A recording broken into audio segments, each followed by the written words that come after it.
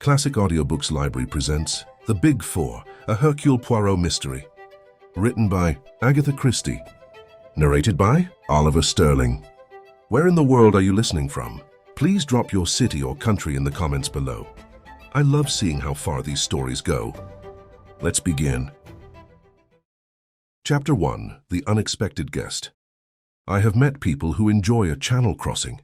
Men who can sit calmly in their deck chairs and, on arrival, wait until the boat is moored, then gather their belongings together without fuss and disembark. Personally, I can never manage this. From the moment I get on board, I feel that the time is too short to settle down to anything. I move my suitcases from one spot to another, and if I go down to the saloon for a meal, I bolt my food with an uneasy feeling that the boat may arrive unexpectedly whilst I am below. Perhaps all this is merely a legacy from one's short leaves in the war, when it seemed a matter of such importance to secure a place near the gangway and to be amongst the first to disembark, lest one should waste precious minutes of one's 3 or 5 days' leave. On this particular July morning, as I stood by the rail and watched the white cliffs of Dover drawing nearer, I marvelled at the passengers who could sit calmly in their chairs and never even raise their eyes for the first sight of their native land. Yet perhaps their case was different from mine. Doubtless many of them had only crossed to Paris for the weekend, whereas I had spent the last year and a half on a ranch in the Argentine. I had prospered there, and my wife and I had both enjoyed the free and easy life of the South American continent. Nevertheless, it was with a lump in my throat that I watched the familiar shore draw nearer and nearer. I had landed in France 2 days before, transacted some necessary business, and was now en route for London. I should be there some months, time enough to look up old friends, and one old friend in particular, a little man with an egg-shaped head and green eyes, Hercule Poirot. I proposed to take him completely by surprise. My last letter from the Argentine had given no hint of my intended voyage. Indeed, that had been decided upon hurriedly as a result of certain business complications, and I spent many amused moments picturing to myself his delight and stupefaction on beholding me. He, I knew, was not likely to be far from his headquarters. The time when his cases had drawn him from one end of England to the other was past. His fame had spread, and no longer would he allow one case to absorb all his time. He aimed more and more as time went on at being considered a consulting detective, as much a specialist as a Harley Street physician. He had always scoffed at the popular idea of the human bloodhound who assumed wonderful disguises to track criminals, and who paused at every footprint to measure it. "No, my friend Hastings," he would say, "we leave that to Giraud and his friends. Hercule Poirot's methods are his own. Order and method, and the little grey cells. Sitting at ease in our own armchairs, we see the things that these others overlook, and we do not jump to the conclusion like the worthy Jap. No, there was little fear of finding Hercule Poirot far afield. On arrival in London, I deposited my luggage at an hotel and drove straight on to the old address. What poignant memories it brought back to me. I hardly waited to greet my old landlady, but hurried up the stairs 2 at a time and rapped on Poirot's door. "Enter, then," cried a familiar voice from within. I strode in. Poirot stood facing me. In his arms he carried a small valise, which he dropped with a crash on beholding me. "Mon ami, Hastings," he cried. "Mon ami, Hastings." And rushing forward, he enveloped me in a capacious embrace. Our conversation was incoherent and inconsequent. Ejaculations, eager questions, incomplete answers, messages from my wife, explanations as to my journey, were all jumbled up together. "I suppose there's someone in my old rooms?" I asked at last, when we had calmed down somewhat. "I'd love to put up here again with you." Poirot's face changed with startling suddenness. "Mon Dieu, but what a chance épouvantable. Regard around you, my friend." For the first time I took note of my surroundings. Against the wall stood a vast arc of a trunk of prehistoric design. Near to it were placed a number of suitcases, ranged neatly in order of size from large to small. The inference was unmistakable. "You are going away." "Yes. Where to?" "South America." "What?" "Yes, it is a droll farce, is it not? It is to Rio I go, and every day I say to myself, I will write nothing in my letters. But oh, the surprise of the good Hastings when he beholds me. "But when are you going?" Poirot looked at his watch. "In an hour's time. I thought you always said nothing would induce you to make a long sea voyage." Poirot closed his eyes and shuddered. "Speak not of it to me, my friend.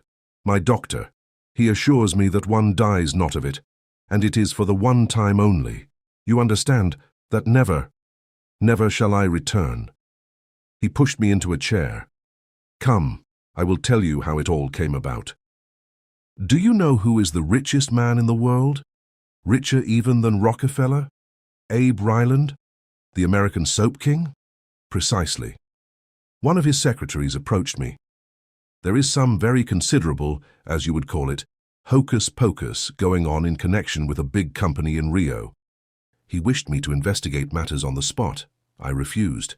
I told him that if the facts were laid before me, I would give him my expert opinion, but that he professed himself unable to do. I was to be put in possession of the facts only on my arrival out there. Normally, that would have closed the matter. To dictate to Hercule Poirot is sheer impertinence, but the sum offered was so stupendous that for the first time in my life I was tempted by mere money. It was a competence, a fortune, and there was a second attraction, you, my friend. For this last year and a half I have been a very lonely old man. I thought to myself, why not? I am beginning to weary of this unending solving of foolish problems. I have achieved sufficient fame. Let me take this money and settle down somewhere near my old friend. I was quite affected by this token of Poirot's regard. So I accepted, he continued, and in an hour's time I must leave to catch the boat train. One of life's little ironies, is it not? But I will admit to you, Hastings, that had not the money offered been so big, I might have hesitated, for just lately I have begun a little investigation of my own. Tell me, what is commonly meant by the phrase, the Big Four? I suppose it had its origin at the Versailles Conference, and then there's the famous Big Four in the film world, and the term is used by hosts of smaller fry. I see, said Poirot thoughtfully. I have come across the phrase, you understand, under certain circumstances where none of those explanations would apply. It seems to refer to a gang of international criminals or something of that kind. Only what? I asked, as he hesitated. Only that I fancy that it is something on a large scale. Just a little idea of mine. Nothing more. Ah, but I must complete my packing. The time advances. Don't go, I urged. Cancel your passage and come out on the same boat with me. Poirot drew himself up and glanced at me reproachfully. Ah, it is that you don't understand. I have passed my word, you comprehend, the word of Hercule Poirot. Nothing but a matter of life or death could detain me now. And that's not likely to occur, I murmured ruefully, unless at the 11th hour the door opens and the unexpected guest comes in. I quoted the old saw with a slight laugh, and then, in the pause that succeeded it, we both started as a sound came from the inner room. "What's that?" I cried. "Ma foi," retorted Poirot. "It sounds very like your unexpected guest in my bedroom. But how can anyone be in there? There's no door except into this room. Your memory is excellent, Hastings. Now for the deductions. The window. But it's a burglar, then? He must have had a stiff climb of it. I should say it was almost impossible." I had risen to my feet and was striding in the direction of the door when the sound of fumbling at the handle from the other side arrested me. The door swung slowly open. Framed in the doorway stood a man. He was coated from head to foot with dust and mud. His face was thin and emaciated. He stared at us for a moment, and then swayed and fell. Poirot hurried to his side. Then he looked up and spoke to me. "Brandy, quickly." I dashed some brandy into a glass and brought it. Poirot managed to administer a little, and together we raised him and carried him to the couch. In a few minutes he opened his eyes and looked round him with an almost vacant stare. "What is it you want, monsieur?" asked Poirot. The man opened his lips and spoke in a queer, mechanical voice. "Monsieur Hercule Poirot, 14 Faraway Street. Yes, I am he." The man did not seem to understand, and merely repeated in exactly the same tone. "Monsieur Hercule Poirot, 14 Faraway Street." Poirot tried him with several questions. Sometimes the man did not answer at all. Sometimes he repeated the same phrase. Poirot made a sign to me to ring up on the telephone. Get Dr. Ridgway to come round. The doctor was in, luckily, and as his house was only just round the corner, few minutes elapsed before he came bustling in. What's all this, eh? Poirot gave him a brief explanation, and the doctor started examining our strange visitor, who seemed quite unconscious of his presence or ours. Said Dr. Ridgway when he had finished. Curious case. Brain fever, I suggested. The doctor immediately snorted with contempt. Brain fever. Brain fever. No such thing as brain fever, an invention of novelists. No, the man's had a shock of some kind. He's come here under the force of a persistent idea to find Monsieur Hercule Poirot, 14 Faraway Street, and he repeats those words mechanically without in the least knowing what they mean. Aphasia? I said eagerly. This suggestion did not cause the doctor to snort quite as violently as my last one had done. He made no answer, but handed the man a sheet of paper and a pencil. Let's see what he'll do with that, he remarked. The man did nothing with it for some moments, then he suddenly began to write feverishly.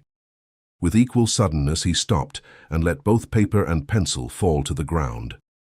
The doctor picked it up and shook his head. Nothing here. Only the figure 4 scrawled a dozen times, each one bigger than the last. Wants to write 14 Faraway Street, I expect. It's an interesting case. Very interesting. Can you possibly keep him here until this afternoon? I'm due at the hospital now, but I'll come back this afternoon and make all arrangements about him. It's too interesting a case to be lost sight of.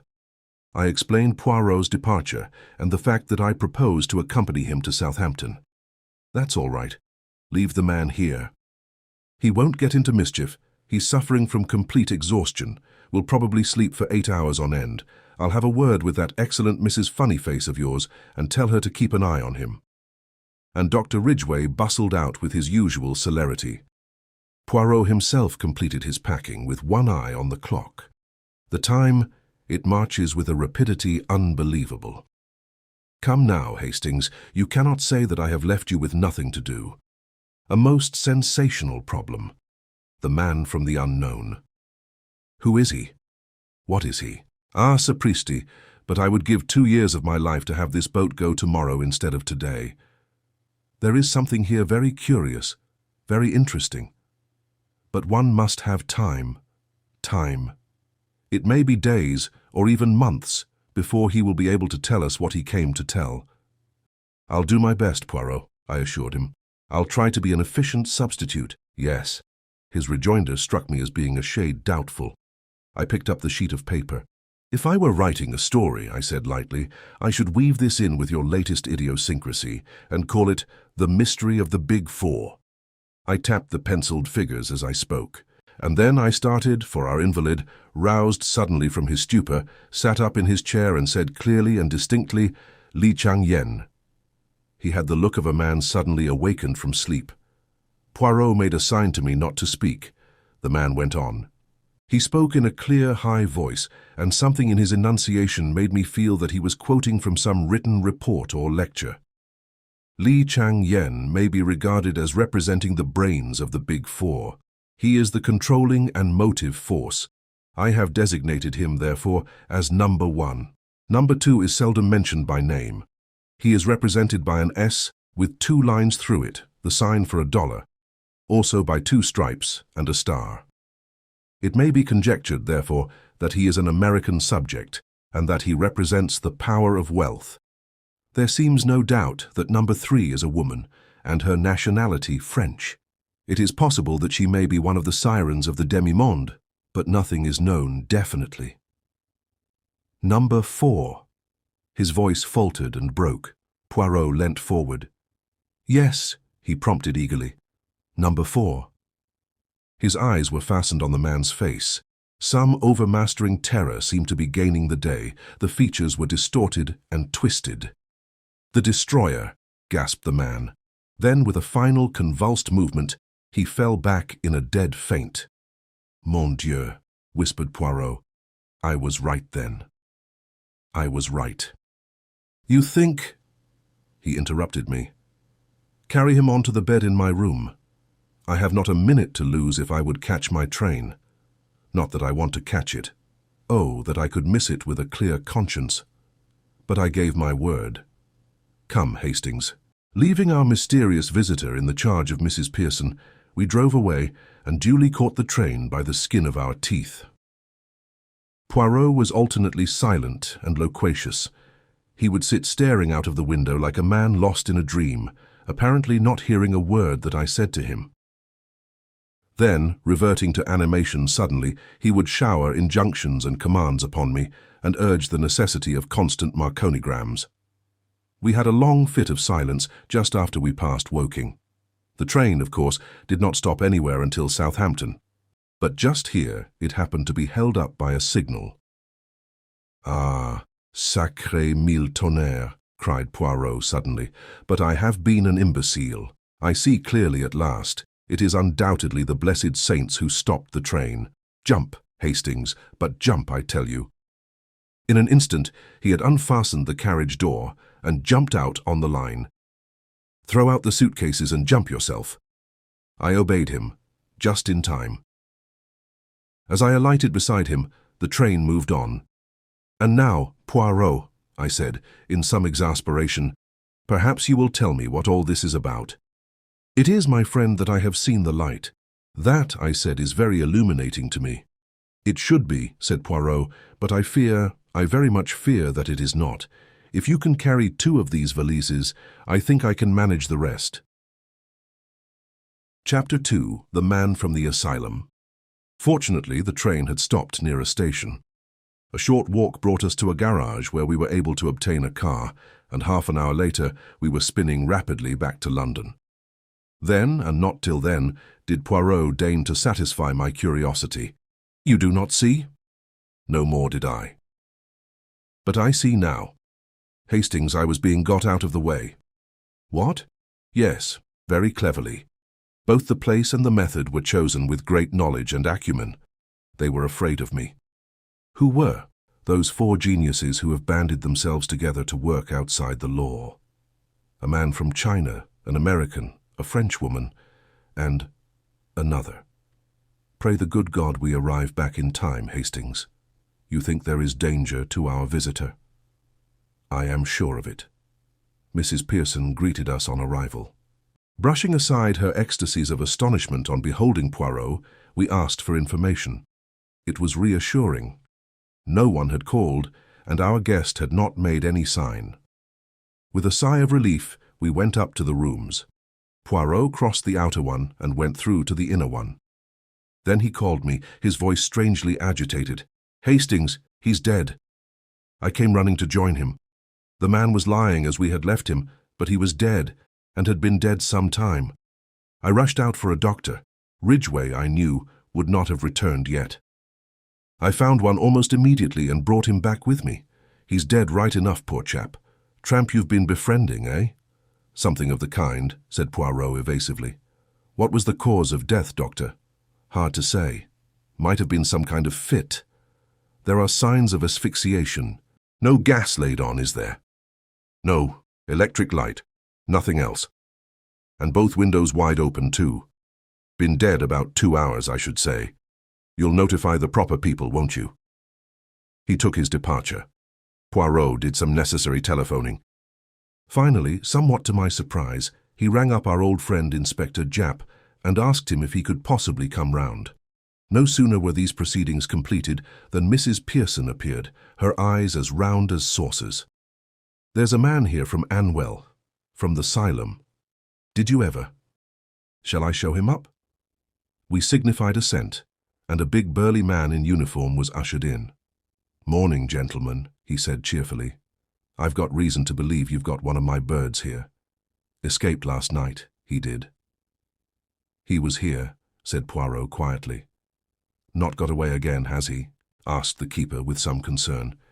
"He is dead." The man looked more relieved than otherwise. "You don't say so."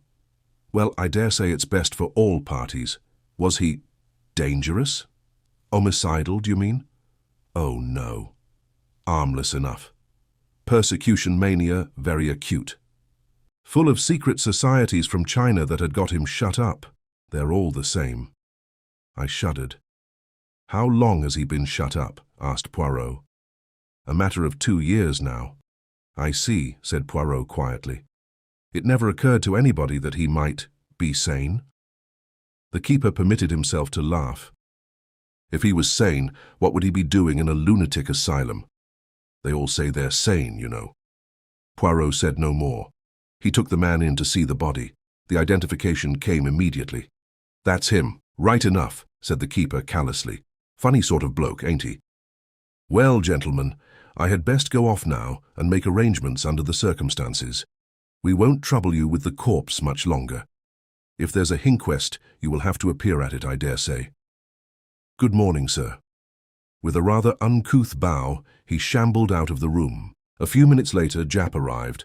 The Scotland Yard inspector was jaunty and dapper as usual. Here I am, Monsieur Poirot. What can I do for you? Thought you were off to the coral strands of somewhere or other today. My good Japp, I want to know if you have ever seen this man before. He led Japp into the bedroom. The inspector stared down at the figure on the bed with a puzzled face. Let me see now. He seems sort of familiar, and I pride myself on my memory too. Why, God bless my soul, it's Meyerling. And who is, or was, Meyerling? Secret Service chap, not one of our people. Went to Russia 5 years ago. Never heard of again. Always thought the Bolsheviks had done him in. It all fits in, said Poirot, when Japp had taken his leave, except for the fact that he seems to have died a natural death. He stood looking down on the motionless figure with a dissatisfied frown.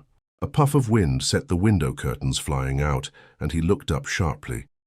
I suppose you opened the windows when you laid him down on the bed, Hastings? No, I didn't, I replied. As far as I remember, they were shut. Poirot lifted his head suddenly. Shut, and now they are open. What can that mean? Somebody came in that way, I suggested. Possibly, agreed Poirot, but he spoke absently and without conviction. After a minute or two, he said, That is not exactly the point I had in mind, Hastings. If only one window was open, it would not intrigue me so much. It is both windows being open that strikes me as curious. He hurried into the other room. The sitting-room window is open too. That also we left shut. Ah. He bent over the dead man, examining the corners of the mouth minutely. Then he looked up suddenly. He has been gagged, Hastings. Gagged and then poisoned. Good heavens, I exclaimed, shocked. I suppose we shall find out all about it from the post-mortem. We shall find out nothing. He was killed by inhaling strong prussic acid. It was jammed right under his nose. Then the murderer went away again, first opening all the windows. Hydrocyanic acid is exceedingly volatile, but it has a pronounced smell of bitter almonds. With no trace of the smell to guide them and no suspicion of foul play, death would be put down to some natural cause by the doctors. So this man was in the Secret Service, Hastings. And 5 years ago, he disappeared in Russia. The last 2 years he's been in the asylum, I said. But what of the 3 years before that? Poirot shook his head and then caught my arm. The clock, Hastings. Look at the clock. I followed his gaze to the mantelpiece. The clock had stopped at 4 o'clock. Mon ami, someone has tampered with it. It had still 3 days to run. It is an 8-day clock, you comprehend. But what should they want to do that for? Some idea of a false scent by making the crime appear to have taken place at 4 o'clock. No, no. Rearrange your ideas, mon ami. Exercise your little grey cells. You are Meyerling. You hear something, perhaps, and you know well enough that your doom is sealed. You have just time to leave a sign. 4 o'clock, Hastings. Number 4, the destroyer. Ah, an idea. He rushed into the other room and seized the telephone. He asked for Hanwell. You are the asylum, yes? I understand there has been an escape today. What is that you say? A little moment, if you please. Will you repeat that? Ah, parfaitement. He hung up the receiver and turned to me. You heard, Hastings? There has been no escape. But the man who came... The keeper? I said. I very much wonder. You mean... Number 4. The destroyer. I gazed at Poirot, dumbfounded. A minute or two after, on recovering my voice, I said, "We shall know him again, anywhere. That's one thing. He was a man of very pronounced personality. Was he, mon ami?" "I think not. He was burly and bluff and red-faced, with a thick moustache and a hoarse voice. He will be none of those things by this time, and for the rest, he has nondescript eyes, nondescript ears, and a perfect set of false teeth." "Identification is not such an easy matter as you seem to think." "Next time." "You think there will be a next time?" I interrupted. Poirot's face grew very grave. "It is a duel to the death, mon ami. You and I on the one side, the Big Four on the other. They have won the first trick, but they have failed in their plan to get me out of the way, and in the future they have to reckon with Hercule Poirot." Chapter 3. We hear more about Li Changyen. For a day or two after our visit from the fake asylum attendant, I was in some hopes that he might return, and I refused to leave the flat, even for a moment. As far as I could see, he had no reason to suspect that we had penetrated his disguise.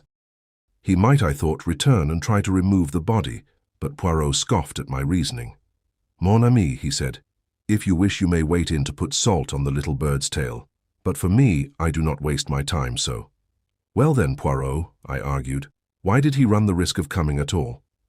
If he intended to return later for the body, I can see some point in his visit. He would at least be removing the evidence against himself. As it is, he does not seem to have gained anything." Poirot shrugged his most Gallic shrug. "But you do not see with the eyes of number 4, Hastings," he said. "You talk of evidence, but what evidence have we against him? True, we have a body, but we have no proof even that the man was murdered.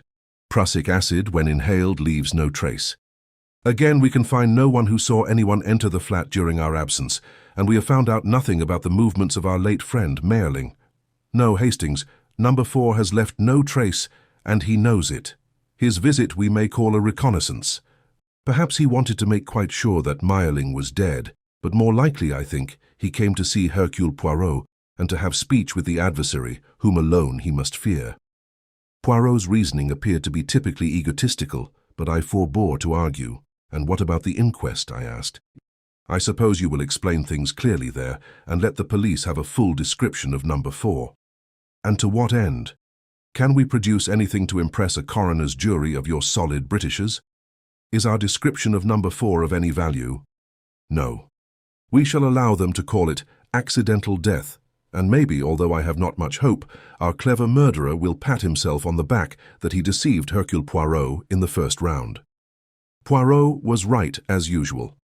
We saw no more of the man from the asylum, and the inquest at which I gave evidence, but which Poirot did not even attend, aroused no public interest. As, in view of his intended trip to South America, Poirot had wound up his affairs before my arrival, he had at this time no cases on hand, but although he spent most of his time in the flat, I could get little out of him. He remained buried in an armchair and discouraged my attempts at conversation. And then one morning, about a week after the murder, he asked me if I would care to accompany him on a visit he wished to make. I was pleased, for I felt he was making a mistake in trying to work things out so entirely on his own, and I wished to discuss the case with him. But I found he was not communicative. Even when I asked where we were going, he would not answer. Poirot loves being mysterious. He will never part with a piece of information until the last possible moment. In this instance, having taken successively a bus and 2 trains and arrived in the neighbourhood of one of London's most depressing southern suburbs, he consented at last to explain matters. "We go, Hastings, to see the one man in England who knows most of the underground life of China." "Indeed. Who is he?" "A man you have never heard of, a Mr. John Ingalls. To all intents and purposes, he is a retired civil servant of mediocre intellect, with a house full of Chinese curios with which he bores his friends and acquaintances. Nevertheless, I am assured by those who should know that the only man capable of giving me the information I seek is this same John Ingalls." A few moments more saw us ascending the steps of the Laurels, as Mr. Ingles's residence was called.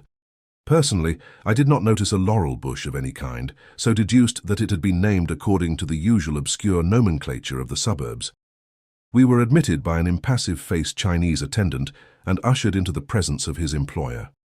Mr. Ingalls was a squarely built man, somewhat yellow of countenance, with deep-set eyes that were oddly reflective in character.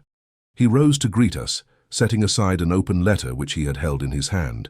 He referred to it after his greeting. "Sit down, won't you? Hasley tells me that you want some information and that I may be useful to you in the matter. That is so, monsieur.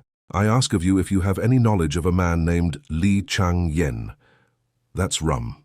Very rum indeed. How did you come to hear about the man? You know him then?" "I've met him once, and I know something of him, not quite as much as I should like to.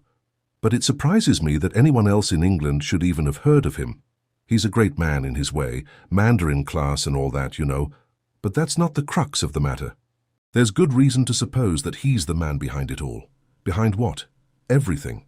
The worldwide unrest, the labor troubles that beset every nation, and the revolutions that break out in some. There are people, not scaremongers, who know what they are talking about, and they say that there is a force behind the scenes which aims at nothing less than the disintegration of civilization. In Russia, you know, there were many signs that Lenin and Trotsky were mere puppets whose every action was dictated by another's brain. I have no definite proof that would count with you, but I am quite convinced that this brain was Li Chang-yen's." "Oh, come," I protested. "Isn't that a bit far-fetched? How would a Chinese man cut any ice in Russia?" Poirot frowned at me irritably. "For you, Hastings," he said, "everything is far-fetched that comes not from your own imagination. For me, I agree with this gentleman. But continue, I pray, monsieur." "What exactly he hopes to get out of it all I cannot pretend to say for certain," went on Mr. Ingalls, "but I assume his disease is one that has attacked great brains from the time of Akbar and Alexander to Napoleon. A lust for power and personal supremacy.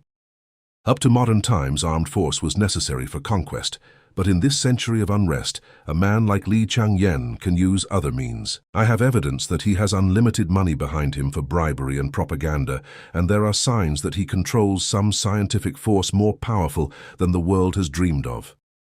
Poirot was following Mr. Ingles's words with the closest attention. "And in China?" he asked. "He moves there too?" The other nodded in emphatic assent. "There," he said, "although I can produce no proof that would count in a court of law, I speak from my own knowledge.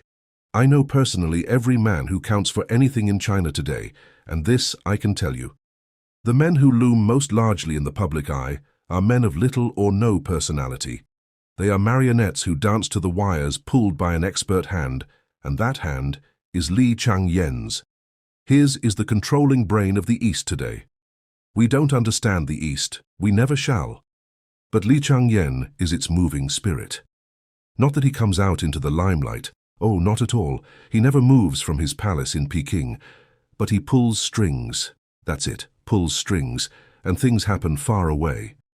"And there is no one to oppose him?" asked Poirot. Mr. Ingalls leant forward in his chair. "4 men have tried in the last 4 years," he said slowly, "men of character and honesty and brain power.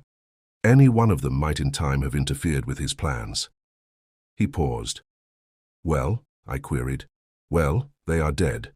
One wrote an article and mentioned Li Chang-yen's name in connection with the riots in Peking, and within 2 days he was stabbed in the street. His murderer was never caught. The offenses of the other 2 were similar. In a speech or an article or in conversation, each linked Li Chang-yen's name with rioting or revolution, and within a week of his indiscretion, each was dead. One was poisoned, one died of cholera, an isolated case, not part of an epidemic, and one was found dead in his bed. The cause of the last death was never determined, but I was told by a doctor who saw the corpse that it was burnt and shriveled as though a wave of electrical energy of incredible power had passed through it. "And Li Chang-yen?" inquired Poirot. "Naturally nothing is traced to him, but there are signs, eh?" Mr. Ingalls shrugged. "Oh, signs, yes, certainly. And once I found a man who would talk, a brilliant young Chinese chemist who was a protégé of Li Chang-yen's. He came to me one day, this chemist, and I could see that he was on the verge of a nervous breakdown. He hinted to me of experiments on which he'd been engaged in Li Changyen's palace under the Mandarin's direction. Experiments on workers in which the most revolting disregard for human life and suffering had been shown. His nerve had completely broken, and he was in the most pitiable state of terror. I put him to bed in a top room of my own house, intending to question him the next day, and that, of course, was stupid of me. "How did they get him?" demanded Poirot. "That I shall never know." I woke that night to find my house in flames, and was lucky to escape with my life. Investigation showed that a fire of amazing intensity had broken out on the top floor, and the remains of my young chemist friend were charred to a cinder.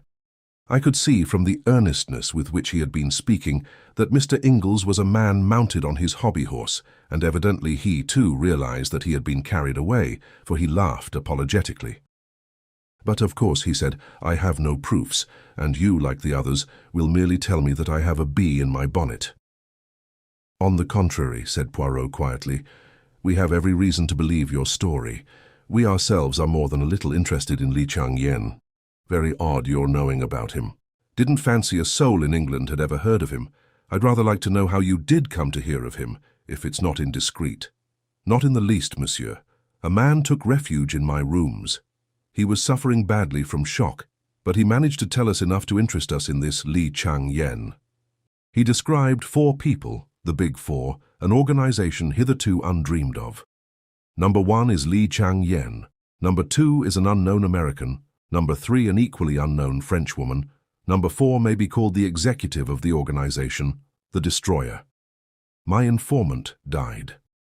"Tell me, monsieur, is that phrase known to you at all?" "The Big Four. Not in connection with Li Changyen. No, I can't say it is. But I've heard it, or read it, just lately, and in some unusual connection too." "Ah, I've got it." He rose and went across to an inlaid lacquer cabinet, an exquisite thing as even I could see.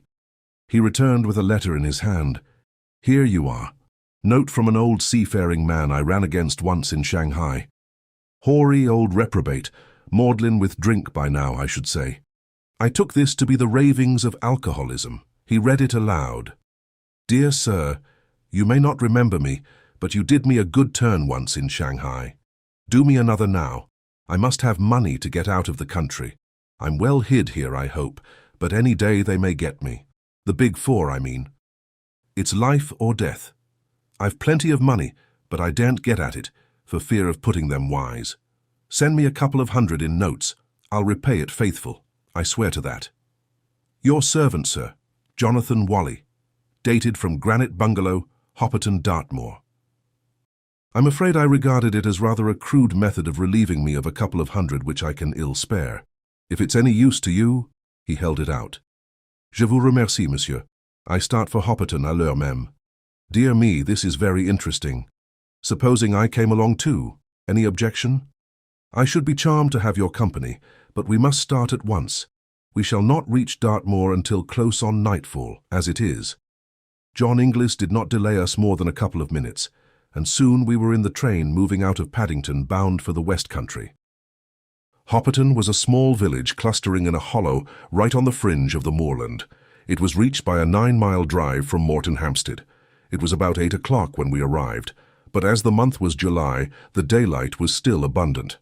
We drove into the narrow street of the village, and then stopped to ask our way of an old rustic. "Granite Bungalow," said the old man reflectively. "It be Granite Bungalow you do want, eh?" We assured him that this was what we did want. The old man pointed to a small grey cottage at the end of the street. "There be to bungalow.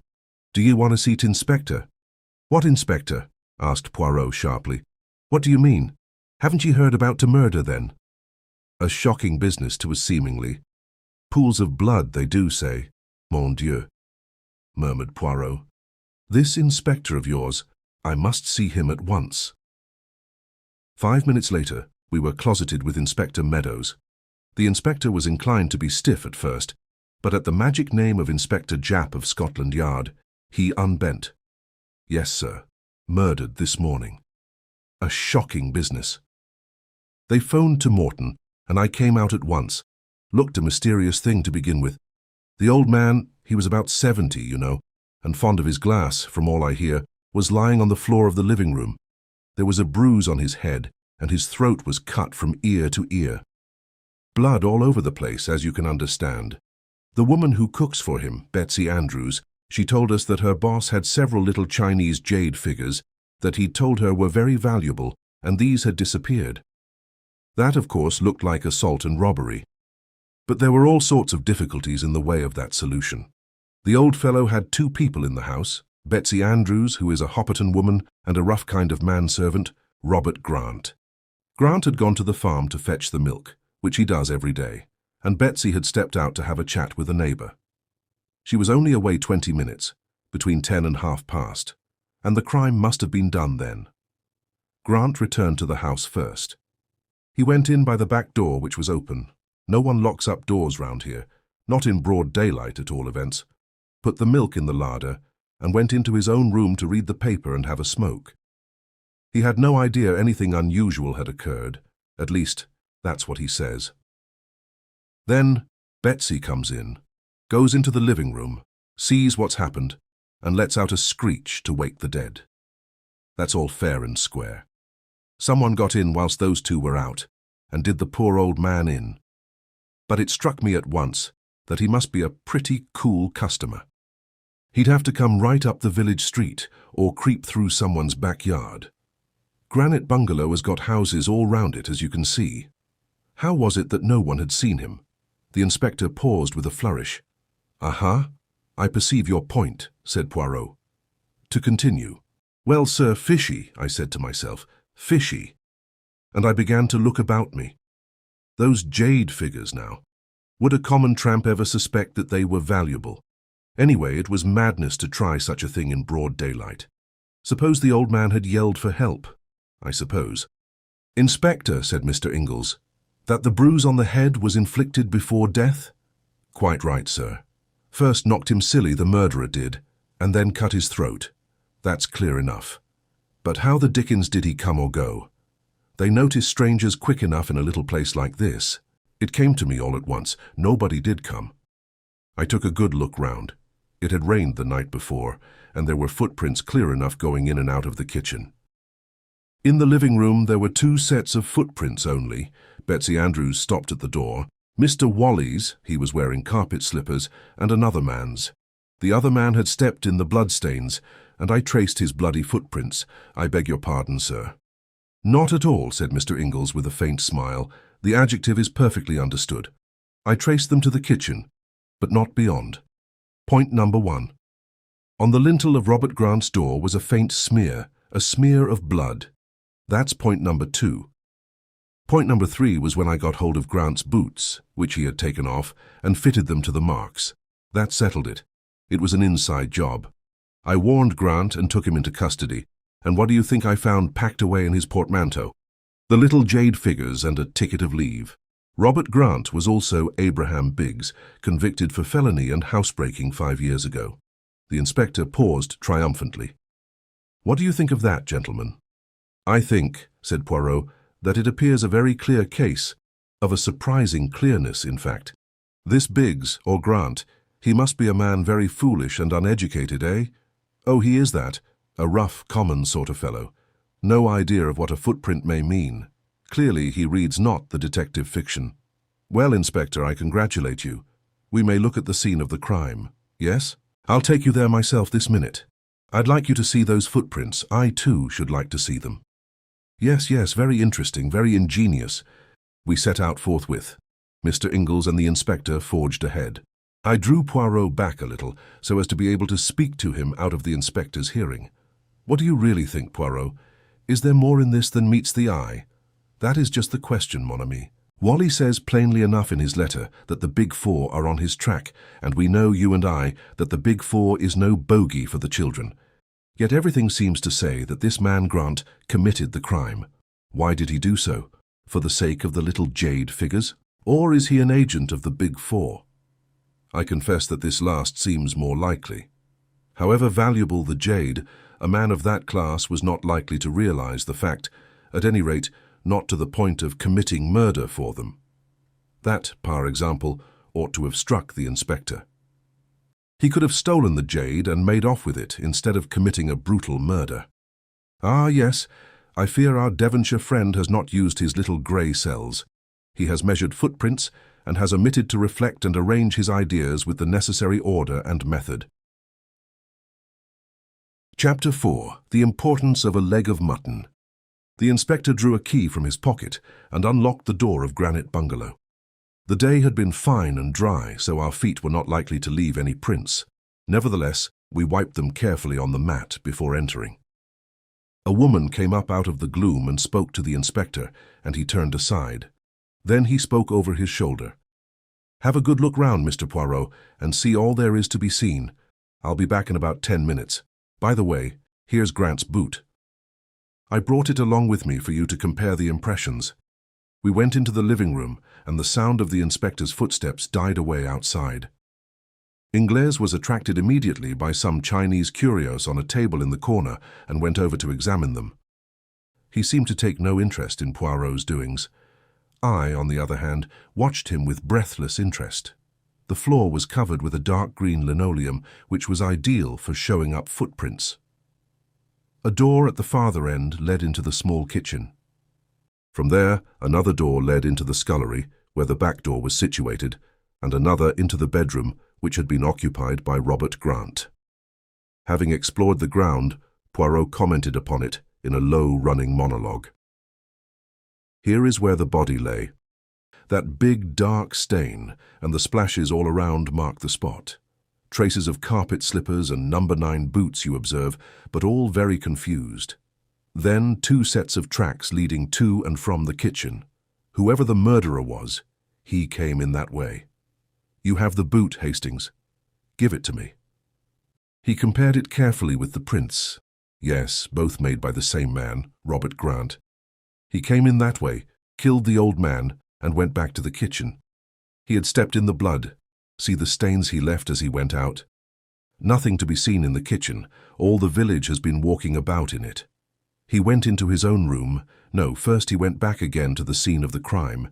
Was that to get the little jade figures? Or had he forgotten something that might incriminate him? "Perhaps he killed the old man the second time he went in," I suggested.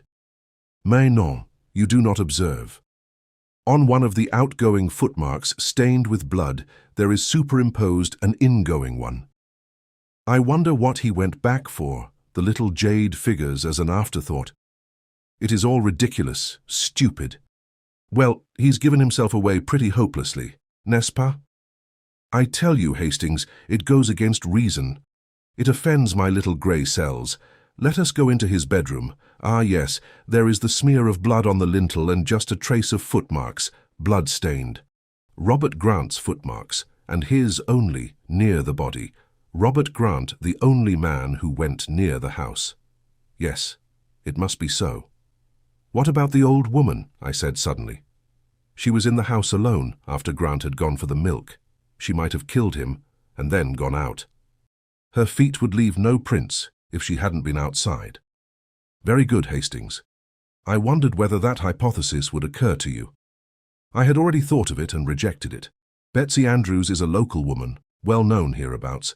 She can have no connection with the Big Four. And besides, old Wally was a powerful fellow by all accounts. This is a man's work, not a woman's. I suppose the Big Four couldn't have had some diabolical contrivance concealed in the ceiling, something which descended automatically and cut the old man's throat and was afterwards drawn up again, like Jacob's ladder. I know, Hastings, that you have an imagination of the most fertile, but I implore of you to keep it within bounds. I subsided, abashed. Poirot continued to wander about, poking into rooms and cupboards with a profoundly dissatisfied expression on his face.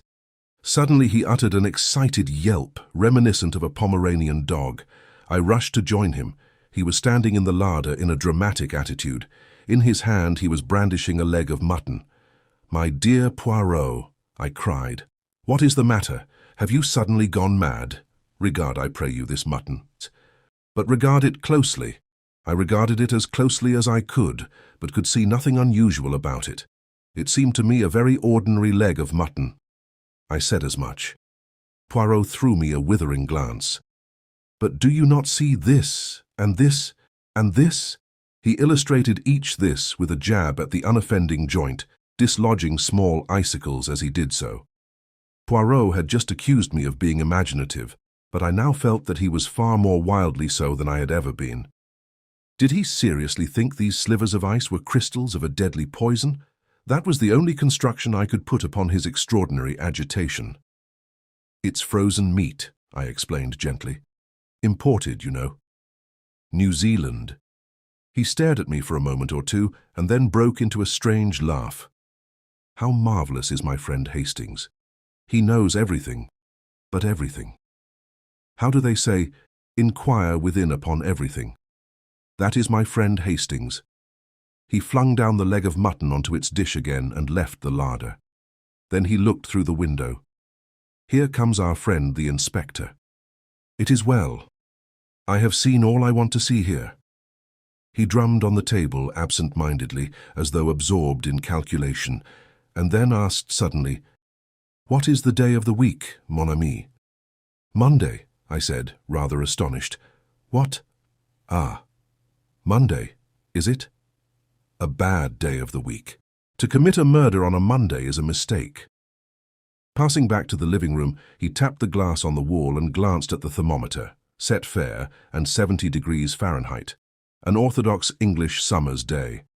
Ingles was still examining various pieces of Chinese pottery. "You do not take much interest in this inquiry, monsieur," said Poirot. The other gave a slow smile. "It's not my job, you see. I'm a connoisseur of some things, but not of this. So, I just stand back and keep out of the way. I've learnt patience in the East." The inspector came bustling in, apologizing for having been so long away. He insisted on taking us over most of the ground again, but finally we got away. "I must appreciate your 1,000 politenesses, Inspector," said Poirot as we were walking down the village street again. "There is just one more request I should like to put to you. You want to see the body, perhaps, sir?" "Oh, dear me, no. I have not the least interest in the body. I want to see Robert Grant. You'll have to drive back with me to Morton to see him, sir." "Very well. I will do so. But I must see him and be able to speak to him alone." The inspector caressed his upper lip. "Well, I don't know about that, sir. I assure you that if you can get through to Scotland Yard, you will receive full authority. I've heard of you, of course, sir, and I know you've done us a good turn now and again. But it's very irregular." "Nevertheless, it is necessary," said Poirot calmly. "It is necessary for this reason. Grant is not the murderer." "What? Who is then?" "The murderer was, I should fancy, a youngish man. He drove up to Granite Bungalow in a trap, which he left outside. He went in, committed the murder, came out, and drove away again. He was bareheaded, and his clothing was slightly blood-stained. But the whole village would have seen him, not under certain circumstances. Not if it was dark, perhaps, but the crime was committed in broad daylight." Poirot merely smiled. "And the horse and trap, sir? How could you tell that? Any amount of wheeled vehicles have passed along outside. There's no mark of one in particular to be seen. Not with the eyes of the body, perhaps, but with the eyes of the mind, yes." The inspector touched his forehead significantly with a grin at me. I was utterly bewildered, but I had faith in Poirot. Further discussion ended in our all driving back to Morton with the inspector. Poirot and I were taken to Grant, but a constable was to be present during the interview. Poirot went straight to the point. "Grant, I know you to be innocent of this crime. Relate to me in your own words exactly what happened." The prisoner was a man of medium height, with a somewhat unpleasing cast of features. He looked a jailbird, if ever a man did. "Honest to God, I never did it," he whined. "Someone put those little glass figures amongst my traps. It was a frame-up, that's what it was. I went straight to my rooms when I came in, like I said. I never knew a thing till Betsy screeched out. So help me God, I didn't." Poirot rose. "If you can't tell me the truth, that is the end of it." "But, governor, you did go into the room. You did know your master was dead. And you were just preparing to make a bolt of it when the good Betsy made her terrible discovery." The man stared at Poirot with a dropped jaw. "Come now, is it not so? I tell you solemnly on my word of honor, that to be frank now is your only chance." "I'll risk it," said the man suddenly. "It was just as you say. I came in and went straight to the master, and there he was, dead on the floor and blood all round. Then I got the wind up proper. They'd ferret out my record, and for a certainty, they'd say it was me as had done him in. My only thought was to get away, at once before he was found, and the jade figures." The man hesitated. "You see, you took them by a kind of reversion to instinct, as it were. You had heard your master say that they were valuable, and you felt you might as well go the whole hog. That I understand. Now answer me this. Was it the second time that you went into the room that you took the figures?" "I didn't go in a second time. Once was enough for me." "You are sure of that? Absolutely certain?" "Good. Now when did you come out of prison?" 2 months ago. "How did you obtain this job?"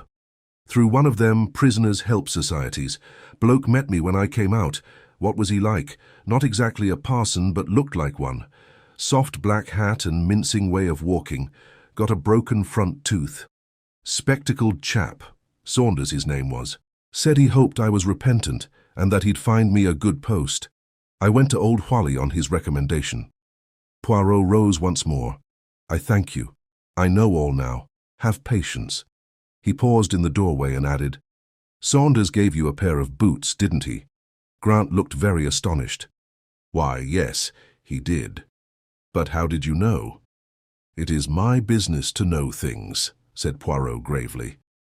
After a word or two to the inspector, the three of us went to the White Hart and discussed eggs and bacon and Devonshire cider.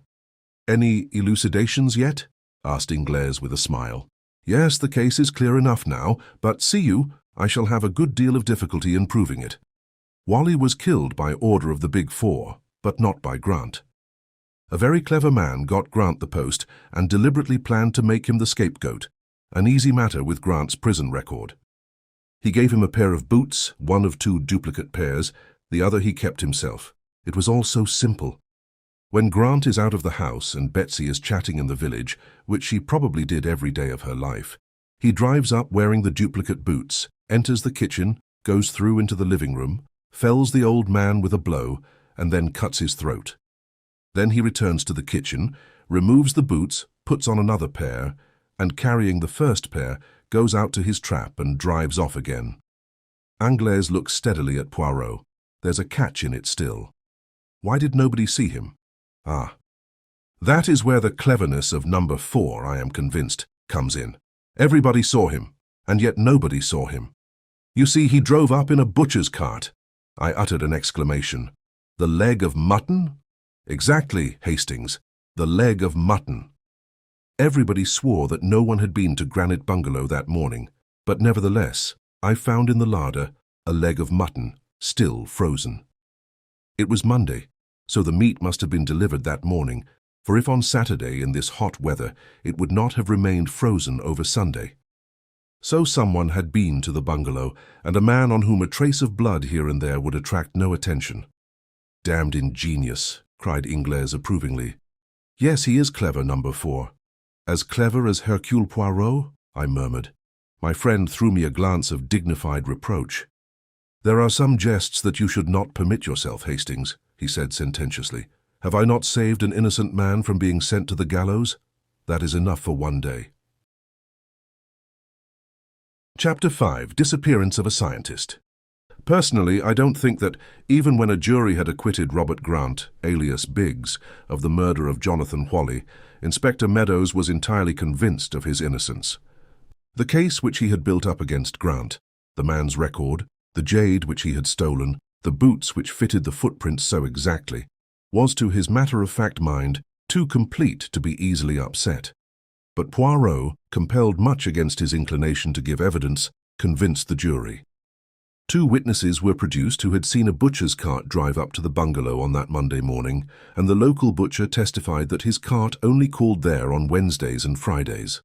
A woman was actually found who, when questioned, remembered seeing the butcher's man leaving the bungalow, but she could furnish no useful description of him. The only impression he seemed to have left on her mind was that he was clean-shaven, of medium height, and looked exactly like a butcher's man. At this description, Poirot shrugged his shoulders philosophically. "It is as I tell you, Hastings," he said to me after the trial. He is an artist, this one. He disguises himself not with the false beard and the blue spectacles. He alters his features, yes, but that is the least part. For the time being, he is the man he would be. He lives in his part. Certainly I was compelled to admit that the man who had visited us from Hanwell had fitted in exactly with my idea of what an asylum attendant should look like. I should never for a moment have dreamt of doubting that he was genuine. It was all a little discouraging, and our experience on Dartmoor did not seem to have helped us at all. I said as much to Poirot, but he would not admit that we had gained nothing. "We progress," he said. "We progress. At every contact with this man, we learn a little of his mind and his methods. Of us and our plans, he knows nothing." "And there, Poirot," I protested, "he and I seem to be in the same boat. You don't seem to me to have any plans. You seem to sit and wait for him to do something." Poirot smiled. "Mon ami, you do not change. Always the same Hastings, who would be up and at their throats. Perhaps," he added, as a knock sounded on the door, "you have here your chance. It may be our friend who enters." And he laughed at my disappointment when Inspector Japp and another man entered the room. "Good evening, Monsieur," said the inspector. "Allow me to introduce Captain Kent of the United States Secret Service." Captain Kent was a tall, lean American with a singularly impassive face which looked as though it had been carved out of wood. "Pleased to meet you, gentlemen," he murmured as he shook hands jerkily. Poirot threw an extra log on the fire and brought forward more easy chairs. I brought out glasses and the whiskey and soda. The captain took a deep draught and expressed appreciation. "Legislation in your country is still sound," he observed. "And now to business," said Japp. "Monsieur Poirot here made a certain request to me. He was interested in some concern that went by the name of the Big Four, and he asked me to let him know at any time if I came across a mention of it in my official line of business. I didn't take much stock in the matter, but I remembered what he said, and when the captain here came over with rather a curious story, I said at once, 'We'll go round to Monsieur Poirot's.'" Poirot looked across at Captain Kent, and the American took up the tale. "You may remember reading, Monsieur Poirot, that a number of torpedo boats and destroyers were sunk by being dashed upon the rocks off the American coast. It was just after the Japanese earthquake, and the explanation given was that the disaster was the result of a tidal wave. Now, a short time ago, a roundup was made of certain crooks and gunmen, and with them were captured some papers which put an entirely new face upon the matter. They appeared to refer to some organization called the Big Four and gave an incomplete description of some powerful wireless installation, a concentration of wireless energy far beyond anything so far attempted and capable of focusing a beam of great intensity upon some given spot. The claims made for this invention seemed manifestly absurd, but I turned them into headquarters for what they were worth, and one of our highbrow professors got busy on them. Now it appears that one of your British scientists read a paper upon the subject before the British Association.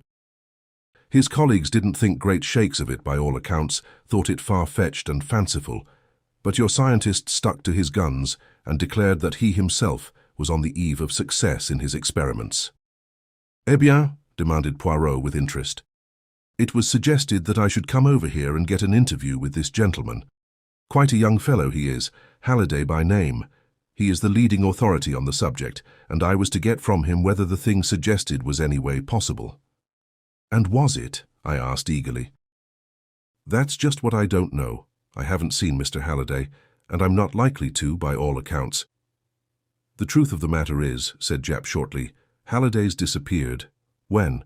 "2 months ago. Was his disappearance reported?" "Of course it was. His wife came to us in a great state. We did what we could, but I knew all along it would be no good. Why not? Never is, when a man disappears that way." Japp winked. "What way?" "Paris." "So Halliday disappeared in Paris?" "Yes. Went over there on scientific work, so he said. Of course, he'd have to say something like that. But you know what it means when a man disappears over there. Either it's Apache work and that's the end of it, or else it's voluntary disappearance, and that's a great deal the commoner of the two, I can tell you. Gay Parry and all that, you know. Sick of home life." Halliday and his wife had had a tiff before he started, which all helps to make it a pretty clear case. "I wonder," said Poirot thoughtfully. The American was looking at him curiously. "Say, mister," he drawled, "what's this Big Four idea?" "The Big Four," said Poirot, "is an international organization which has at its head a Chinaman. He is known as Number 1. Number 2 is an American. Number 3 is a Frenchwoman. Number 4, the Destroyer, is an Englishman. A Frenchwoman, eh?"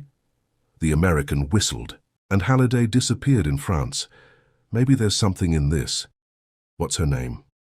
"I don't know. I know nothing about her." "But it's a mighty big proposition, eh?" suggested the other.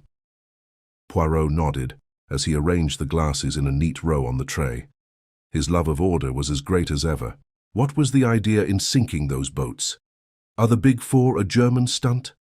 The Big Four are for themselves, and for themselves only, Monsieur le Capitaine. Their aim is world domination. The American burst out laughing, but broke off at the sight of Poirot's serious face. "You laugh, monsieur," said Poirot, shaking a finger at him. "You reflect not. You use not the little grey cells of the brain. Who are these men who send a portion of your navy to destruction simply as a trial of their power? For that was all it was, monsieur, a test of this new force of magnetical attraction which they hold." "Go on with you, monsieur," said Japp good-humouredly. "I've read of super-criminals many a time, but I've never come across them." "Well, you've heard Captain Kent's story. Anything further I can do for you?" "Yes, my good friend. You can give me the address of Mrs. Halliday, and also a few words of introduction to her, if you will be so kind." Thus it was that the following day saw us bound for Chetwynd Lodge, near the village of Chobham in Surrey. Mrs. Halliday received us at once, a tall, fair woman, nervous and eager in manner. With her was her little girl, a beautiful child of 5. Poirot explained the purpose of our visit. "Oh, Monsieur Poirot, I am so glad, so thankful. I have heard of you, of course. You will not be like these Scotland Yard people, who will not listen or try to understand. And the French police are just as bad, worse, I think. They are all convinced that my husband has gone off with some other woman. But he wasn't like that. All he thought of in life was his work. Half our quarrels came from that. He cared for it more than he did for me." "Englishmen, they are like that," said Poirot soothingly. "And if it is not work, it is the games, the sport. All those things they take au grand sérieux. Now, madame, recount to me exactly, in detail, and as methodically as you can, the exact circumstances of your husband's disappearance." "My husband went to Paris on Thursday, the 20th of July. He was to meet and visit various people there connected with his work, amongst them Madame Olivier." Poirot nodded at the mention of the famous Frenchwoman chemist, who had eclipsed even Madame Curie in the brilliance of her achievements. She had been decorated by the French government and was one of the most prominent personalities of the day. He arrived there in the evening and went at once to the Hotel Castiglione in the Rue de Castiglione. On the following morning he had an appointment with Professor Bourgognot, which he kept. His manner was normal and pleasant. The two men had a most interesting conversation, and it was arranged that he should witness some experiments in the professor's laboratory on the following day. He lunched alone at the Café Royal, went for a walk in the Bois, and then visited Madame Olivier at her house at Passy. There also his manner was perfectly normal. He left about 6. Where he dined is not known, probably alone at some restaurant. He returned to the hotel about 11 o'clock and went straight up to his room, after inquiring if any letters had come for him. On the following morning he walked out of the hotel and has not been seen again. At what time did he leave the hotel? At the hour when he would normally leave it to keep his appointment at Professor Bourgognot's laboratory? We do not know. He was not remarked leaving the hotel, but no petit déjeuner was served to him, which seems to indicate that he went out early. Or he might, in fact, have gone out again after he came in the night before. I do not think so. His bed had been slept in, and the night porter would have remembered anyone going out at that hour. A very just observation, madame. We may take it, then, that he left early on the following morning, and that is reassuring from one point of view. He is not likely to have fallen a victim to any Apache assault at that hour. His baggage now, was it all left behind? Mrs. Halliday seemed rather reluctant to answer, but at last she said, No, he must have taken one small suitcase with him. Said Poirot thoughtfully. I wonder where he was that evening. If we knew that, we should know a great deal. Whom did he meet? There lies the mystery. Madame, myself, I do not of necessity accept the view of the police. With them, is it always chercher la femme? Yet it is clear that something occurred that night to alter your husband's plans. You say he asked for letters on returning to the hotel. Did he receive any? One only, and that must have been the one I wrote him on the day he left England. Poirot remained sunk in thought for a full minute. Then he rose briskly to his feet. Well, madame, the solution of the mystery lies in Paris, and to find it I myself journey to Paris on the instant. It is all a long time ago, monsieur. Yes, yes. Nevertheless, it is there that we must seek. He turned to leave the room, but paused with his hand on the door. Tell me, madame, do you ever remember your husband mentioning the phrase, the Big Four? The Big Four, she repeated thoughtfully. No, I can't say I do. Chapter 6. The Woman on the Stairs. That was all that could be elicited from Mrs. Halliday. We hurried back to London, and the following day saw us en route for the continent. With rather a rueful smile, Poirot observed, This Big Four, they make me to bestir myself, mon ami. I run up and down all over the ground, like our old friend the human foxhound. Perhaps you'll meet him in Paris, I said, knowing that he referred to a certain Giraud, one of the most trusted detectives of the Sûreté, whom he had met on a previous occasion. Poirot made a grimace. I devoutly hope not. He loved me not, that one.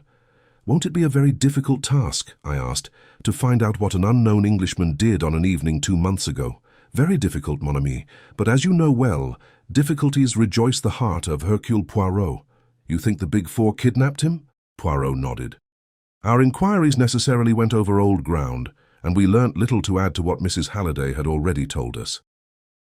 Poirot had a lengthy interview with Professor Bourgognot, during which he sought to elicit whether Halliday had mentioned any plan of his own for the evening, but we drew a complete blank. Our next source of information was the famous Madame Olivier. I was quite excited as we mounted the steps of her villa at Passy. It has always seemed to me extraordinary that a woman should go so far in the scientific world. I should have thought a purely masculine brain was needed for such work. The door was opened by a young lad of 17 or thereabouts, who reminded me vaguely of an acolyte, so ritualistic was his manner. Poirot had taken the trouble to arrange our interview beforehand, as he knew Madame Olivier never received anyone without an appointment, being immersed in research work most of the day. We were shown into a small salon, and presently the mistress of the house came to us there. Madame Olivier was a very tall woman, her tallness accentuated by the long white overall she wore, and a coif like a nun's that shrouded her head. She had a long, pale face, and wonderful dark eyes that burnt with a light almost fanatical. She looked more like a priestess of old than a modern Frenchwoman. One cheek was disfigured by a scar, and I remembered that her husband and co-worker had been killed in an explosion in the laboratory 3 years before, and that she herself had been terribly burned. Ever since then, she had shut herself away from the world and plunged with fiery energy into the work of scientific research. She received us with cold politeness. I have been interviewed by the police many times, monsieur. I think it hardly likely that I can help you, since I have not been able to help them. Madame, it is possible that I shall not ask you quite the same questions. To begin with, of what did you talk together, you and Monsieur Halliday? She looked a trifle surprised. But of his work. His work, and also mine. Did he mention to you the theories he had embodied recently in his paper, read before the British Association? Certainly he did. It was chiefly of those we spoke. His ideas were somewhat fantastic, were they not? Asked Poirot carelessly. Some people have thought so. I do not agree. You consider them practicable. Perfectly practicable. My own line of research has been somewhat similar, though not undertaken with the same end in view. I have been investigating the gamma rays emitted by the substance usually known as radium-C, a product of radium emanation, and in doing so, I have come across some very interesting magnetical phenomena. Indeed, I have a theory as to the actual nature of the force we call magnetism, but it is not yet time for my discoveries to be given to the world. Mr. Halliday's experiments and views were exceedingly interesting to me. Poirot nodded. Then he asked a question which surprised me. Madame, where did you converse on these topics? In here? No, monsieur. In the laboratory. May I see it? Certainly. She led the way to the door from which she had entered. It opened on a small passage. We passed through 2 doors and found ourselves in the big laboratory, with its array of beakers and crucibles and 100 appliances of which I did not even know the names. There were 2 occupants, both busy with some experiment. Madame Olivier introduced them. Mademoiselle Claude, one of my assistants. A tall, serious-faced young girl bowed to us. Monsieur Henri, an old and trusted friend. The young man, short and dark, bowed jerkily. Poirot looked round him. There were 2 other doors besides the one by which we had entered. One, Madame explained, led into the garden, the other into a smaller chamber also devoted to research. Poirot took all this in, then declared himself ready to return to the salon. Madame, were you alone with Monsieur Halliday during your interview? Yes, monsieur. My 2 assistants were in the smaller room next door. Could your conversation be overheard by them or anyone else? Madame reflected, then shook her head. I do not think so. I am almost sure it could not. The doors were all shut. Could anyone have been concealed in the room? There is the big cupboard in the corner, but the idea is absurd. Pas tout à fait, madame. One thing more.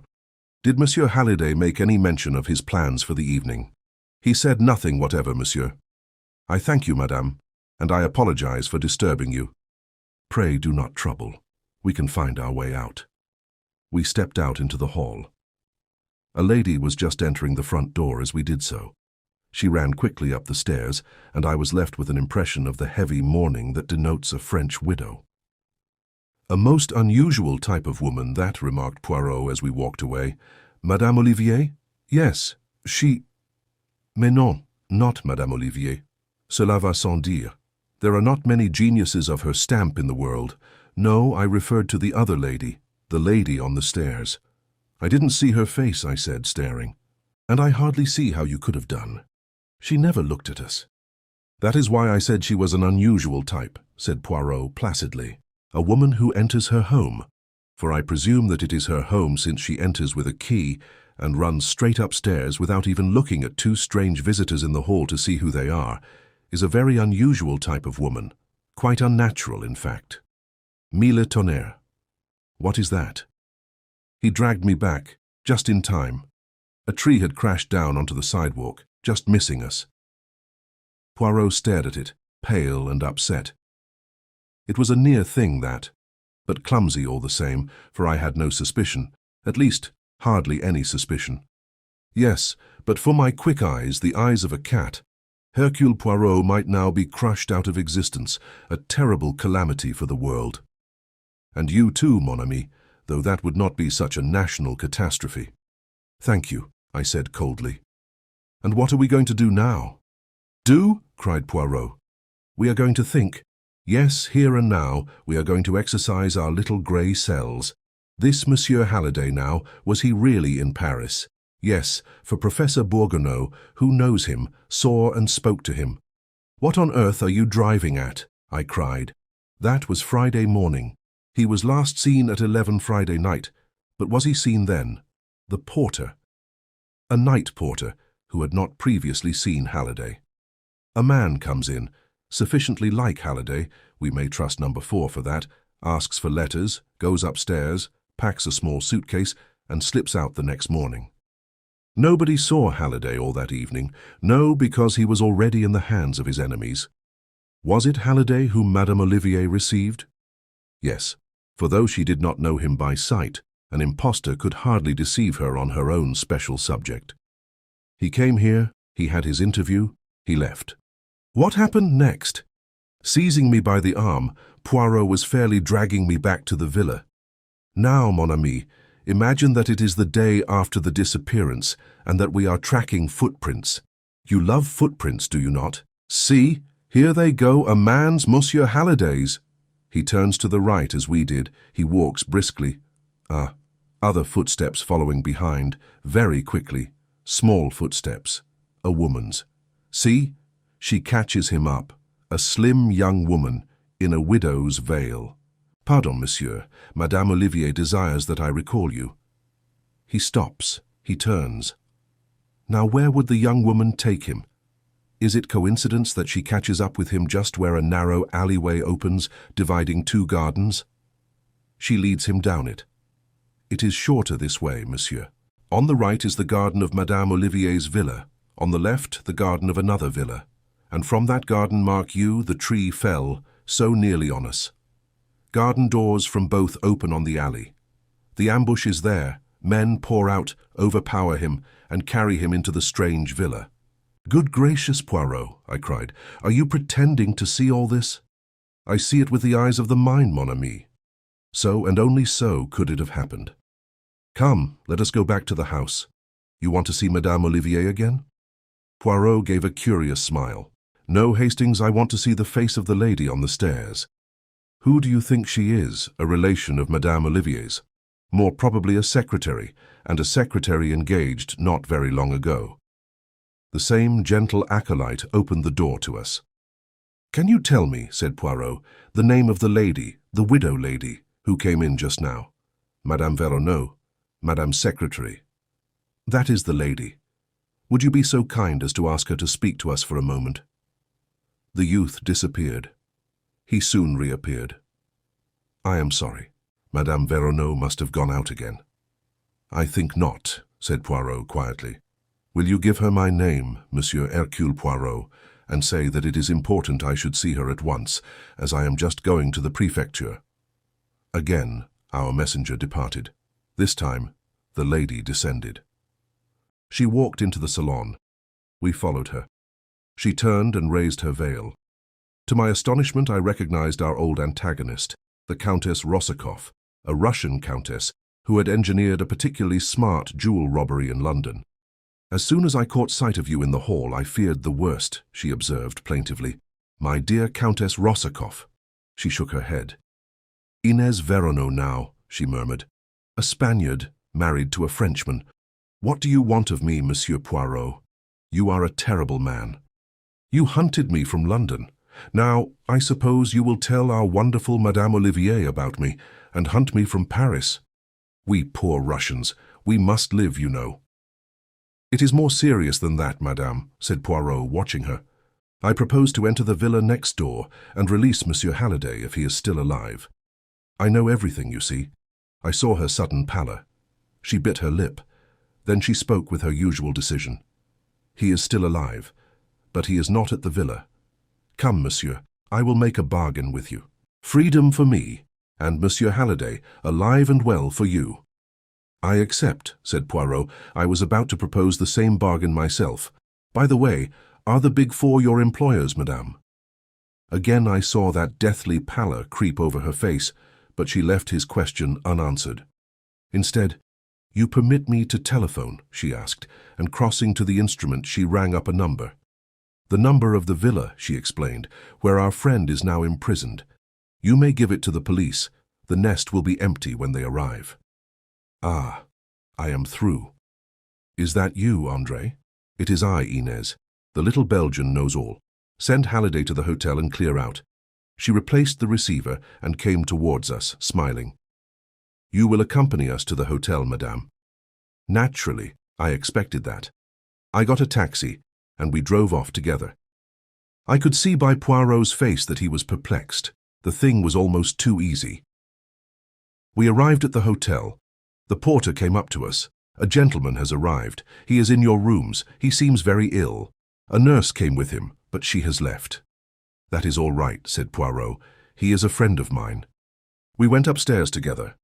Sitting in a chair by the window was a haggard young fellow who looked in the last stages of exhaustion. Poirot went over to him. Are you John Halliday? The man nodded. Show me your left arm. John Halliday has a mole just below the left elbow. The man stretched out his arm. The mole was there. Poirot bowed to the Countess. She turned and left the room. A glass of brandy revived Halliday somewhat. My God, he muttered. I have been through hell, hell. Those fiends are devils incarnate. My wife. Where is she? What does she think? They told me that she would believe. Would believe. She does not, said Poirot firmly. Her faith in you has never wavered. She is waiting for you, she and the child. Thank God for that. I can hardly believe that I am free once more. Now that you are a little recovered, monsieur, I should like to hear the whole story from the beginning. Halliday looked at him with an indescribable expression. I remember nothing, he said. What? Have you ever heard of the Big Four? Something of them, said Poirot dryly. You do not know what I know. They have unlimited power. If I remain silent, I shall be safe. If I say one word, not only I, but my nearest and dearest will suffer unspeakable things. It is no good arguing with me. I know. I remember. Nothing. And getting up, he walked from the room. Poirot's face wore a baffled expression. So it is like that, is it? He muttered. The Big Four win again. What is that you are holding in your hand, Hastings? I handed it to him. The Countess scribbled it before she left, I explained. He read it. Au revoir. IV signed with her initials, IV. Just a coincidence, perhaps, that they also stand for four. I wonder, Hastings, I wonder. Chapter 7. The Radium Thieves.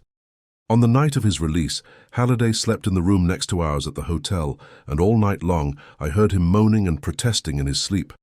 Undoubtedly his experience in the villa had broken his nerve, and in the morning we failed completely to extract any information from him. He would only repeat his statement about the unlimited power at the disposal of the Big Four, and his assurance of the vengeance which would follow if he talked. After lunch he departed to rejoin his wife in England, but Poirot and I remained behind in Paris.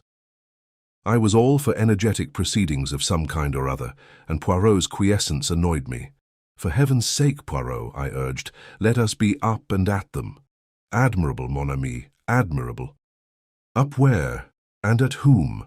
Be precise, I beg of you. At the Big Four, of course. Cela va sans dire. But how would you set about it? The police, I hazarded doubtfully. Poirot smiled. They would accuse us of romancing. We have nothing to go upon, nothing whatever. We must wait. Wait for what? Wait for them to make a move. See now, in England, you all comprehend and adore le box. If one man does not make a move, the other must, and by permitting the adversary to make the attack, one learns something about him. That is our part, to let the other side make the attack. You think they will? I said doubtfully. I have no doubt whatever of it. To begin with, see, they try to get me out of England. That fails. Then, in the Dartmoor affair, we step in and save their victim from the gallows. And yesterday, once again, we interfere with their plans. Assuredly, they will not leave the matter there. As I reflected on this, there was a knock on the door. Without waiting for a reply, a man stepped into the room and closed the door behind him. He was a tall, thin man with a slightly hooked nose and a sallow complexion. He wore an overcoat buttoned up to his chin and a soft hat well pulled down over his eyes. "Excuse me, gentlemen, for my somewhat unceremonious entry," he said in a soft voice, "but my business is of a rather unorthodox nature." Smiling, he advanced to the table and sat down by it. I was about to spring up, but Poirot restrained me with a gesture. "As you say, monsieur, your entry is somewhat unceremonious. Will you kindly state your business?" "My dear Monsieur Poirot, it is very simple. You have been annoying my friends. In what way?" Come, Monsieur Poirot. You do not seriously ask me that. You know as well as I do. It depends, monsieur, upon who these friends of yours are." Without a word, the man drew from his pocket a cigarette case, and opening it, took out 4 cigarettes and tossed them on the table. Then he picked them up and returned them to his case, which he replaced in his pocket. "Aha," said Poirot. "So it is like that, is it? And what do your friends suggest?"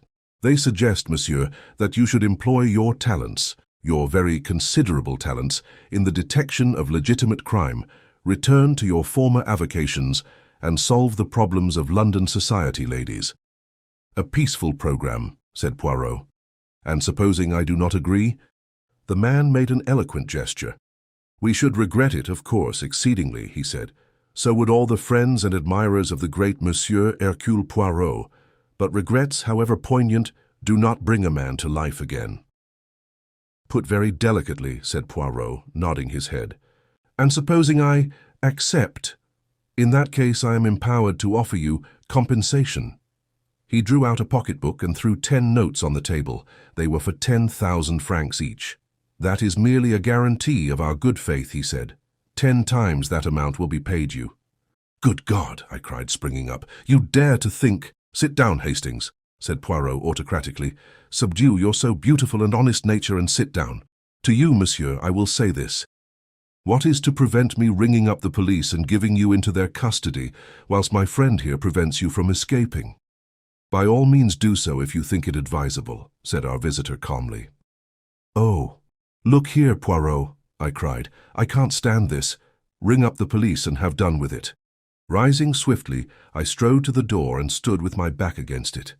"It seems the obvious course," murmured Poirot, as though debating with himself. "But you distrust the obvious, eh?" said our visitor, smiling. "Go on, Poirot," I urged. "It will be your responsibility, mon ami." As he lifted the receiver, the man made a sudden cat-like jump at me. I was ready for him. In another minute we were locked together, staggering round the room. Suddenly, I felt him slip and falter. I pressed my advantage. He went down before me. And then, in the very flush of victory, an extraordinary thing happened. I felt myself flying forwards. Head first, I crashed into the wall in a complicated heap. I was up in a minute, but the door was already closing behind my late adversary. I rushed to it and shook it. It was locked on the outside. I seized the telephone from Poirot. "Is that the bureau?" "Stop a man who is coming out. A tall man with a buttoned-up overcoat and a soft hat. He is wanted by the police." Very few minutes elapsed before we heard a noise in the corridor outside.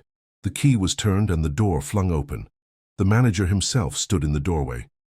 "The man, you have got him?" I cried. "No, monsieur. No one has descended. You must have passed him." "We have passed no one, monsieur. It is incredible that he can have escaped." "You have passed someone, I think," said Poirot in his gentle voice. "One of the hotel staff, perhaps. Only a waiter carrying a tray, monsieur." "Ah," said Poirot, in a tone that spoke infinities. "So that was why he wore his overcoat buttoned up to his chin," mused Poirot, when we had finally got rid of the excited hotel officials. "I'm awfully sorry, Poirot," I murmured, rather crestfallen.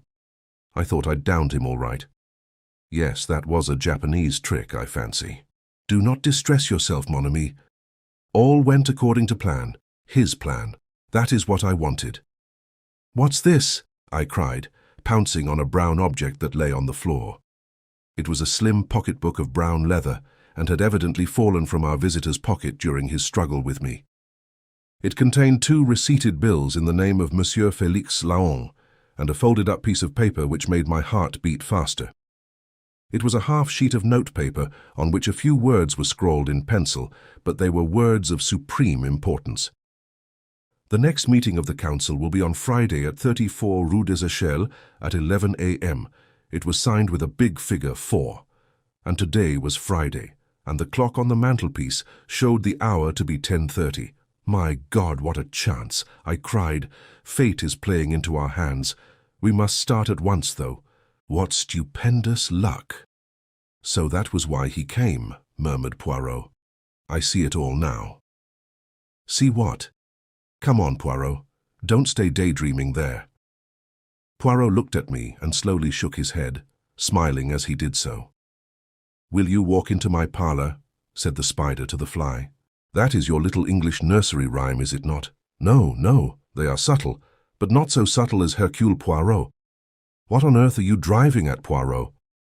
"My friend, I have been asking myself the reason of this morning's visit. Did our visitor really hope to succeed in bribing me? Or alternatively, in frightening me into abandoning my task? It seemed hardly credible. Why then did he come? And now I see the whole plan. Very neat, very pretty. The ostensible reason to bribe or frighten me. The necessary struggle which he took no pains to avoid, and which should make the dropped pocketbook natural and reasonable. And finally, the pitfall. Rue des Echelles, 11 a.m. I think not, mon ami. One does not catch Hercule Poirot as easily as that. Good heavens, I gasped. Poirot was frowning to himself. There is still one thing I do not understand. What is that? The time, Hastings, the time. If they wanted to decoy me away, surely nighttime would be better. Why this early hour? Is it possible that something is about to happen this morning? Something which they are anxious Hercule Poirot should not know about? He shook his head. We shall see. Here I sit, mon ami. We do not stir out this morning. We await events here. It was at 11:30 exactly that the summons came. A petit bleu. Poirot tore it open, then handed it to me. It was from Madame Olivier, the world-famous scientist, whom we had visited yesterday in connection with the Halliday case. It asked us to come out to Passy at once. We obeyed the summons without an instant's delay. Madame Olivier received us in the same small salon. I was struck anew with the wonderful power of this woman, with her long nun's face and burning eyes, this brilliant successor of Becquerel and the Curies. She came to the point at once. Monsieur, you interviewed me yesterday about the disappearance of Monsieur Halliday. I now learn that you returned to the house a second time and asked to see my secretary, Inès Veronneau. She left the house with you and has not returned here since. Is that all, madam? No, monsieur, it is not. Last night the laboratory was broken into, and several valuable papers and memoranda were stolen.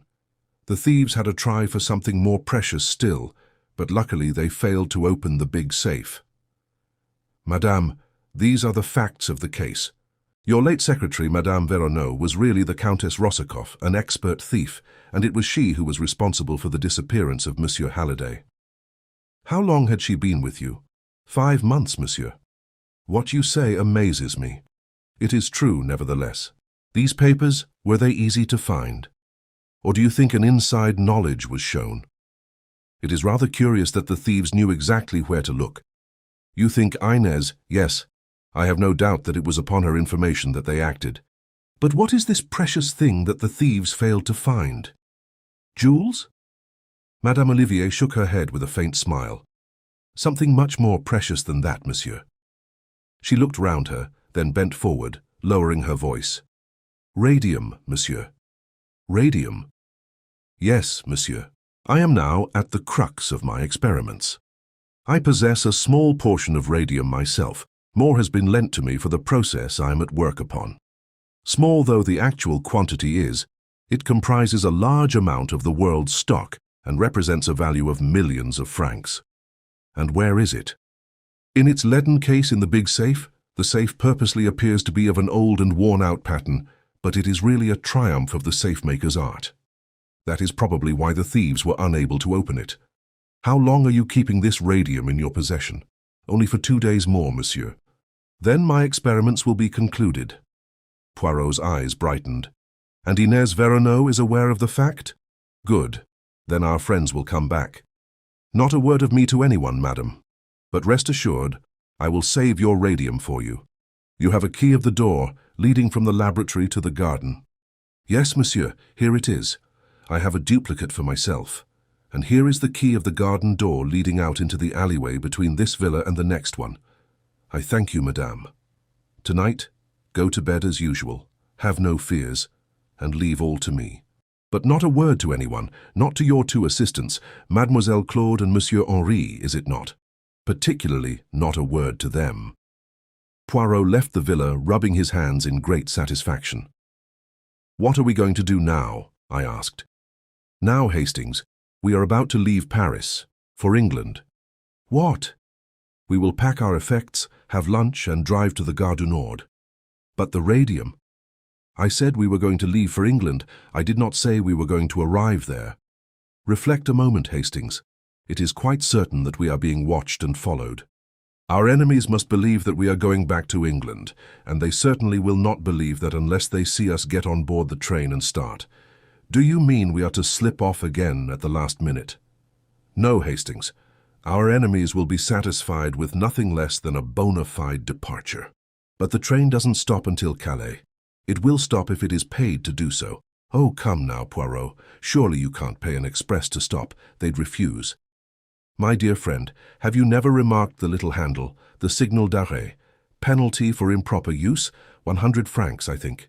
Oh, you are going to pull that? Or rather, a friend of mine, Pierre Combeau, will do so. Then, while he is arguing with the guard and making a big scene, and all the train is agog with interest, you and I will fade quietly away. We duly carried out Poirot's plan. Pierre Combeau, an old crony of Poirot's, and who evidently knew my little friend's methods pretty well, fell in with the arrangements. The communication cord was pulled just as we got to the outskirts of Paris. Combeau made a scene in the most approved French fashion, and Poirot and I were able to leave the train without anyone being interested in our departure. Our first proceeding was to make a considerable change in our appearance. Poirot had brought the materials for this with him in a small case. 2 loafers in dirty blue blouses were the result. We had dinner in an obscure hostelry and started back to Paris afterwards. It was close on 11 o'clock when we found ourselves once more in the neighborhood of Madame Olivier's villa. We looked up and down the road before slipping into the alleyway. The whole place appeared to be perfectly deserted. One thing we could be quite certain of: no one was following us. "I do not expect them to be here yet," whispered Poirot to me. "Possibly they may not come until tomorrow night, but they know perfectly well that there are only 2 nights on which the Radium will be there." Very cautiously we turned the key in the garden door. It opened noiselessly, and we stepped into the garden. And then, with complete unexpectedness, the blow fell. In a minute we were surrounded, gagged and bound. At least 10 men must have been waiting for us. Resistance was useless. Like 2 helpless bundles, we were lifted up and carried along. To my intense astonishment, they took us towards the house and not away from it. With a key, they opened the door into the laboratory and carried us into it. One of the men stooped down before a big safe. The door of it swung open. I felt an unpleasant sensation down my spine. Were they going to bundle us into it and leave us there to asphyxiate slowly? However, to my amazement, I saw that from the inside of the safe steps led down beneath the floor. We were thrust down this narrow way and eventually came out into a big subterranean chamber. A woman stood there, tall and imposing, with a black velvet mask covering her face. She was clearly in command of the situation by her gestures of authority. The men slung us down on the floor and left us, alone with the mysterious creature in the mask. I had no doubt who she was. This was the unknown Frenchwoman, number 3 of the Big Four. She knelt down beside us and removed the gags but left us bound, then rising and facing us, with a sudden swift gesture she removed her mask. It was Madame Olivier. "Monsieur Poirot," she said, in a low, mocking tone. "The great, the wonderful, the unique Monsieur Poirot.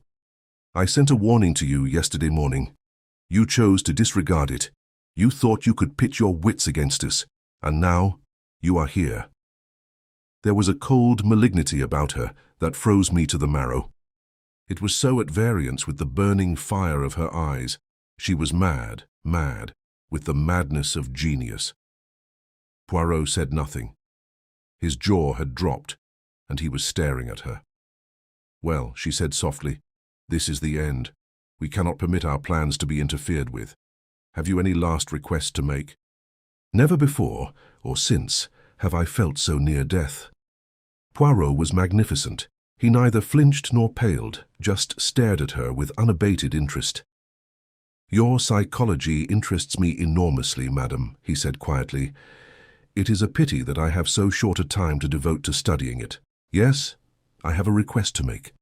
A condemned man is always allowed a last smoke, I believe. I have my cigarette case on me. If you would permit—" He looked down at his bonds. "Oh, yes," she laughed. "You would like me to untie your hands, would you not? You are clever, Monsieur Hercule Poirot, I know that. I shall not untie your hands, but I will find you a cigarette." She knelt down by him, extracted his cigarette case, took out a cigarette and placed it between his lips.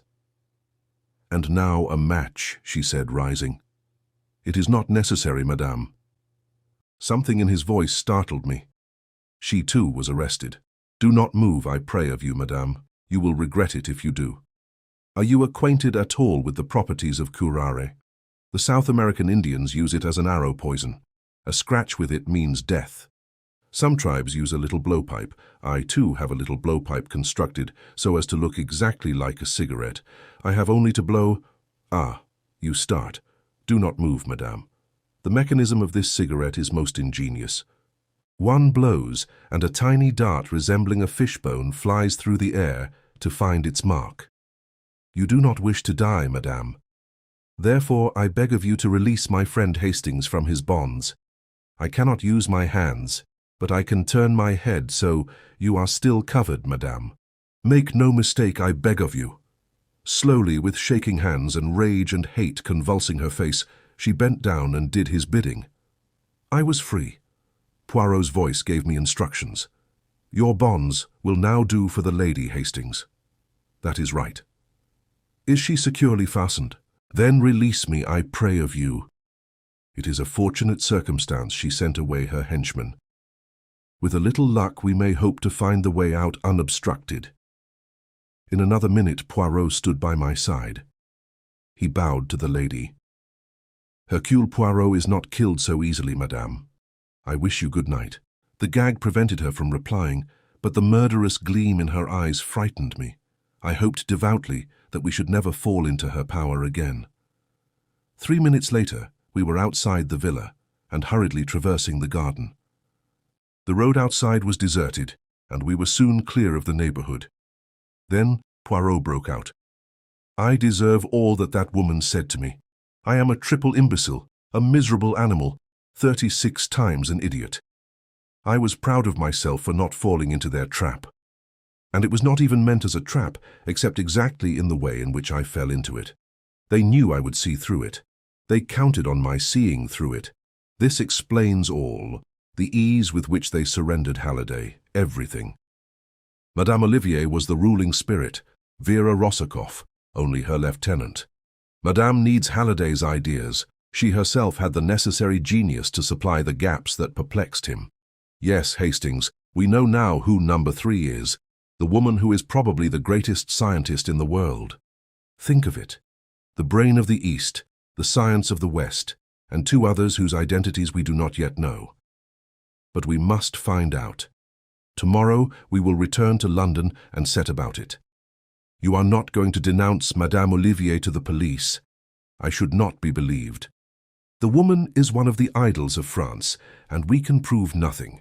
We are lucky if she does not denounce us. What? Think of it. We are found at night upon the premises with keys in our possession, which she will swear she never gave us. She surprises us at the safe, and we gag and bind her and make away. Have no illusions, Hastings. The boot is not upon the right leg. Is that how you say it?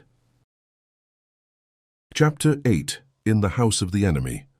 After our adventure in the villa at Passy, we returned post-haste to London. Several letters were awaiting Poirot. He read one of them with a curious smile, and then handed it to me. Read this, mon ami. I turned first to the signature, Abe Ryland, and recalled Poirot's words, the richest man in the world. Mr. Ryland's letter was curt and incisive. He expressed himself as profoundly dissatisfied with the reason Poirot had given for withdrawing from the South American proposition at the last moment. This gives one furiously to think, does it not? Said Poirot. I suppose it's only natural he should be a bit ratty. No, you comprehend not. Remember the words of Meyerling, the man who took refuge here, only to die by the hands of his enemies. Number 2 is represented by an S with 2 lines through it, the sign of $1, also by 2 stripes and a star. It may be conjectured, therefore, that he is an American subject, and that he represents the power of wealth. Add to those words the fact that Ryland offered me a huge sum to tempt me out of England, and what about it, Hastings? You mean, I said, staring, that you suspect Abe Ryland, the multimillionaire, of being number 2 of the Big Four? Your bright intellect has grasped the idea, Hastings. Yes, I do. The tone in which you said multimillionaire was eloquent, but let me impress upon you one fact. This thing is being run by men at the top, and Mr. Ryland has the reputation of being no beauty in his business dealings.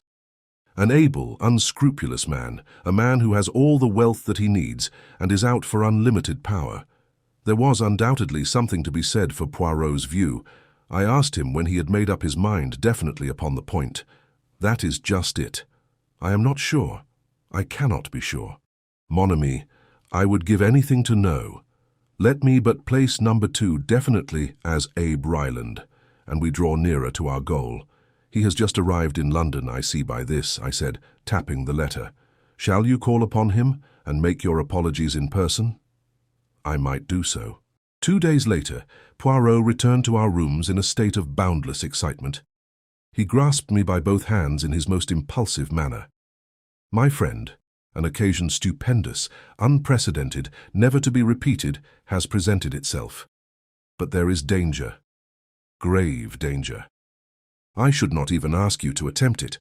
If Poirot was trying to frighten me, he was going the wrong way to work, and so I told him. Becoming less incoherent, he unfolded his plan. It seemed that Ryland was looking for an English secretary, one with a good social manner and presence. It was Poirot's suggestion that I should apply for the post. I would do it myself, mon ami, he explained apologetically. But, see you, it is almost impossible for me to disguise myself in the needful manner. I speak the English very well, except when I am excited, but hardly so as to deceive the ear, and even though I were to sacrifice my moustaches, I doubt not but that I should still be recognizable as Hercule Poirot. I doubted it also, and declared myself ready and willing to take up the part and penetrate into Ryland's household. 10 to 1 he won't engage me anyway, I remarked. Oh yes, he will. I will arrange for you such testimonials as shall make him lick his lips. The Home Secretary himself shall recommend you. This seemed to be carrying things a bit far, but Poirot waved aside my remonstrances. Oh yes, he will do it. I investigated for him a little matter which might have caused a grave scandal.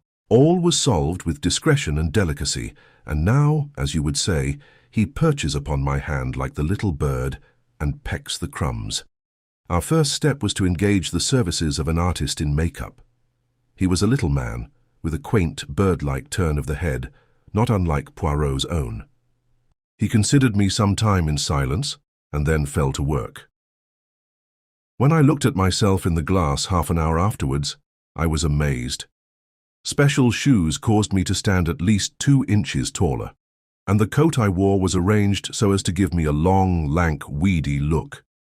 My eyebrows had been cunningly altered, giving a totally different expression to my face. I wore pads in my cheeks, and the deep tan of my face was a thing of the past.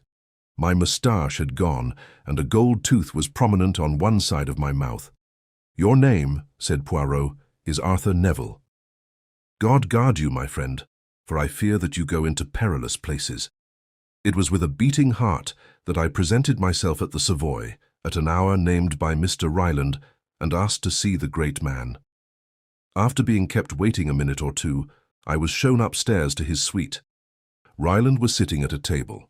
Spread out in front of him was a letter which I could see out of the tail of my eye was in the Home Secretary's handwriting. It was my first sight of the American millionaire, and in spite of myself, I was impressed. He was tall and lean, with a jutting-out chin and slightly hooked nose. His eyes glittered cold and grey behind penthouse brows. He had thick, grizzled hair and a long black cigar, without which I learned later he was never seen, protruded rakishly from the corner of his mouth. Sit down, he grunted. I sat. He tapped the letter in front of him. According to this piece here, you're the goods all right, and I don't need to look further. Say, are you well up in the social matters?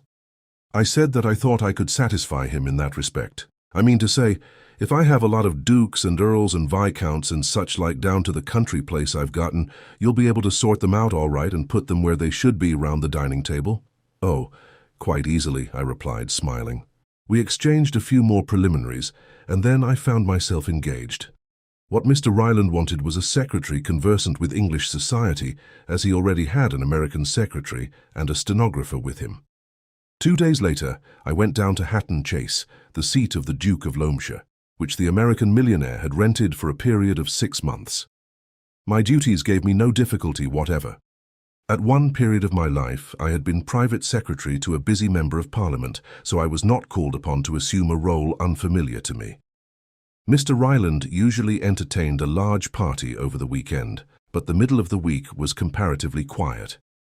I saw very little of Mr. Appleby, the American secretary, but he seemed a pleasant, normal young American, very efficient in his work. Of Miss Martin, the stenographer, I saw rather more. She was a pretty girl of about 23 or 4, with auburn hair and brown eyes that could look mischievous enough upon occasion, though they were usually cast demurely down. I had an idea that she both disliked and distrusted her employer, though of course she was careful never to hint at anything of the kind, but the time came when I was unexpectedly taken into her confidence. I had, of course, carefully scrutinized all the members of the household. 1 or 2 of the servants had been newly engaged, one of the footmen, I think, and some of the housemaids. The butler, the housekeeper, and the chef were the Duke's own staff, who had consented to remain on in the establishment. The housemaids I dismissed as unimportant. I scrutinized James, the second footman, very carefully, but it was clear that he was an underfootman and an underfootman only. He had indeed been engaged by the butler. A person of whom I was far more suspicious was Thieves, Ryland's valet, whom he had brought over from New York with him. An Englishman by birth, with an irreproachable manner, I yet harbored vague suspicions about him. I had been at Hatton Chase 3 weeks, and not an incident of any kind had arisen which I could lay my finger on in support of our theory. There was no trace of the activities of the Big Four. Mr. Ryland was a man of overpowering force and personality, but I was coming to believe that Poirot had made a mistake when he associated him with that dread organization. I even heard him mention Poirot in a casual way at dinner one night. Wonderful little man, they say, but he's a quitter. How do I know? I put him on a deal, and he turned me down the last minute. I'm not taking any more of your Monsieur Hercule Poirot. It was at moments such as these that I felt my cheek pads most wearisome. And then Miss Martin told me a rather curious story. Ryland had gone to London for the day, taking Appleby with him. Miss Martin and I were strolling together in the garden after tea. I liked the girl very much. She was so unaffected and so natural. I could see that there was something on her mind, and at last, out it came. "Do you know, Major Neville," she said, "I am really thinking of resigning my post here." I looked somewhat astonished, and she went on hurriedly. "Oh, I know it's a wonderful job to have got in a way. I suppose most people would think me a fool to throw it up. But I can't stand abuse, Major Neville. To be sworn at like a trooper is more than I can bear. No gentleman would do such a thing. Has Ryland been swearing at you?" She nodded. "Of course, he's always rather irritable and short-tempered. That one expects. It's all in the day's work. But to fly into such an absolute fury, over nothing at all, he really looked as though he could have murdered me. And, as I say, over nothing at all."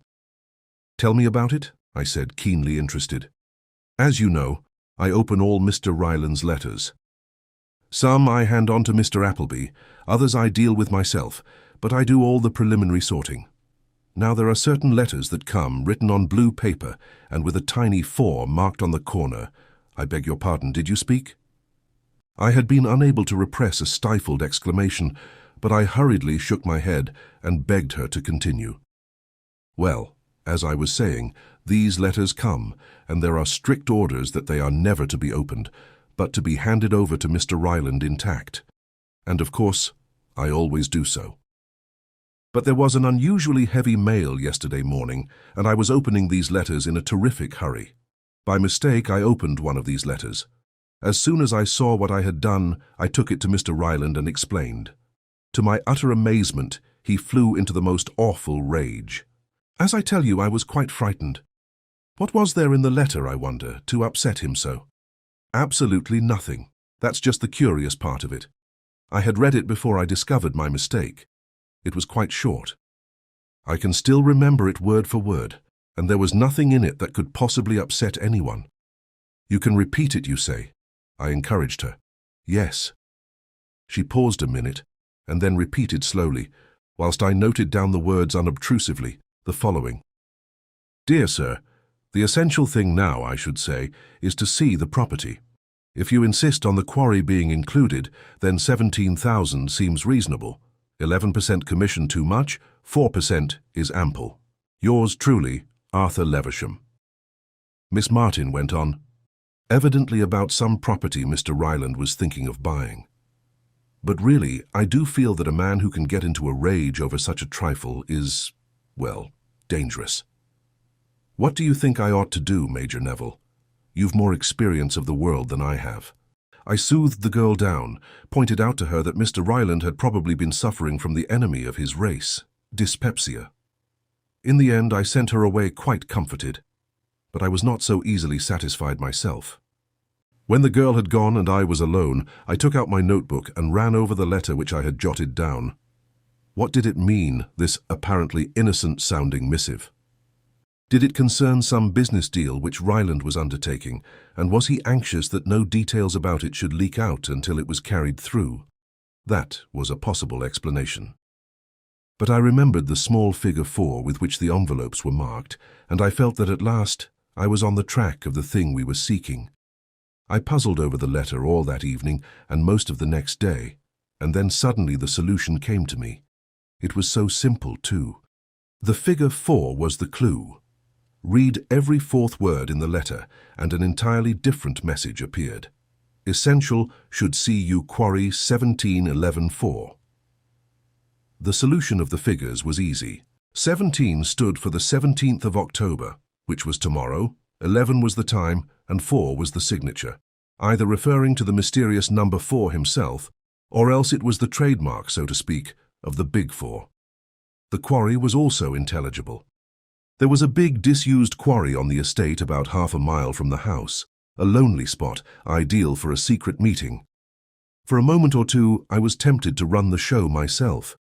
It would be such a feather in my cap for once to have the pleasure of crowing over Poirot. But in the end, I overcame the temptation.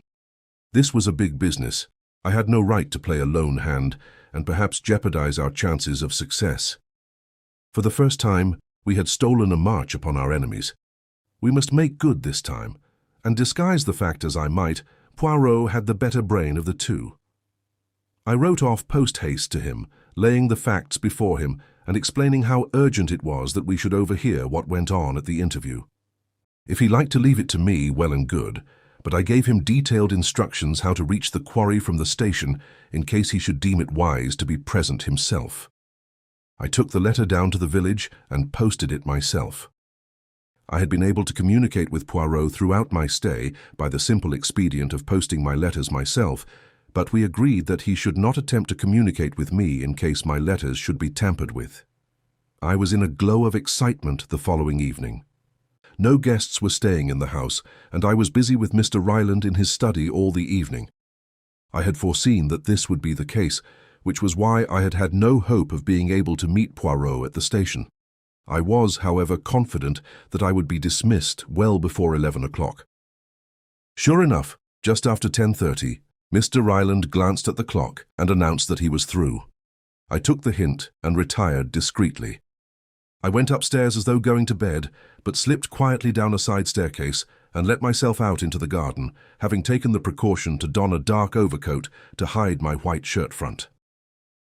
I had gone some way down the garden when I chanced to look over my shoulder. Mr. Ryland was just stepping out from his study window into the garden. He was starting to keep the appointment. I redoubled my pace so as to get a clear start. I arrived at the quarry somewhat out of breath. There seemed no one about, and I crawled into a thick tangle of bushes and awaited developments.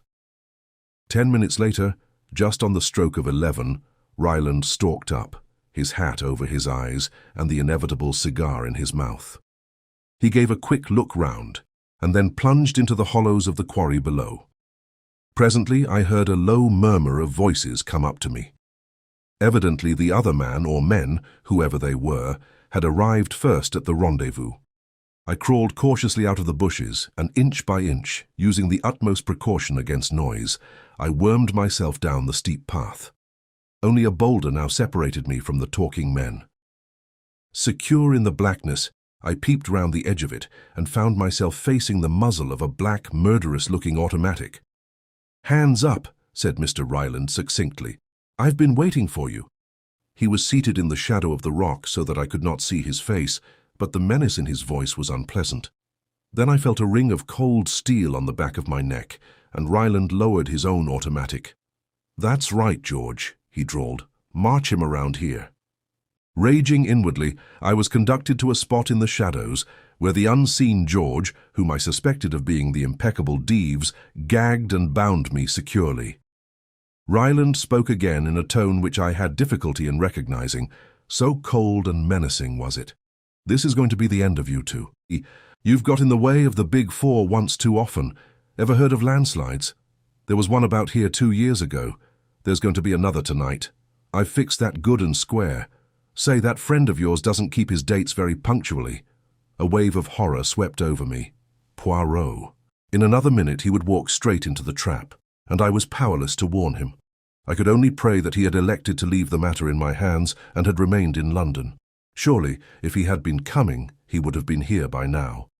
With every minute that passed, my hopes rose. Suddenly, they were dashed to pieces. I heard footsteps, cautious footsteps, but footsteps nevertheless. I writhed in impotent agony. They came down the path, paused, and then Poirot himself appeared, his head a little on one side, peering into the shadows. I heard the growl of satisfaction Ryland gave as he raised the big automatic and shouted, "Hands up!" Thieves sprang forward as he did so and took Poirot in the rear. The ambush was complete. "Pleased to meet you, Mr. Hercule Poirot," said the American grimly. Poirot's self-possession was marvelous. He did not turn a hair, but I saw his eyes searching in the shadows.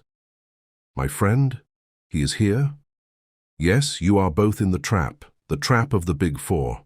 He laughed. "A trap?" queried Poirot. "Say, haven't you tumbled to it yet?" "I comprehend that there is a trap." "Yes," said Poirot gently. "But you are in error, monsieur. It is you who are in it, not I and my friend." "What?" Ryland raised the big automatic, but I saw his gaze falter. "If you fire, you commit murder, watched by 10 pairs of eyes, and you will be hanged for it. This place is surrounded, has been for the last hour, by Scotland Yard men. It is checkmate, Mr. Abe Ryland." He uttered a curious whistle, and, as though by magic, the place was alive with men. They seized Ryland and the valet and disarmed them. After speaking a few words to the officer in charge, Poirot took me by the arm and led me away. Once clear of the quarry, he embraced me with vigor. "You are alive. You are unhurt. It is magnificent. Often have I blamed myself for letting you go." "I'm perfectly all right," I said, disengaging myself. "But I'm just a bit fogged. You tumbled to their little scheme, did you? But I was waiting for it. For what else did I permit you to go there? Your false name, your disguise, not for a moment was it intended to deceive." "What?" I cried. "You never told me. As I have frequently told you, Hastings, you have a nature so beautiful and so honest that unless you are yourself deceived, it is impossible for you to deceive others. Good then, you are spotted from the first, and they do what I had counted on their doing, a mathematical certainty to anyone who uses his grey cells properly. Use you as a decoy. They set the girl on. By the way, mon ami, as an interesting fact psychologically, had she got red hair?" "If you mean Miss Martin," I said coldly. "Her hair is a delicate shade of auburn, but they are épatants, these people. They have even studied your psychology." "Oh, yes, my friend. Miss Martin was in the plot, very much so. She repeats the letter to you, together with her tale of Mr. Ryland's wrath. You write it down, you puzzle your brains. The cipher is nicely arranged, difficult, but not too difficult. You solve it, and you send for me. But what they do not know is that I am waiting for just this very thing to happen. I go post-haste to Jap and arrange things. And so, as you see, all is triumph. I was not particularly pleased with Poirot, and I told him so. We went back to London on a milk train in the early hours of the morning, and a most uncomfortable journey it was. I was just out of my bath and indulging in pleasurable thoughts of breakfast when I heard Jap's voice in the sitting room. I threw on a bathrobe and hurried in. "A pretty mare's nest you've got us into this time," Jap was saying. "It's too bad of you, Monsieur Poirot. First time I've ever known you take a toss." Poirot's face was a study. Jap went on. There were we taking all this Blackhand stuff seriously, and all the time it was the footman. The footman? I gasped. Yes, James, or whatever his name is. Seems he laid him a wager in the Seventh Hall that he could get taken for the old man by his nibs. That's you, Captain Hastings, and would hand him out a lot of spy stuff about a Big Four gang. Impossible, I cried. Don't you believe it? I marched our gentlemen straight to Hatton Chase, and there was the real Ryland in bed and asleep, and the butler and the cook, and God knows how many of them to swear to the wager. Just a silly hoax, that's all it was, and the valet is with him. So that was why he kept in the shadow, murmured Poirot. After Jap had gone, we looked at each other. We know Hastings, said Poirot at last. Number 2 of the Big Four is Abe Ryland. The masquerading on the part of the footman was to ensure a way of retreat in case of emergencies. And the footman, yes, I breathed. Number 4, said Poirot gravely. Chapter 9, The Yellow Jasmine Mystery. It was all very well for Poirot to say that we were acquiring information all the time and gaining an insight into our adversaries' minds. I felt myself that I required some more tangible success than this. Since we had come into contact with the Big Four, they had committed 2 murders, abducted Halliday, and had been within an ace of killing Poirot and myself, whereas so far we had hardly scored a point in the game. Poirot treated my complaints lightly. So far, Hastings, he said, they laugh. That is true, but you have a proverb, have you not? He laughs best who laughs at the end, and at the end, mon ami, you shall see. You must remember too, he added, that we deal with no ordinary criminal, but with the second greatest brain in the world. I forbore to pander to his conceit by asking the obvious question. I knew the answer, at least I knew what Poirot's answer would be, and instead I tried without success to elicit some information as to what steps he was taking to track down the enemy. As usual, he had kept me completely in the dark as to his movements, but I gathered that he was in touch with Secret Service agents in India, China, and Russia, and, from his occasional bursts of self-glorification, that he was at least progressing in his favorite game of gauging his enemy's mind. He had abandoned his private practice almost entirely, and I know that at this time he refused some remarkably handsome fees. True, he would sometimes investigate cases which intrigued him, but he usually dropped them the moment he was convinced that they had no connection with the activities of the Big Four. This attitude of his was remarkably profitable to our friend, Inspector Japp. Undeniably, he gained much kudos for solving several problems in which his success was really due to a half-contemptuous hint from Poirot. In return for such service, Japp supplied full details of any case which he thought might interest the little Belgian, and when he was put in charge of what the newspapers called the Yellow Jasmine Mystery, he wired Poirot, asking him whether he would care to come down and look into the case. It was in response to this wire that, about a month after my adventure in Abe Ryland's house, we found ourselves alone in a railway compartment, whirling away from the smoke and dust of London, bound for the little town of Market Handford in Worcestershire, the seat of the mystery. Poirot leant back in his corner. "And what exactly is your opinion of the affair, Hastings?" I did not at once reply to his question. I felt the need of going warily. "It all seems so complicated," I said cautiously. "Does it not?" said Poirot delightedly. "I suppose our rushing off like this is a pretty clear signal that you consider Mr. Painter's death to be murder, not suicide or the result of an accident." No, you misunderstand me, Hastings.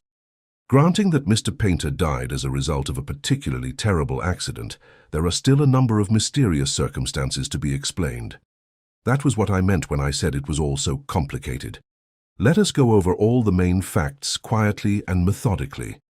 Recount them to me, Hastings, in an orderly and lucid fashion. I started forthwith, endeavoring to be as orderly and lucid as I could. "We start," I said, "with Mr. Painter, a man of 55, rich, cultured, and somewhat of a globe-trotter. For the last 12 years he has been little in England, but suddenly tiring of incessant travelling, he bought a small place in Worcestershire near Market Handford and prepared to settle down. His first action was to write to his only relative, a nephew, Gerald Painter, the son of his youngest brother, and to suggest to him that he should come and make his home at Croftlands, as the place is called, with his uncle. Gerald Painter, who is an impecunious young artist, was glad enough to fall in with the arrangement and had been living with his uncle for about 7 months when the tragedy occurred. "Your narrative style is masterly," murmured Poirot. I say to myself, it is a book that talks, not my friend Hastings. Paying no attention to Poirot, I went on, warming to the story. Mr. Painter kept up a fair staff at Croftlands, 6 servants as well as his own Chinese body servants. Ling. "His Chinese servants Ling," murmured Poirot. "On Tuesday last, Mr. Painter complained of feeling unwell after dinner, and one of the servants was dispatched to fetch the doctor. Mr. Painter received the doctor in his study, having refused to go to bed. What passed between them was not then known, but before Dr. Quentin left, he asked to see the housekeeper and mentioned that he had given Mr. Painter a hypodermic injection, as his heart was in a very weak state, recommended that he should not be disturbed, and then proceeded to ask some rather curious questions about the servants, how long they had been there, from whom they had come, etc. The housekeeper answered these questions as best she could, but was rather puzzled as to their purport. A terrible discovery was made on the following morning. One of the housemaids, on descending, was met by a sickening odor of burned flesh which seemed to come from her master's study. She tried the door, but it was locked on the inside. With the assistance of Gerald Painter and the Chinaman that was soon broken in, but a terrible sight greeted them. Mr. Painter had fallen forward into the gas fire, and his face and head were charred beyond recognition. Of course, at the moment, no suspicion was aroused as to its being anything but a ghastly accident. If blame attached to anyone, it was to Dr. Quentin for giving his patient a narcotic and leaving him in such a dangerous position. And then a rather curious discovery was made. There was a newspaper on the floor, lying where it had slipped from the old man's knees. On turning it over, words were found to be scrawled across it, feebly traced in ink. A writing table stood close to the chair in which Mr. Painter had been sitting, and the forefinger of the victim's right hand was ink-stained up to the second joint. It was clear that, too weak to hold a pen, Mr. Painter had dipped his finger in the inkpot and managed to scrawl these 2 words across the surface of the newspaper he held, but the words themselves seemed utterly fantastic. Yellow jasmine. Just that and nothing more.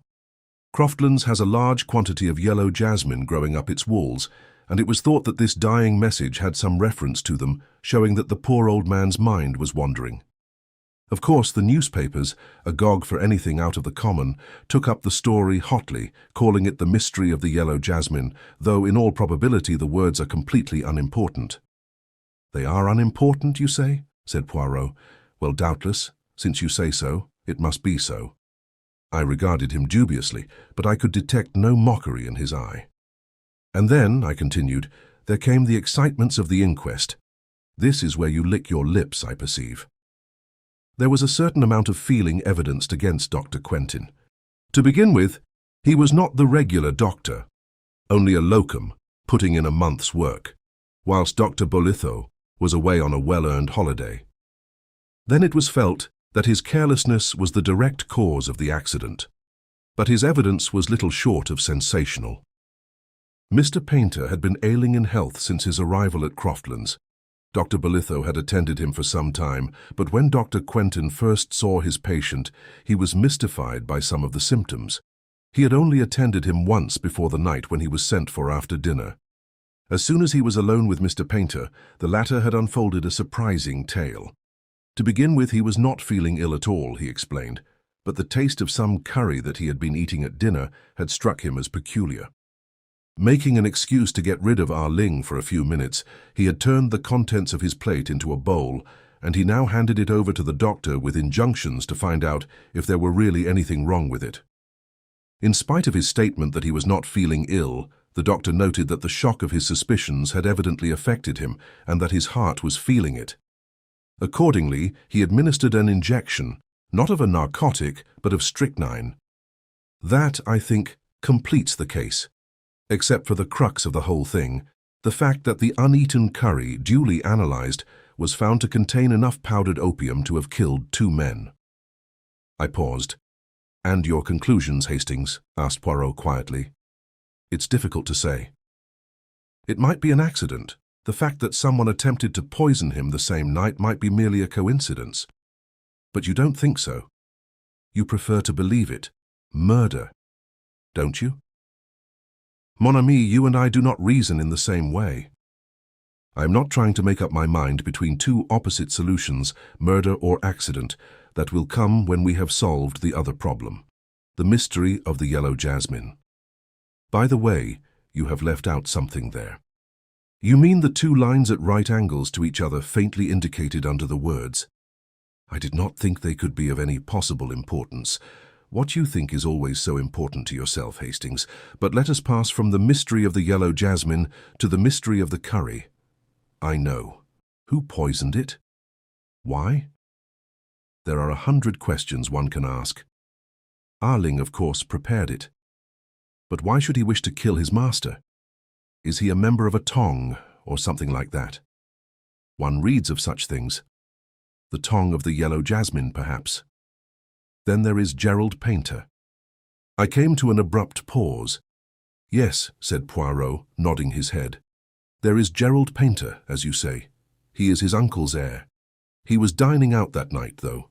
He might have got at some of the ingredients of the curry, I suggested, and he would take care to be out, so as not to have to partake of the dish. I think my reasoning rather impressed Poirot. He looked at me with a more respectful attention than he had given me so far. He returns late, I mused, pursuing a hypothetical case. Sees the light in his uncle's study, enters, and finding his plan has failed, thrusts the old man down into the fire. Mr. Painter, who was a fairly hearty man of 55, would not permit himself to be burnt to death without a struggle, Hastings. Such a reconstruction is not feasible. Well, Poirot, I cried, we're nearly there, I fancy. Let us hear what you think. Poirot threw me a smile, swelled out his chest, and began in a pompous manner. Assuming murder, the question at once arises, why choose that particular method? I can think of only one reason, to confuse identity, the face being charred beyond recognition. What? I cried. You think... A moment's patience, Hastings. I was going on to say that I examined that theory. Is there any ground for believing that the body is not that of Mr. Painter?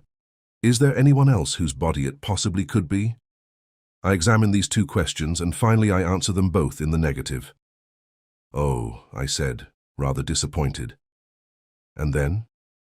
Poirot's eyes twinkled a little.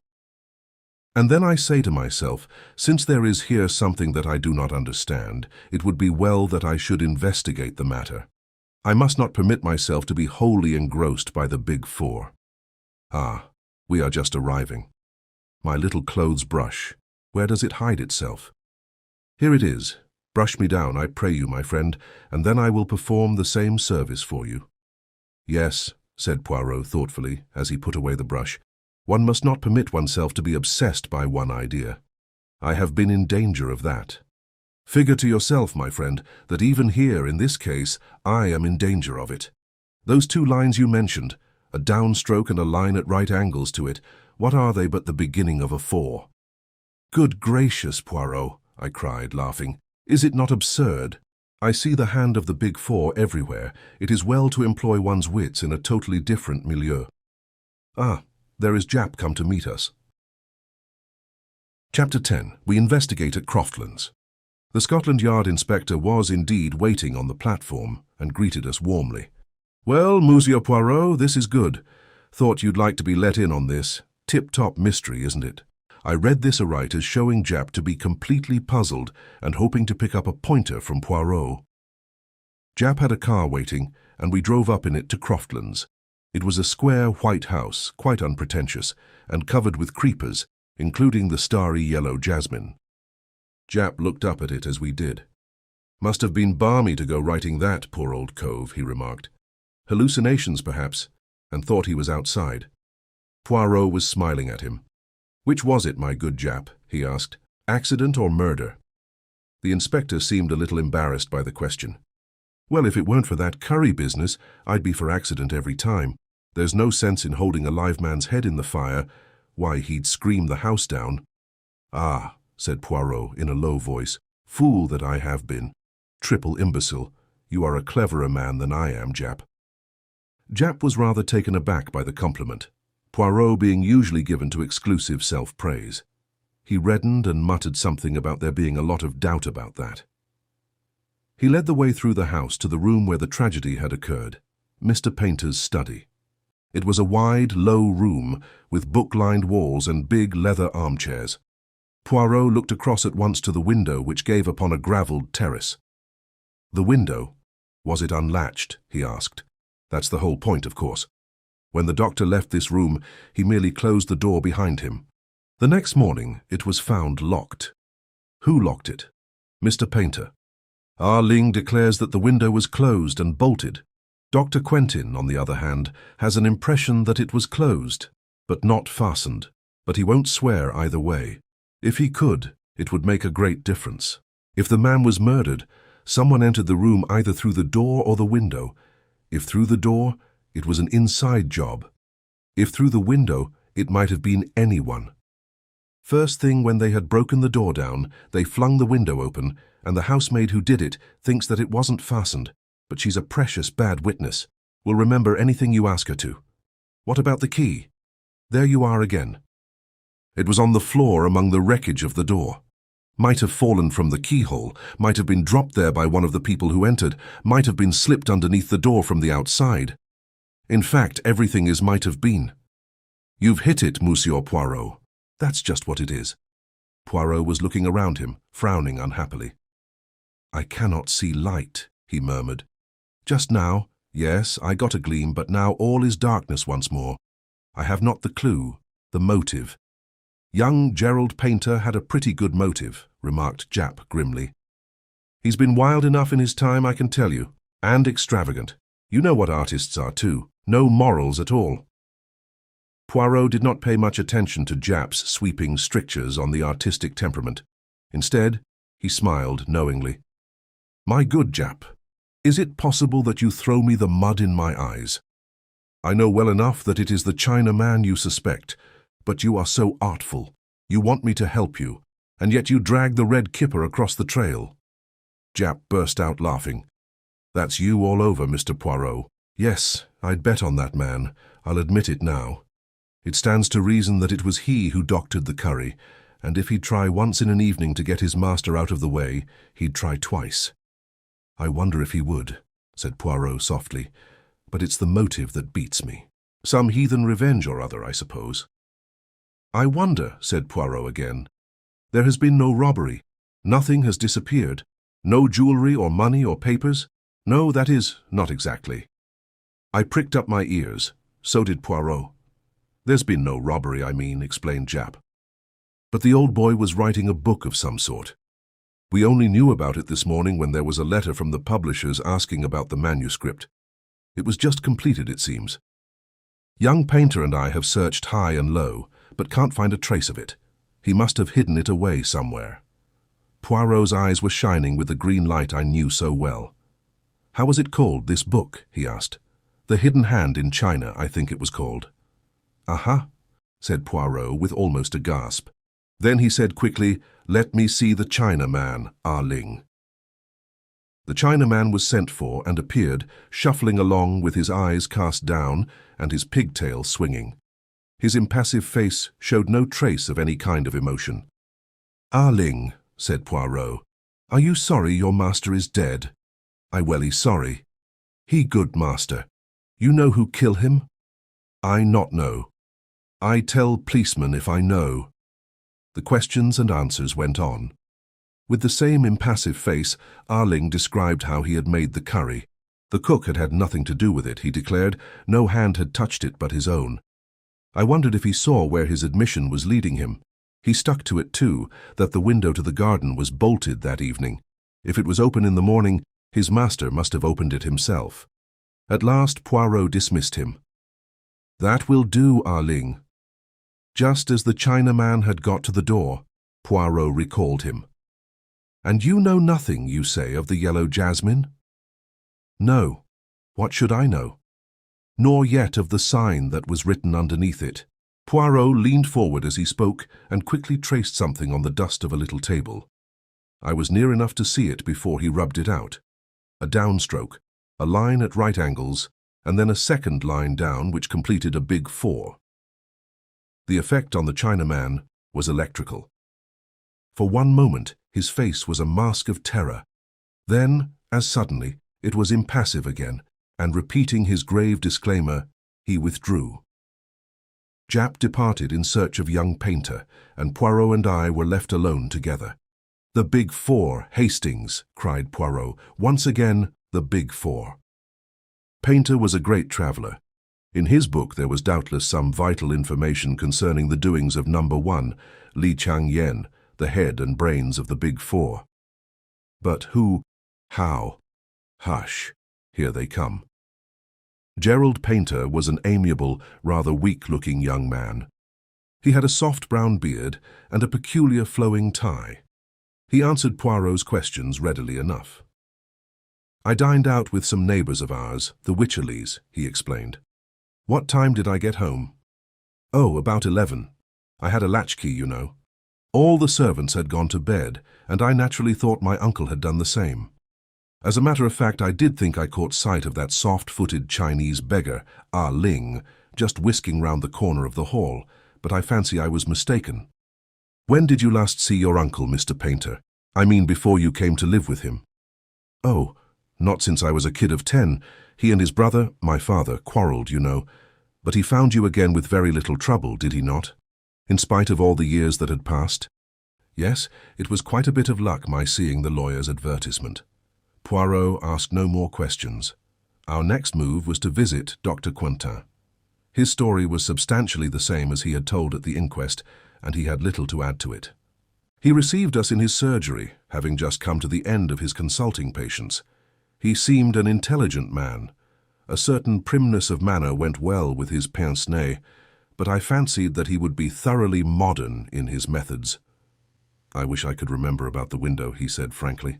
"But it's dangerous to think back. One becomes quite positive about something that never existed. That's psychology, isn't it, Monsieur Poirot? You see, I've read all about your methods, and I may say I'm an enormous admirer of yours. No, I suppose it's pretty certain that the Chinaman put the powdered opium in the curry, but he'll never admit it, and we shall never know why.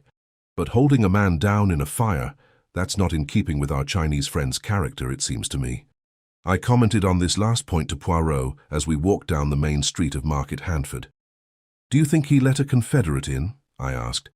"By the way, I suppose Jap can be trusted to keep an eye on him." The inspector had passed into the police station on some business or other. "The emissaries of the Big Four are pretty spry." "Jap is keeping an eye on both of them," said Poirot grimly. "They have been closely shadowed ever since the body was discovered. Well, at any rate, we know that Gerald Painter had nothing to do with it. You always know so much more than I do, Hastings, that it becomes quite fatiguing." "You old fox," I laughed. "You never will commit yourself. To be honest, Hastings, the case is now quite clear to me, all but the words, Yellow Jasmine, and I am coming to agree with you that they have no bearing on the crime. In a case of this kind, you have got to make up your mind who is lying. I have done that." And yet, he suddenly darted from my side and entered an adjacent bookshop. He emerged a few minutes later, hugging a parcel. Then Jap rejoined us, and we all sought quarters at the inn. I slept late the next morning. When I descended to the sitting room reserved for us, I found Poirot already there, pacing up and down, his face contorted with agony. "Do not converse with me," he cried, waving an agitated hand. "Not until I know that all is well, that the arrest is made." "Ah, but my psychology has been weak. Hastings, if a man writes a dying message, it is because it is important. Everyone has said, 'Yellow Jasmine?' There is yellow jasmine growing up the house. It means nothing. Well, what does it mean? Just what it says. Listen." He held up a little book he was holding. "My friend, it struck me that it would be well to inquire into the subject. What exactly is yellow jasmine? This little book has told me. Listen." He read, "Gelseminis radix, yellow jasmine. Composition, alkaloids gelseminin C2O2H26N2O3, a potent poison acting like coniine. Gelsemine C12H14NO2, acting like strychnine, gelsemic acid, etc. Gelsemium is a powerful depressant to the central nervous system. At a late stage in its action, it paralyzes the motor nerve endings and in large doses causes giddiness and loss of muscular power. Death is due to paralysis of the respiratory center. You see, Hastings? At the beginning, I had an inkling of the truth when Jap made his remark about a live man being forced into the fire. I realized then that it was a dead man who was burned. But why? What was the point? My friend, if you were to shoot a man or stab a man after he were dead, or even knock him on the head, it would be apparent that the injuries were inflicted after death. But with his head charred to a cinder, no one is going to hunt about for obscure causes of death. And a man who has apparently just escaped being poisoned at dinner is not likely to be poisoned just afterwards. Who is lying? That is always the question. I decided to believe Ah Ling. What? I exclaimed. You are surprised, Hastings. Ah Ling knew of the existence of the Big Four. That was evident, so evident that it was clear he knew nothing of their association with the crime until that moment.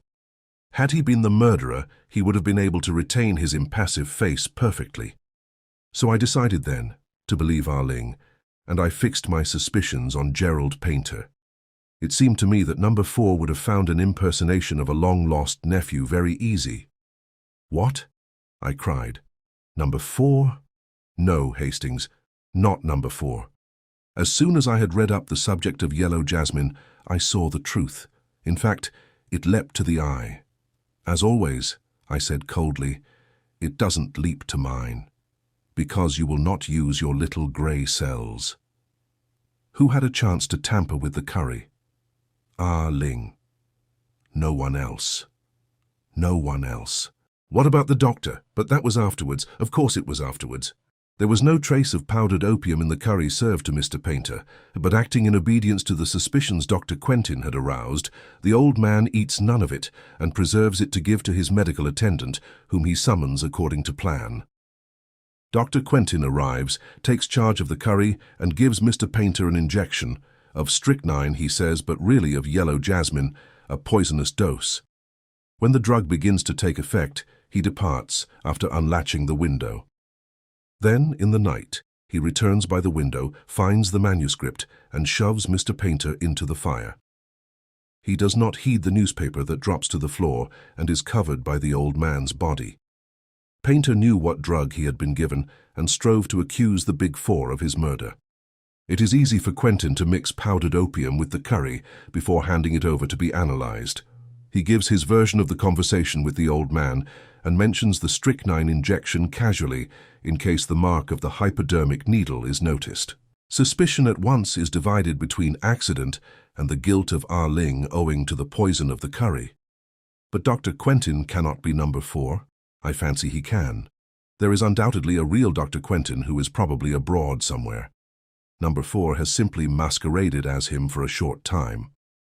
The arrangements with Dr. Bolitho were all carried out by correspondence, the man who was to do locum originally having been taken ill at the last minute. At that minute, Jap burst in, very red in the face. "Have you got him?" cried Poirot anxiously. Jap shook his head, very out of breath. Bolitho came back from his holiday this morning, recalled by telegram. No one knows who sent it. The other man left last night.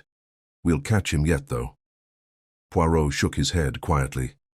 "I think not," he said, and absent-mindedly he drew a big 4 on the table with a fork. Chapter 11. A Chess Problem. Poirot and I often dined at a small restaurant in Soho. We were there one evening when we observed a friend at an adjacent table. It was Inspector Jap, and as there was room at our table, he came and joined us. It was some time since either of us had seen him. "Never do you drop in to see us nowadays," declared Poirot reproachfully. "Not since the affair of the Yellow Jasmine have we met, and that is nearly a month ago. I've been up north, that's why. How are things with you? Big Four still going strong, eh?" Poirot shook a finger at him reproachfully. "Ah, you mock yourself at me, but the Big Four, they exist. Oh, I don't doubt that, but they're not the hub of the universe as you make out. My friend, you are very much mistaken. The greatest power for evil in the world today is this Big Four. To what end they are tending, no one knows. But there has never been another such criminal organization.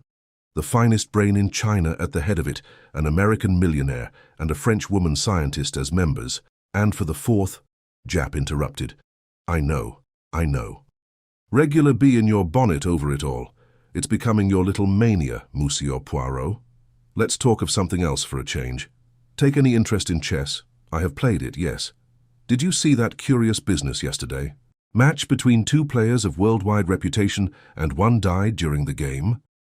I saw mention of it. Dr. Savarinov, the Russian champion, was one of the players, and the other, who succumbed to heart failure, was the brilliant young American Gilmore Wilson. Quite right. Savarinov beat Rubinstein and became Russian champion some years ago.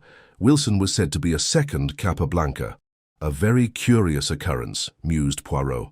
If I mistake not, you have a particular interest in the matter. Jap gave a rather embarrassed laugh.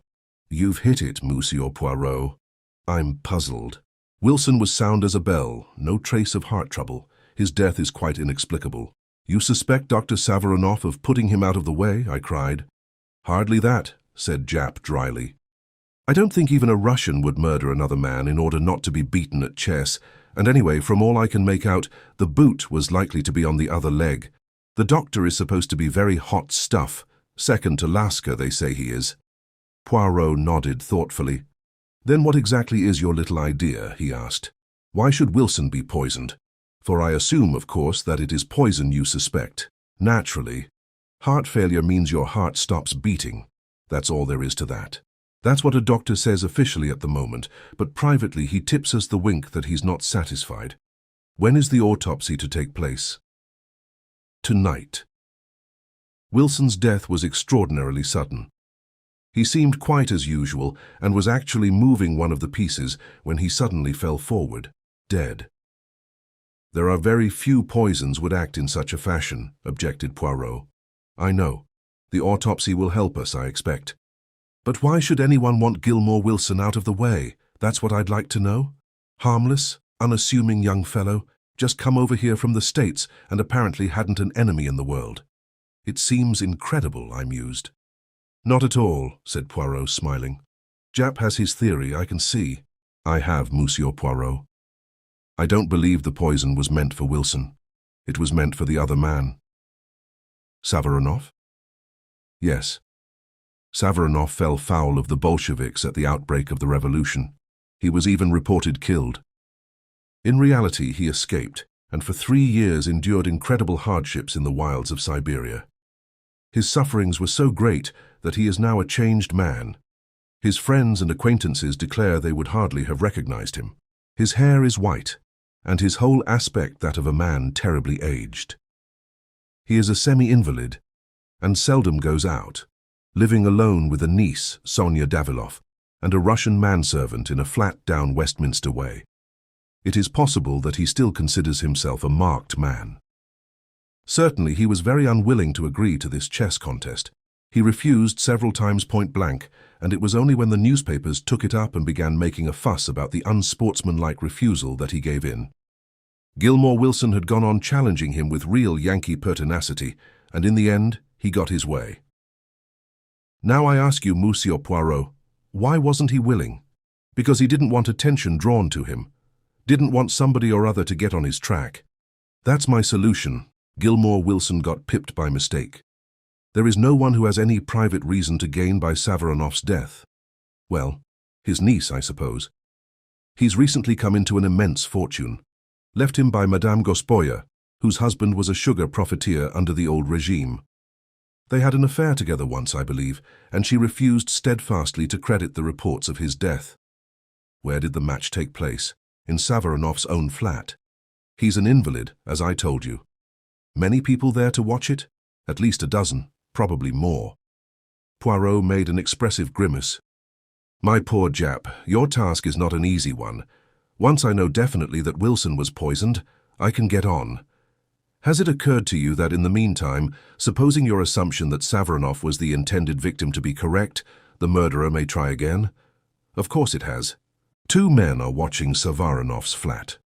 "That will be very useful if anyone should call with a bomb under his arm," said Poirot dryly. "You're getting interested, Monsieur Poirot," said Japp with a twinkle. "Care to come round to the mortuary and see Wilson's body before the doctors start on it?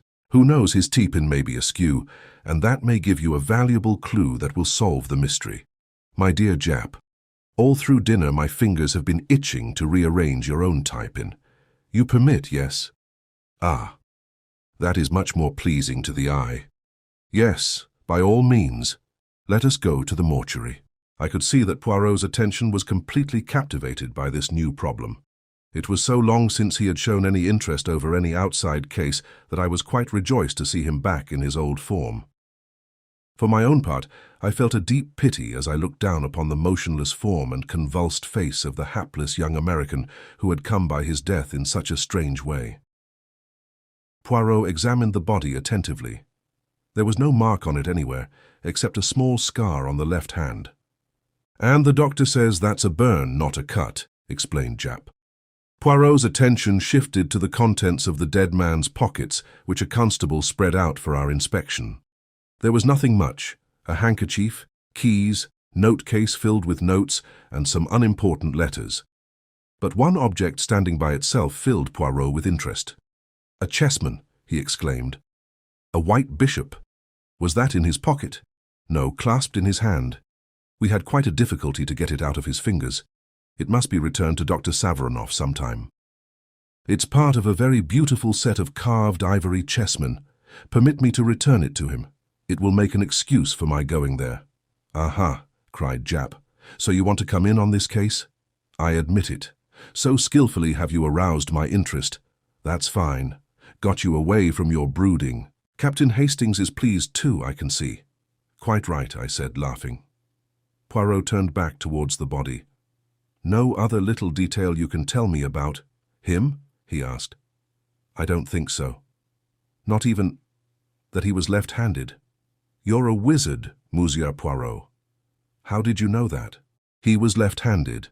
Not that it's anything to do with the case." "Nothing whatever," agreed Poirot hastily, seeing that Japp was slightly ruffled. "My little joke, that was all. I like to play you the trick, see you." We went out upon an amicable understanding. The following morning saw us wending our way to Dr. Saveronoff's flat in Westminster. "Sonia Daviloff," I mused. "It's a pretty name." Poirot stopped and threw me a look of despair. "Always looking for romance.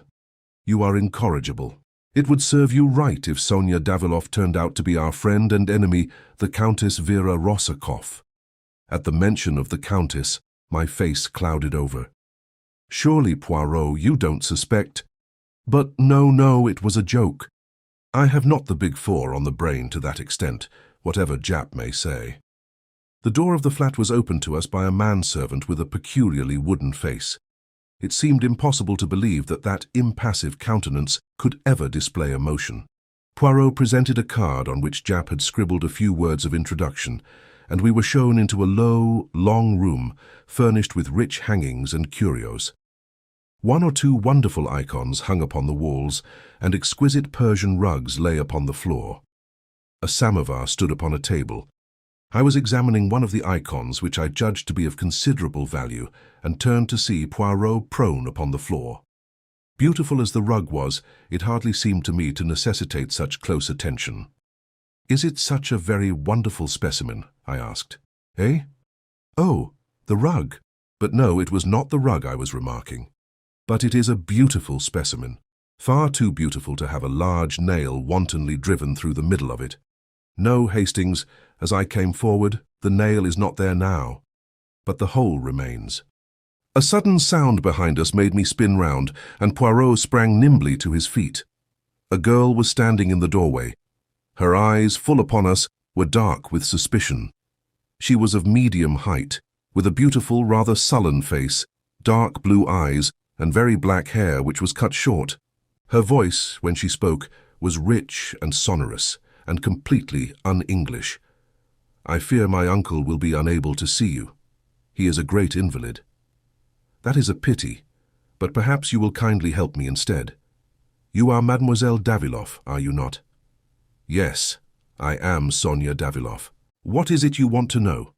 I am making some inquiries about that sad affair the night before last, the death of Monsieur Gilmore Wilson. What can you tell me about it? The girl's eyes opened wide. He died of heart failure, as he was playing chess. The police are not so sure that it was. Heart failure, mademoiselle. The girl gave a terrified gesture. It was true then, she cried. Ivan was right. Who is Ivan, and why do you say he was right? It was Ivan who opened the door to you, and he has already said to me that in his opinion Gilmore Wilson did not die a natural death, that he was poisoned by mistake. By mistake. Yes, the poison was meant for my uncle. She had quite forgotten her first distrust now, and was speaking eagerly. Why do you say that, mademoiselle? Who should wish to poison Dr. Savarinoff? She shook her head. I do not know. I am all in the dark. And my uncle, he will not trust me. It is natural, perhaps. You see, he hardly knows me. He saw me as a child, and not since till I came to live with him here in London. But this much I do know, he is in fear of something. We have many secret societies in Russia, and one day I overheard something which made me think it was of just such a society he went in fear. Tell me, monsieur, she came a step nearer and dropped her voice. Have you ever heard of a society called the Big Four? Poirot jumped nearly out of his skin. His eyes positively bulged with astonishment. What do you know of the Big Four, mademoiselle? There is such an association, then. I overheard a reference to them and asked my uncle about it afterwards. Never have I seen a man so afraid. He turned all white and shaking. He was in fear of them, monsieur, in great fear, I am sure of it. And by mistake they killed the American Wilson. The Big Four, murmured Poirot. Always the Big Four. An astonishing coincidence, mademoiselle. Your uncle is still in danger. I must save him. Now recount to me exactly the events of that fatal evening. Show me the chessboard, the table, how the two men sat, everything. She went to the side of the room and brought out a small table. The top of it was exquisite, inlaid with squares of silver and black to represent a chessboard. This was sent to my uncle a few weeks ago as a present, with the request that he would use it in the next match he played. It was in the middle of the room, so. Poirot examined the table with what seemed to me quite unnecessary attention. He was not conducting the inquiry at all, as I would have done. Many of the questions seemed to me pointless, and upon really vital matters he seemed to have no questions to ask. I concluded that the unexpected mention of the Big Four had thrown him completely off his balance. After a minute examination of the table and the exact position it had occupied, he asked to see the chessmen. Sonia Daviloff brought them to him in a box. He examined one or two of them in a perfunctory manner. An exquisite set, he murmured absent-mindedly. Still not a question as to what refreshments there had been, or what people had been present. I cleared my throat significantly. Don't you think, Poirot, that— He interrupted me peremptorily.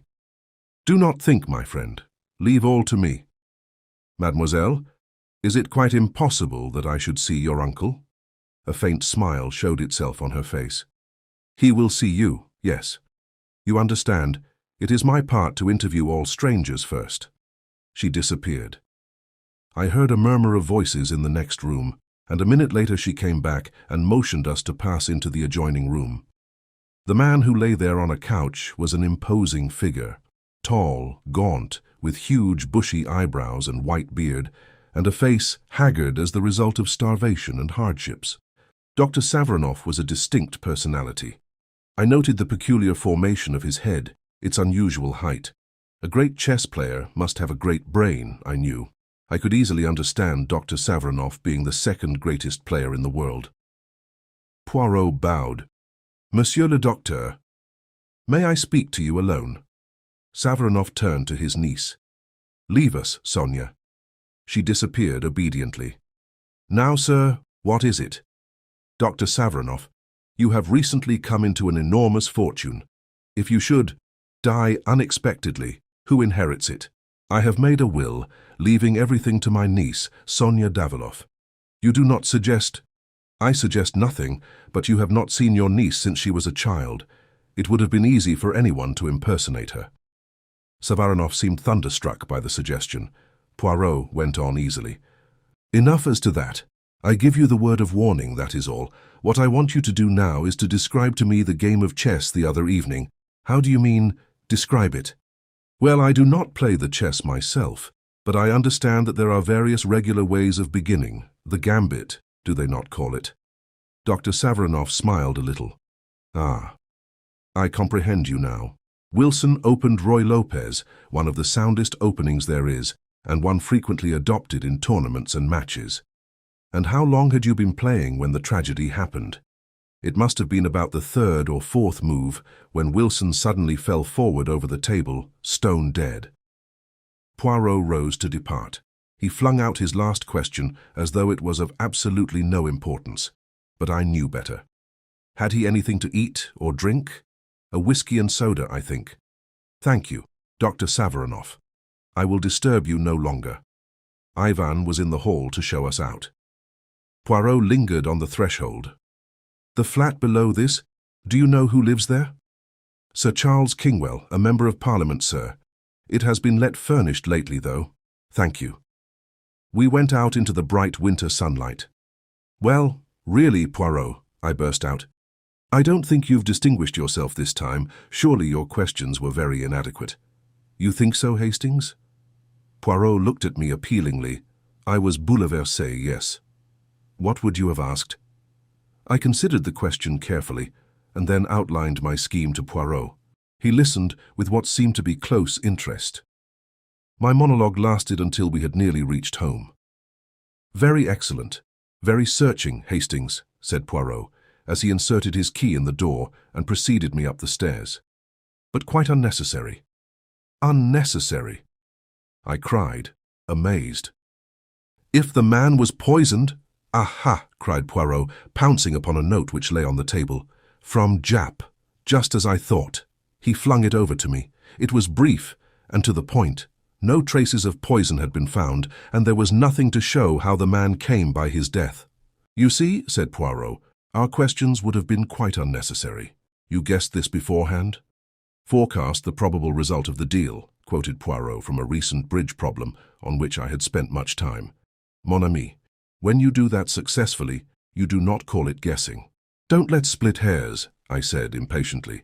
You foresaw this? I did. Why? Poirot put his hand into his pocket and pulled out a white bishop. Why? I cried. You forgot to give it back to Dr. Savarinoff. You are in error, my friend. That bishop still reposes in my left-hand pocket. I took its fellow from the box of chessmen Mademoiselle Daviloff kindly permitted me to examine. The plural of one bishop is two bishops. He sounded the final S with a great hiss. I was completely mystified. But why did you take it? Parbleu, I wanted to see if they were exactly alike. Poirot looked at them with his head on one side. They seem so, I admit. But one should take no fact for granted until it is proved. Bring me, I pray you, my little scales. With infinite care he weighed the two chessmen, then turned to me with a face alight with triumph. I was right. See you, I was right. Impossible to deceive Hercule Poirot. He rushed to the telephone, waited impatiently. Is that Jap? Ah, Jap, it is you. Hercule Poirot speaks. Watch the manservant, Ivan. On no account let him slip through your fingers. Yes, yes, it is as I say. He dashed down the receiver and turned to me. You see it not, Hastings? I will explain. Wilson was not poisoned. He was electrocuted. A thin metal rod passes up the middle of one of those chessmen. The table was prepared beforehand and set upon a certain spot on the floor. When the bishop was placed upon one of the silver squares, the current passed through Wilson's body, killing him instantly. The only mark was the electric burn upon his hand, his left hand, because he was left-handed. The special table was an extremely cunning piece of mechanism. The table I examined was a duplicate, perfectly innocent. It was substituted for the other immediately after the murder. The thing was worked from the flat below, which, if you remember, was let furnished, but one accomplice at least was in Savarinoff's flat. The girl is an agent of the Big Four, working to inherit Savarinoff's money. And Ivan? I strongly suspect that Ivan is none other than the famous number 4. What? Yes, the man is a marvelous character actor. He can assume any part he pleases. I thought back over past adventures, the lunatic asylum keeper, the butcher's young man, the suave doctor, all the same man, and all totally unlike each other. It's amazing, I said at last. Everything fits in. Savarinov had an inkling of the plot, and that's why he was so averse to playing the match. Poirot looked at me without speaking. Then he turned abruptly away and began pacing up and down. "Have you a book on chess by any chance, mon ami?" he asked suddenly. "I believe I have somewhere. It took me some time to ferret it out, but I found it at last and brought it to Poirot, who sank down in a chair and started reading it with the greatest attention. In about a quarter of an hour, the telephone rang. I answered it. It was Jap. Ivan had left the flat, carrying a large bundle. He had sprung into a waiting taxi, and the chase had begun. He was evidently trying to lose his pursuers. In the end, he seemed to fancy that he had done so, and had then driven to a big empty house at Hampstead. The house was surrounded. I recounted all this to Poirot. He merely stared at me, as though he scarcely took in what I was saying. He held out the chess book. "Listen to this, my friend. This is the Ruy Lopez opening. White begins, pawn to king's 4.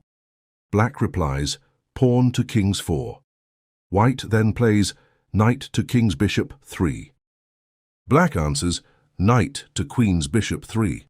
White continues, bishop to knight 5.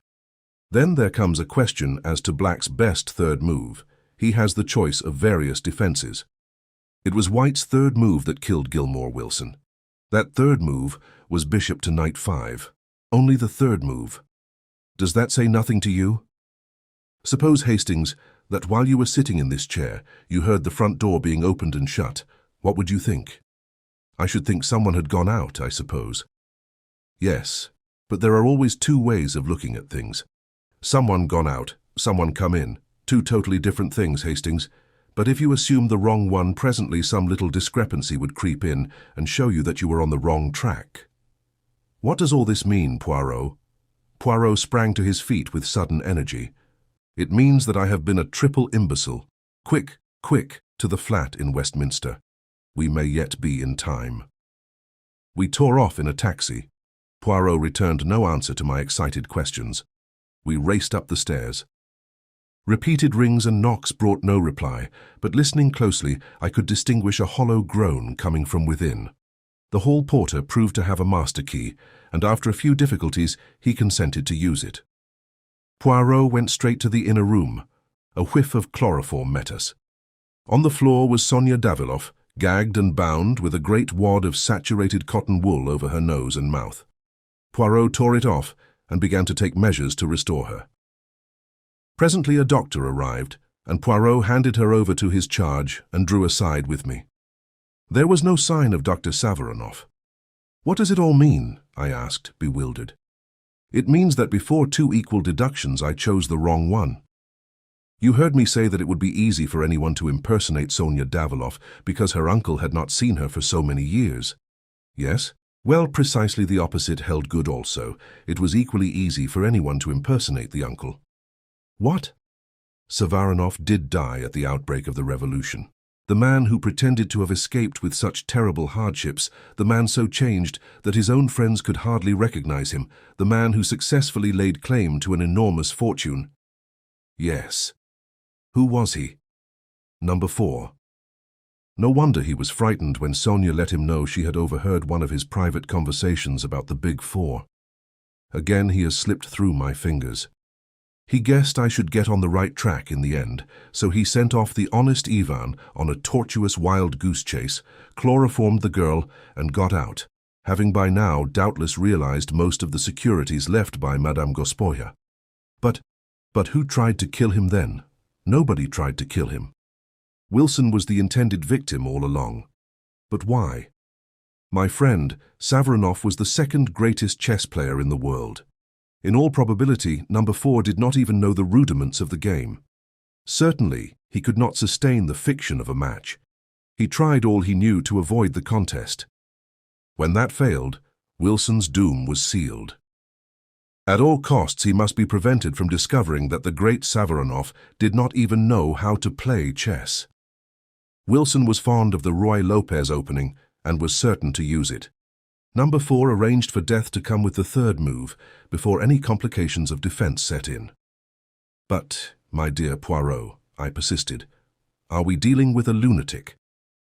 I quite follow your reasoning and admit that you must be right, but to kill a man just to sustain his role. Surely there were simpler ways out of the difficulty than that. He could have said that his doctor forbade the strain of a match. Poirot wrinkled his forehead. Certainement, Hastings, he said. There were other ways, but none so convincing. Besides, you are assuming that to kill a man is a thing to avoid, are you not? Number 4's mind, it does not act that way. I put myself in his place, a thing impossible for you. I picture his thoughts. He enjoys himself as the professor at that match. I doubt not he has visited the chess tourneys to study his part. He sits and frowns in thought. He gives the impression that he is thinking great plans, and all the time he laughs in himself. He is aware that 2 moves are all that he knows, and all that he need know. Again, it would appeal to his mind to foresee the time that suits number 4. Oh yes, Hastings, I begin to understand our friend and his psychology. I shrugged. Well, I suppose you're right, but I can't understand anyone running a risk he could so easily avoid. Risk, Poirot snorted. Where then lay the risk? Would Jap have solved the problem? No. If number 4 had not made one small mistake, he would have run no risk. And his mistake? I asked, although I suspected the answer. Mon ami, he overlooked the little grey cells of Hercule Poirot. Poirot has his virtues, but modesty is not one of them. Chapter 12. The Baited Trap. It was mid-January, a typical English winter day in London, damp and dirty. Poirot and I were sitting in 2 chairs well drawn up to the fire. I was aware of my friend looking at me with a quizzical smile, the meaning of which I could not fathom. "A penny for your thoughts," I said lightly. "I was thinking, my friend, that at midsummer, when you first arrived, you told me that you proposed to be in this country for a couple of months only." "Did I say that?" I asked, rather awkwardly. "I don't remember." Poirot's smile broadened. "You did, mon ami. Since then, you have changed your plan, is it not so?" Yes, I have. And why is that?" "Dash it all, Poirot, you don't think I'm going to leave you all alone when you're up against a thing like the Big Four, do you?" Poirot nodded gently. "Just as I thought. You are a staunch friend, Hastings. It is to serve me that you remain on here. And your wife, little Cinderella, as you call her, what does she say?" "I haven't gone into details, of course, but she understands. She'd be the last one to wish me to turn my back on a pal. Yes, she too is a loyal friend. But it is going to be a long business, perhaps." I nodded, rather discouraged. 6 months already, I mused. And where are we? You know, Poirot, I can't help thinking that we ought to do something. Always so energetic, Hastings. And what precisely would you have me do? This was somewhat of a poser, but I was not going to withdraw from my position. "We ought to take the offensive," I urged. "What have we done all this time?" "More than you think, my friend. After all, we have established the identity of number 2 and number 3, and we have learnt more than a little about the ways and methods of number 4. I brightened up a little. As Poirot put it, things didn't sound so bad. "Oh, yes, Hastings, we have done a great deal. It is true that I am not in a position to accuse either Ryland or Madame Olivier. Who would believe me? You remember I thought once I had Ryland successfully cornered? Nevertheless, I have made my suspicions known in certain quarters. The highest, Lord Aldington, who enlisted my help in the matter of the stolen submarine plans, is fully cognizant of all my information respecting the Big Four, and while others may doubt, he believes. Ryland and Madame Olivier and Li Chang-yen himself may go their ways, but there is a searchlight turned on all their movements." "And number 4?" I asked. "As I said just now, I am beginning to know and understand his methods."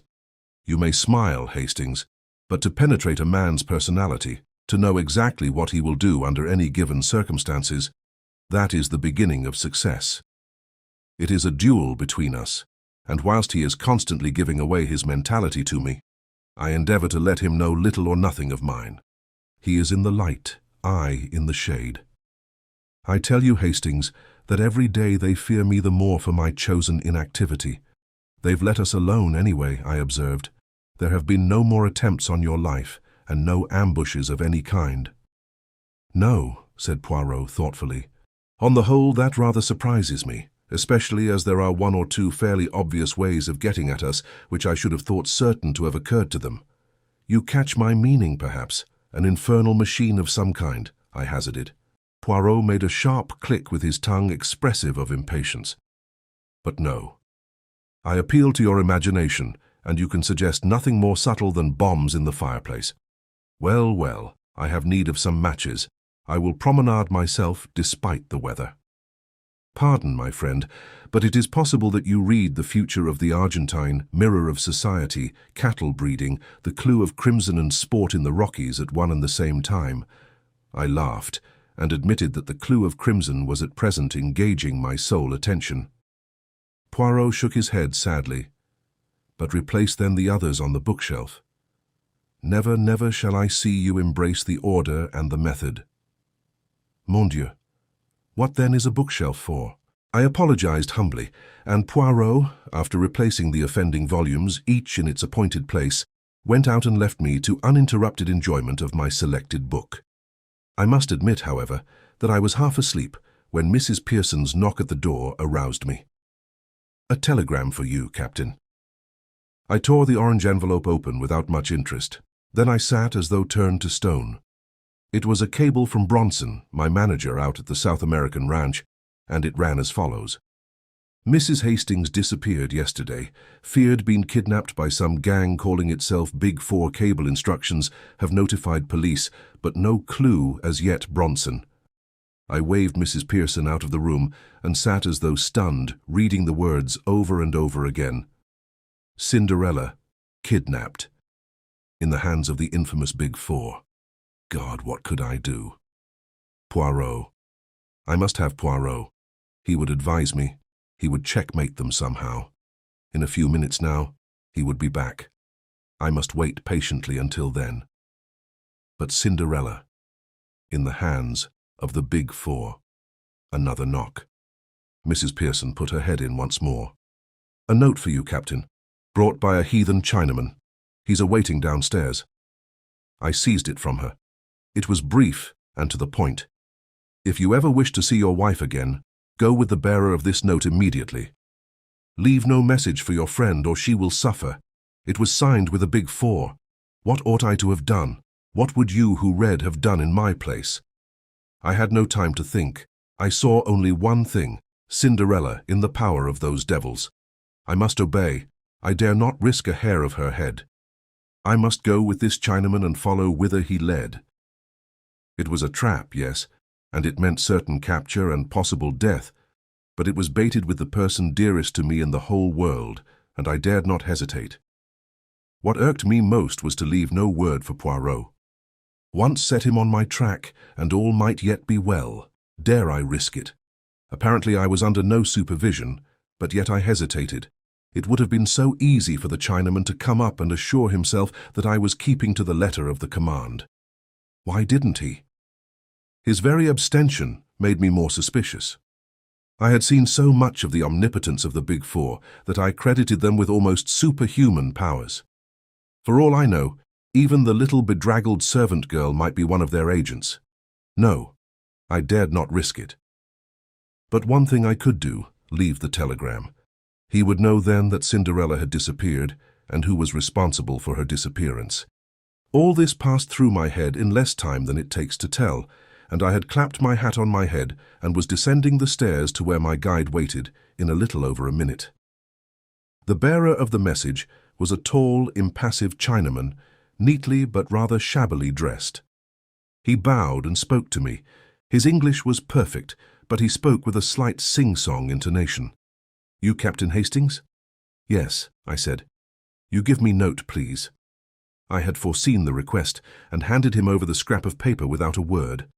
But that was not all. "You have a telegram today, yes? Come along just now. From South America, yes?" I realized anew the excellence of their espionage system, or it might have been a shrewd guess. Bronson was bound to cable me. They would wait until the cable was delivered and would strike hard upon it. No good could come of denying what was palpably true. "Yes," I said, "I did get a telegram. You fetch him, yes? Fetch him now." I ground my teeth, but what could I do? I ran upstairs again. As I did so, I thought of confiding in Mrs. Pearson, at any rate as far as Cinderella's disappearance went. She was on the landing, but close behind her was the little maidservant, and I hesitated. If she was a spy, the words of the note danced before my eyes. "She will suffer." I passed into the sitting room without speaking. I took up the telegram and was about to pass out again when an idea struck me. Could I not leave some sign which would mean nothing to my enemies, but which Poirot himself would find significant? I hurried across to the bookcase and tumbled out 4 books onto the floor. No fear of Poirot's not seeing them. They would outrage his eyes immediately, and coming on top of his little lecture, surely he would find them unusual. Next I put a shovelful of coal on the fire and managed to spill 4 knobs into the grate. I had done all I could. Pray heaven Poirot would read the sign aright. I hurried down again. The Chinaman took the telegram from me, read it, then placed it in his pocket, and with a nod beckoned me to follow him. It was a long, weary march that he led me. Once we took a bus and once we went for some considerable way in a tram, and always our route led us steadily eastward. We went through strange districts, whose existence I had never dreamed of.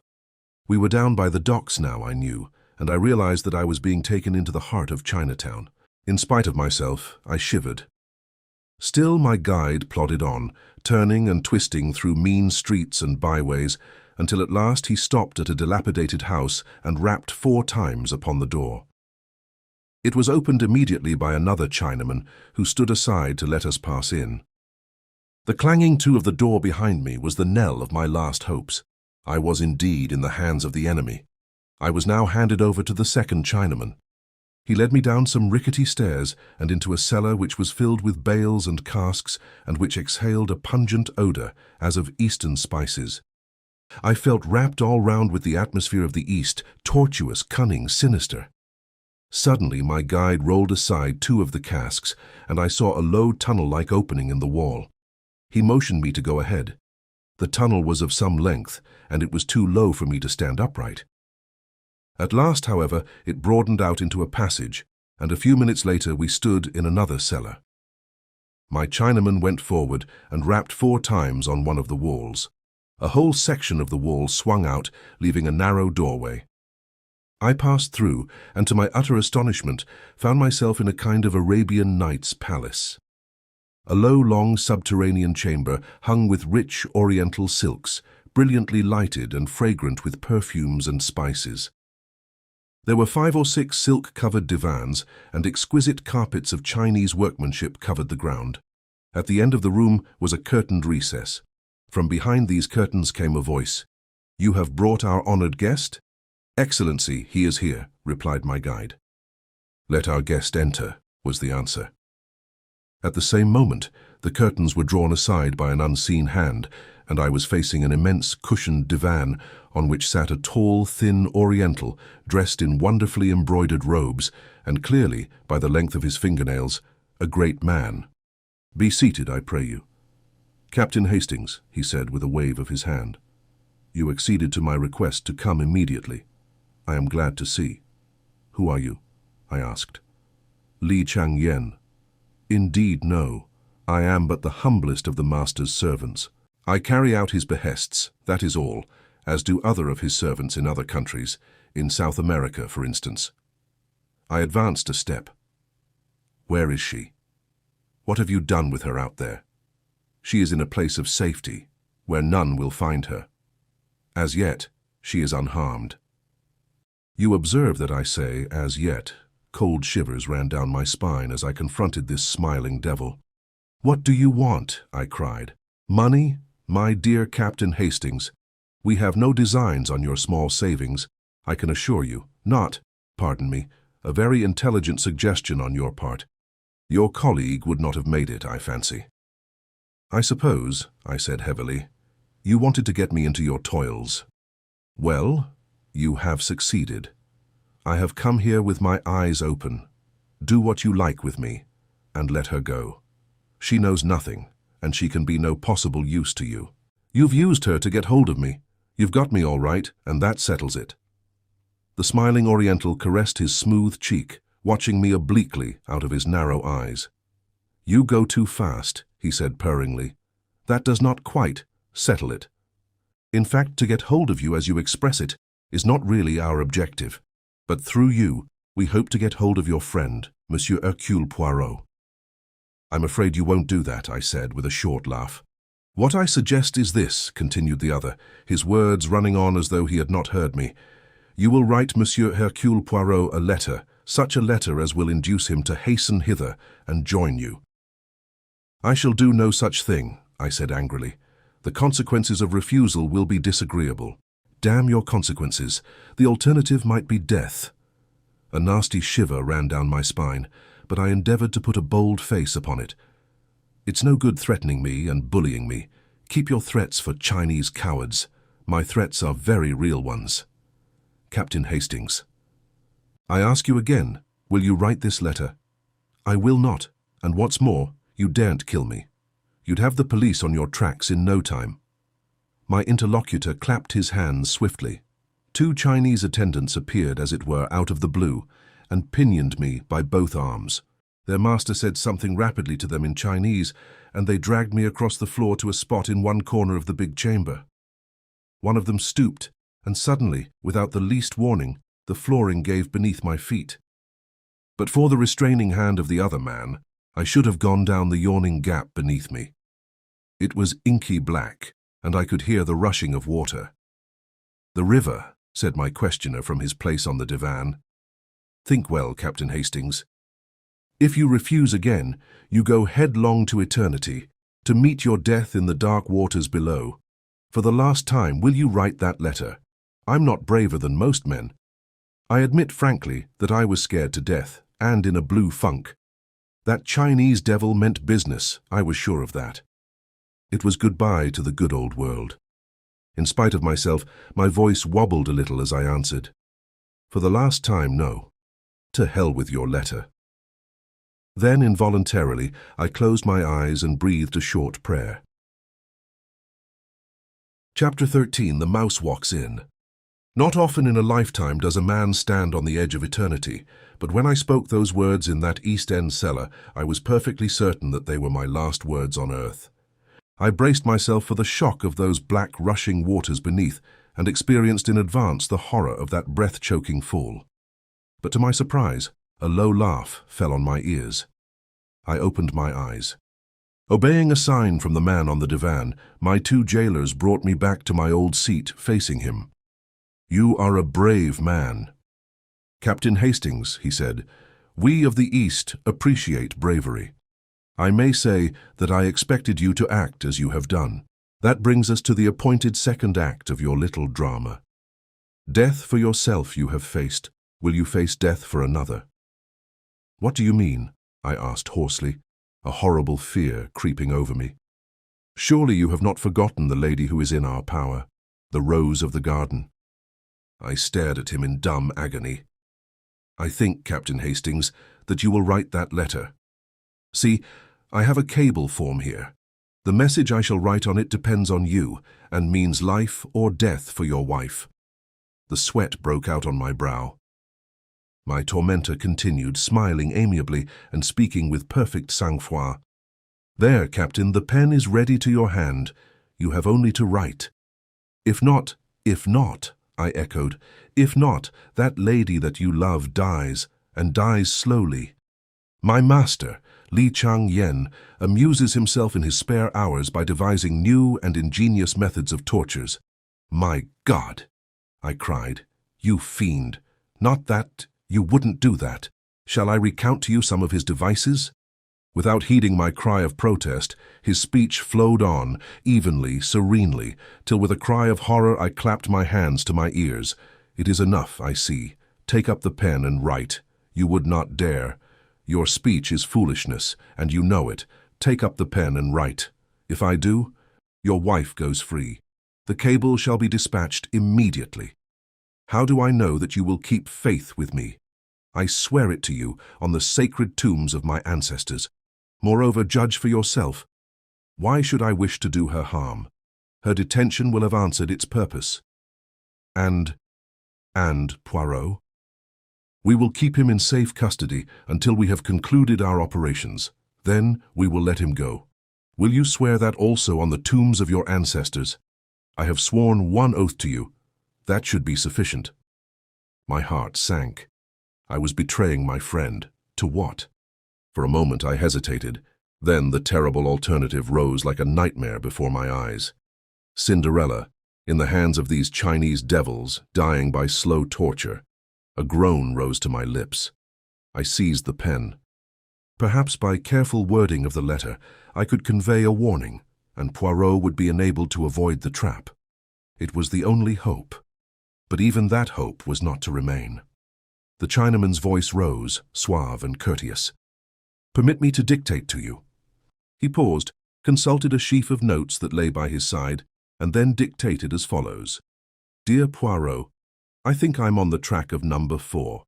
A Chinaman came this afternoon and lured me down here with a bogus message. Luckily, I saw through his little game in time and gave him the slip. Then I turned the tables on him and managed to do a bit of shadowing on my own account, rather neatly too, I flatter myself. I'm getting a bright young lad to carry this to you. Give him 1/2 crown, will you? That's what I promised him, if it was delivered safely. I'm watching the house and daren't leave. I shall wait for you until 6 o'clock, and if you haven't come then, I'll have a try at getting into the house on my own. It's too good a chance to miss, and of course the boy mightn't find you. But if he does, get him to bring you down here right away, and cover up those precious moustaches of yours, in case anyone's watching out from the house and might recognize you. Yours in haste, A.H. Every word that I wrote plunged me deeper in despair. The thing was diabolically clever. I realized how closely every detail of our life must be known. It was just such an epistle as I might have penned myself. The acknowledgement that the Chinaman who had called that afternoon had endeavored to lure me away discounted any good I might have done by leaving my sign of 4 books. It had been a trap, and I had seen through it. That was what Poirot would think. The time, too, was cleverly planned. Poirot, on receiving the note, would have just time to rush off with his innocent-looking guide, and that he would do so I knew. My determination to make my way into the house would bring him post-haste. He always displayed a ridiculous distrust of my capacities. He would be convinced that I was running into danger without being equal to the situation, and would rush down to take command of the situation. But there was nothing to be done. I wrote as bidden. My captor took the note from me, read it, then nodded his head approvingly and handed it to one of the silent attendants, who disappeared with it behind one of the silken hangings on the wall which masked a doorway. With a smile, the man opposite me picked up a cable form and wrote. He handed it to me. It read, "Release the white bird with all dispatch." I gave a sigh of relief. "You will send it at once," I urged. He smiled and shook his head. "When Monsieur Hercule Poirot is in my hands, it shall be sent. Not until then." "But you promised—" "If this device fails, I may have need of our white bird, to persuade you to further efforts." I grew white with anger. "My God, if you—" He waved a long, slim yellow hand. "Be reassured, I do not think it will fail. And the moment Monsieur Poirot is in our hands, I will keep my oath. If you play me false.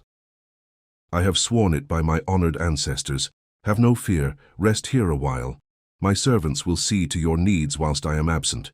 I was left alone in this strange, underground nest of luxury." The second Chinese attendant had reappeared. One of them brought food and drink and offered it to me, but I waved them aside. I was sick at heart. And then suddenly, the master reappeared, tall and stately in his silken robes. He directed operations. By his orders, I was hustled back through the cellar and tunnel into the original house I had entered. There they took me into a ground-floor room. The windows were shuttered, but one could see through the cracks into the street. An old ragged man was shuffling along the opposite side of the road, and when I saw him make a sign to the window, I understood that he was one of the gang on watch. "It is well," said my Chinese friend. "Hercule Poirot has fallen into the trap." He approaches now, and alone except for the boy who guides him. "Now, Captain Hastings, you have still one more part to play. Unless you show yourself, he will not enter the house.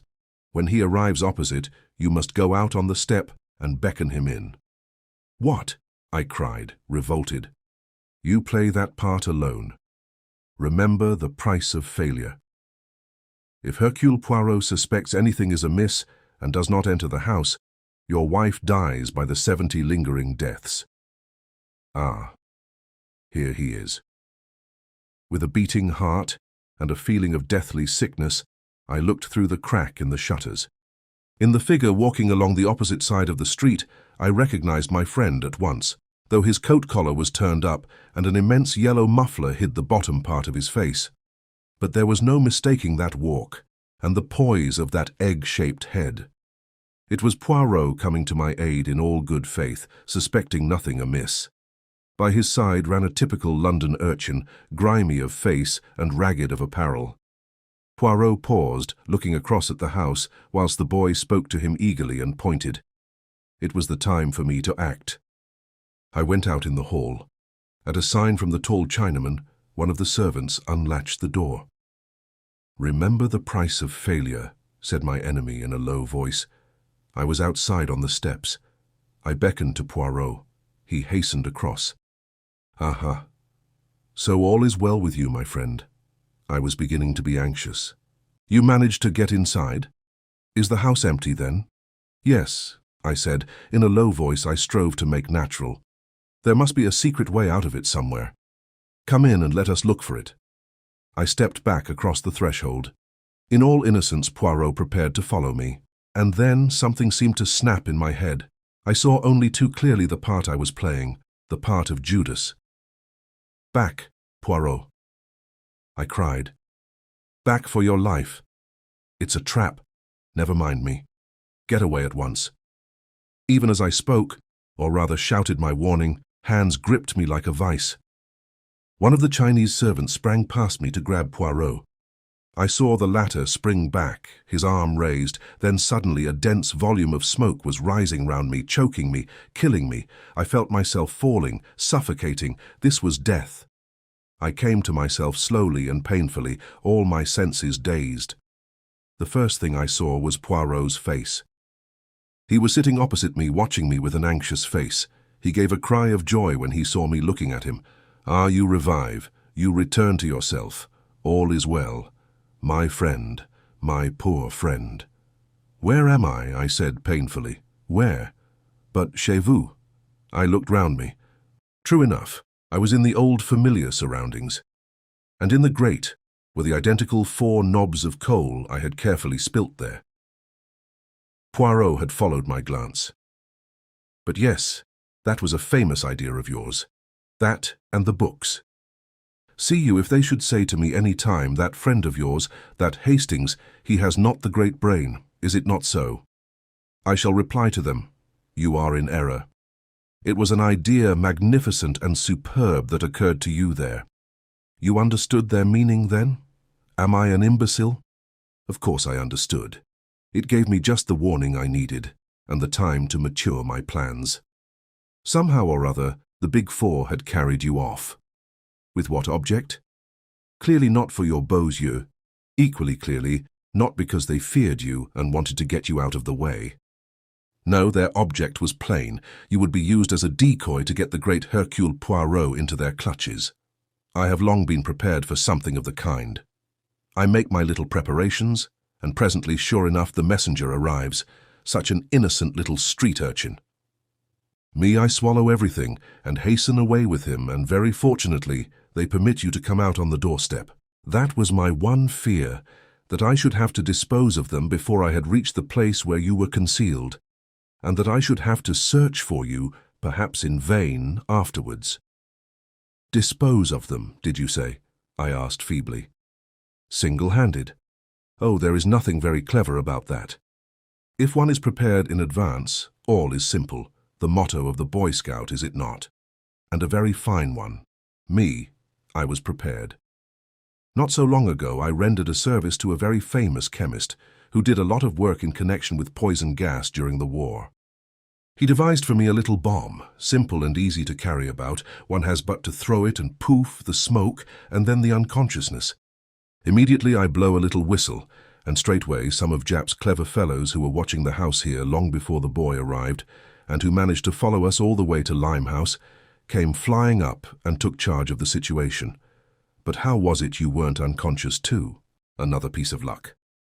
Our friend number 4, who certainly composed that ingenious letter, permitted himself a little jest at my moustaches, which rendered it extremely easy for me to adjust my respirator under the guise of a yellow muffler. "I remember," I cried eagerly, and then with the word remember all the ghastly horror that I had temporarily forgotten came back to me. Cinderella.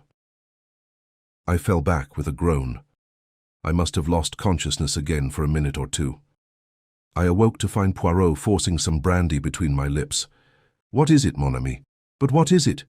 "Then, tell me." Word by word I got the thing told, shuddering as I did so. Poirot uttered a cry. My friend. But what you must have suffered, and I who knew nothing of all this. But reassure yourself. All is well. You will find her, you mean. But she is in South America, and by the time we get there, long before she will be dead, and God knows how and in what horrible way she will have died. No, you do not understand. She is safe and well. She has never been in their hands for one instant. But I got a cable from Bronson. No, you did not.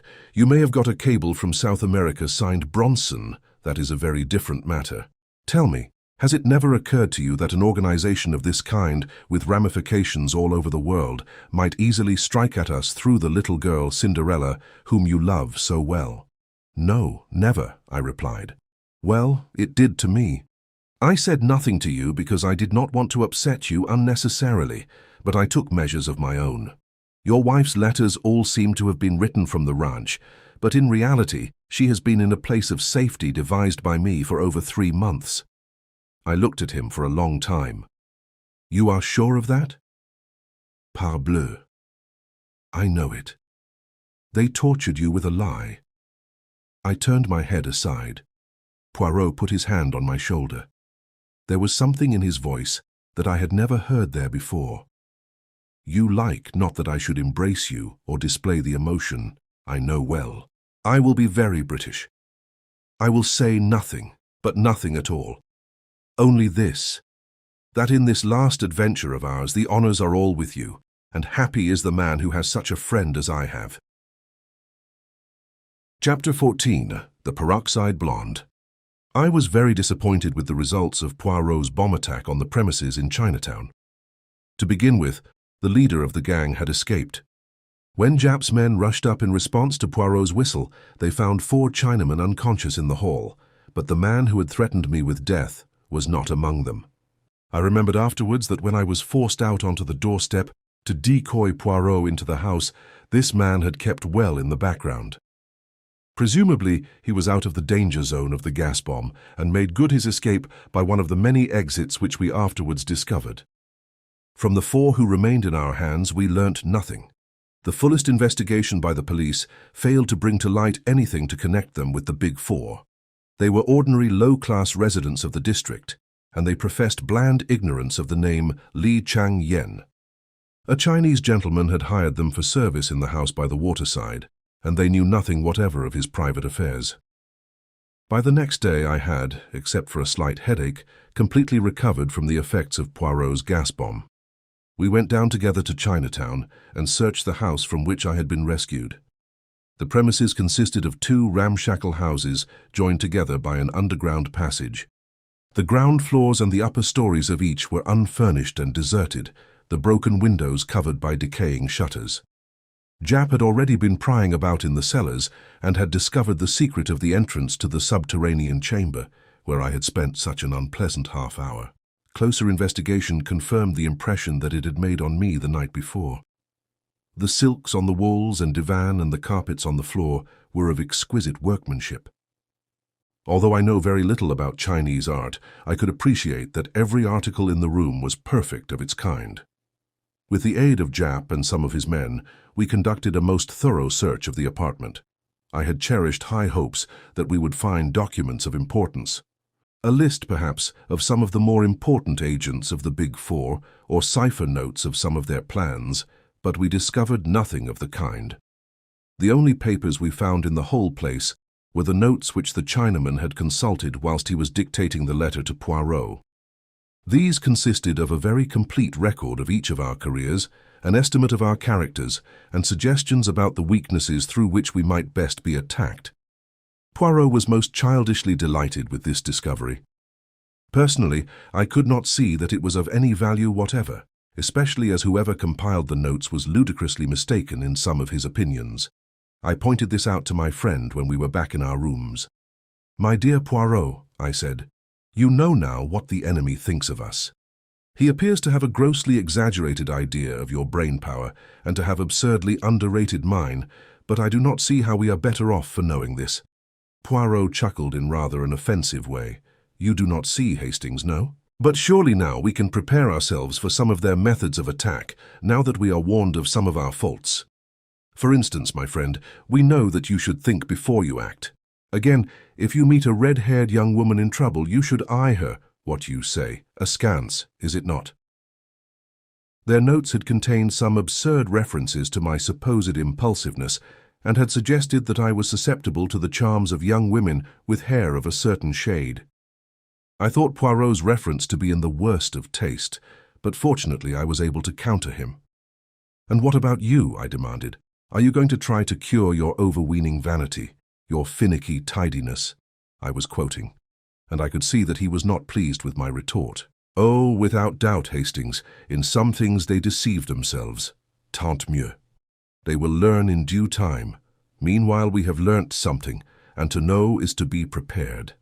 This last was a favourite axiom of his lately, so much so that I had begun to hate the sound of it.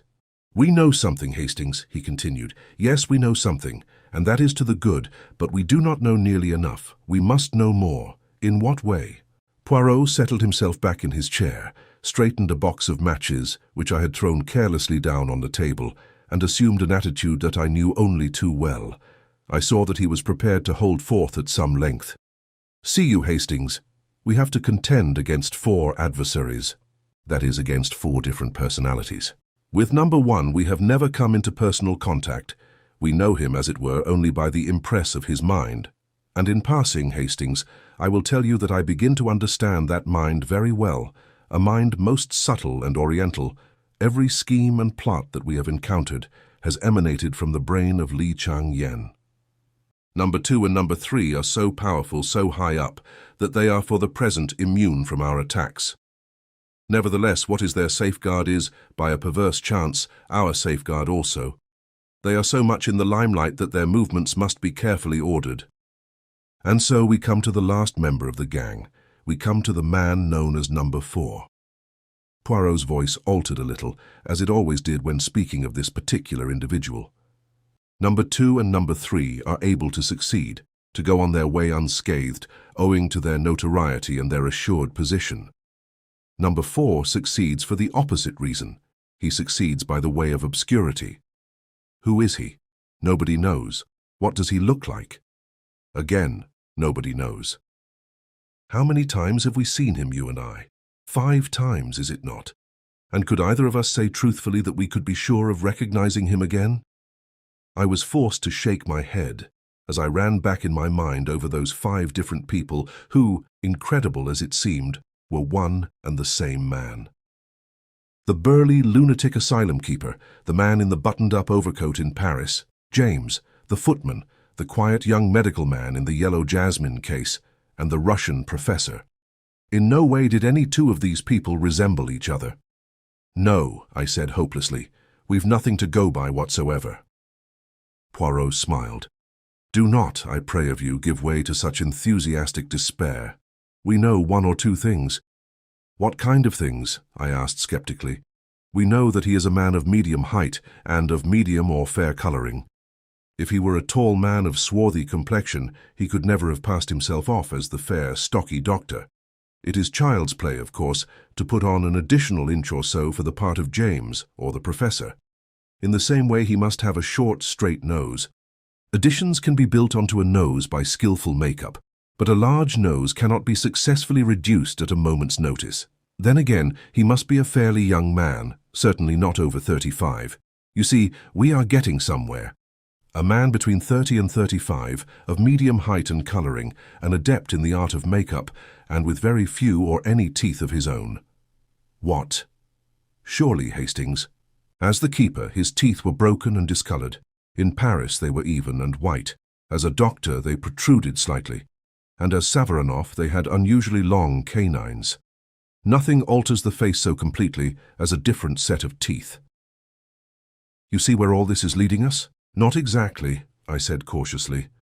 A man carries his profession written in his face, they say. He's a criminal, I cried. He is an adept in the art of making up. It's the same thing. Rather a sweeping statement, Hastings, and one which would hardly be appreciated by the theatrical world. Do you not see that the man is, or has been, at one time or another, an actor? An actor. But certainly, he has the whole technique at his fingertips. Now there are two classes of actors, the one who sinks himself in his part and the one who manages to impress his personality upon it. It is from the latter class that actor managers usually spring. They seize a part and mould it to their own personality. The former class is quite likely to spend its days doing Mr. Lloyd George at different music halls or impersonating old men with beards in repertory plays. It is among that former class that we must look for our number 4. He is a supreme artist in the way he sinks himself in each part he plays. I was growing interested. So you fancy you may be able to trace his identity through his connection with the stage? Your reasoning is always brilliant, Hastings. It might have been better, I said coldly, if the idea had come to you sooner. We have wasted a lot of time. You are in error, mon ami. No more time has been wasted than was unavoidable. For some months now, my agents have been engaged on the task. Joseph Aarons is one of them. You remember him? They have compiled a list for me of men fulfilling the necessary qualifications, young men round about the age of 30, of more or less nondescript appearance and with a gift for playing character parts. Men, moreover, who have definitely left the stage within the last 3 years. Well? I said, deeply interested. The list was, necessarily, rather a long one. For some time now, we have been engaged on the task of elimination. And finally, we have boiled the whole thing down to 4 names. Here they are, my friend. He tossed me over a sheet of paper.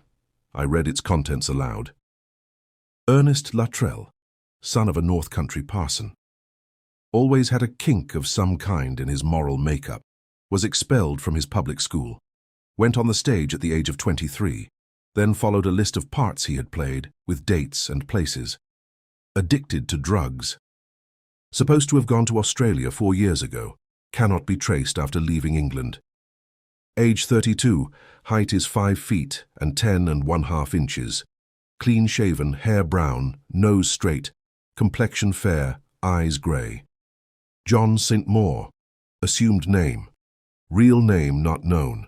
Believed to be of Cockney extraction. On stage since quite a child. Did music hall impersonations. Not been heard of for 3 years. Age, about 33. Height is 5 feet and 10 inches. Slim build, blue eyes, fair colouring. Austin Lee. Assumed name. Real name Austin Foley. Good family. Always had taste for acting and distinguished himself in that way at Oxford. Brilliant war record.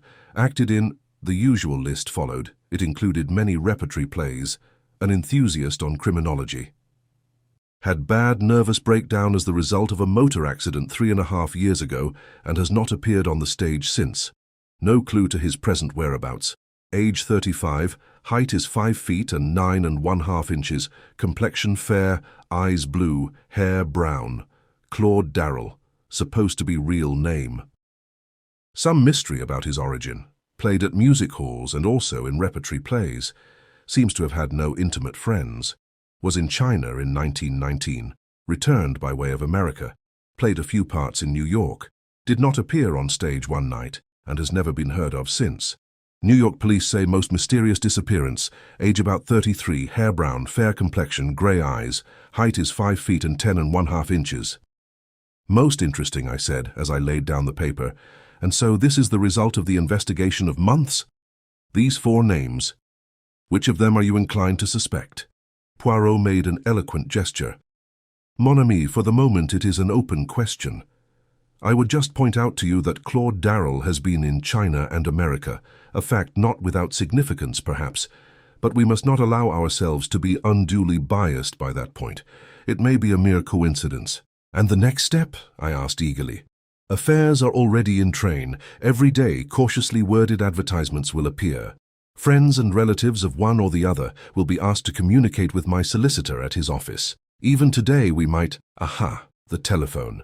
Probably it is, as usual, the wrong number, and they will regret to have troubled us, but it may be, yes, it may be that something has arisen. I crossed the room and picked up the receiver. Yes, yes. Monsieur Poirot's rooms? Yes, Captain Hastings speaking. Oh, it's you, Mr. McNeil. McNeil and Hodgson were Poirot's solicitors. I'll tell him. Yes, we'll come round at once. I replaced the receiver and turned to Poirot, my eyes dancing with excitement. I say, Poirot, there's a woman there, friend of Claude Darrell's, Miss Flossie Monroe. McNeil wants you to come round. At the instant, cried Poirot, disappearing into his bedroom and reappearing with a hat. A taxi soon took us to our destination, and we were ushered into Mr. McNeil's private office. Sitting in the armchair facing the solicitor was a somewhat lurid-looking lady, no longer in her first youth.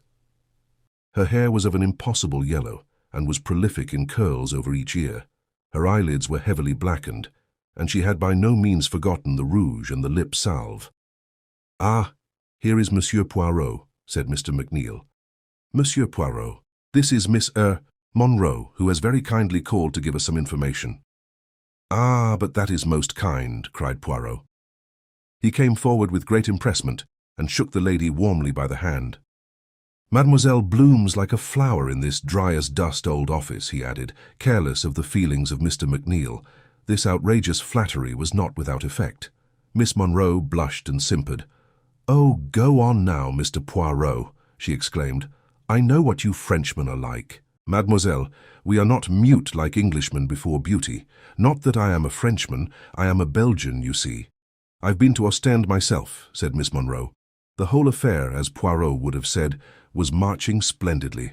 And so you can tell us something about Mr. Claude Darrell, continued Poirot. I knew Mr. Darrell very well at one time, explained the lady, and I saw your advertisement being out of a shop for the moment, and my time being my own, I said to myself, there, they want to know about poor old Claudie, lawyers too, maybe it's a fortune looking for the rightful heir. I'd better go round at once. Mr. McNeil rose. Well, Monsieur Poirot, shall I leave you for a little conversation with Miss Monroe? You are too amiable. But stay, a little idea presents itself to me. The hour of the déjeuner approaches. Mademoiselle will perhaps honor me by coming out to luncheon with me. Miss Monroe's eyes glistened. It struck me that she was in exceedingly low water and that the chance of a square meal was not to be despised. A few minutes later saw us all in a taxi, bound for one of London's most expensive restaurants. Once arrived there, Poirot ordered a most delectable lunch and then turned to his guest. And for wine, mademoiselle. What do you say to champagne? Miss Monroe said nothing, or everything. The meal started pleasantly. Poirot replenished the lady's glass with thoughtful assiduity and gradually slid onto the topic nearest his heart. The poor Mr. Darrell. What a pity he is not with us. Yes, indeed, sighed Miss Monroe. Poor boy. I do wonder what's become of him.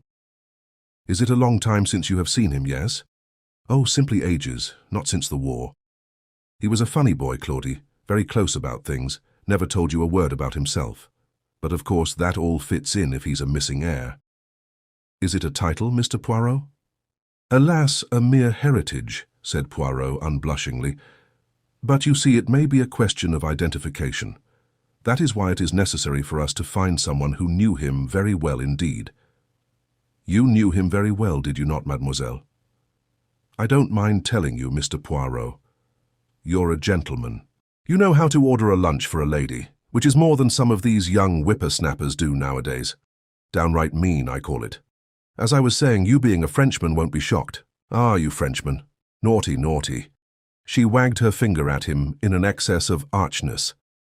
Well, there it was, me and Claudie, two young things. What else could you expect? And I've still a kindly feeling for him.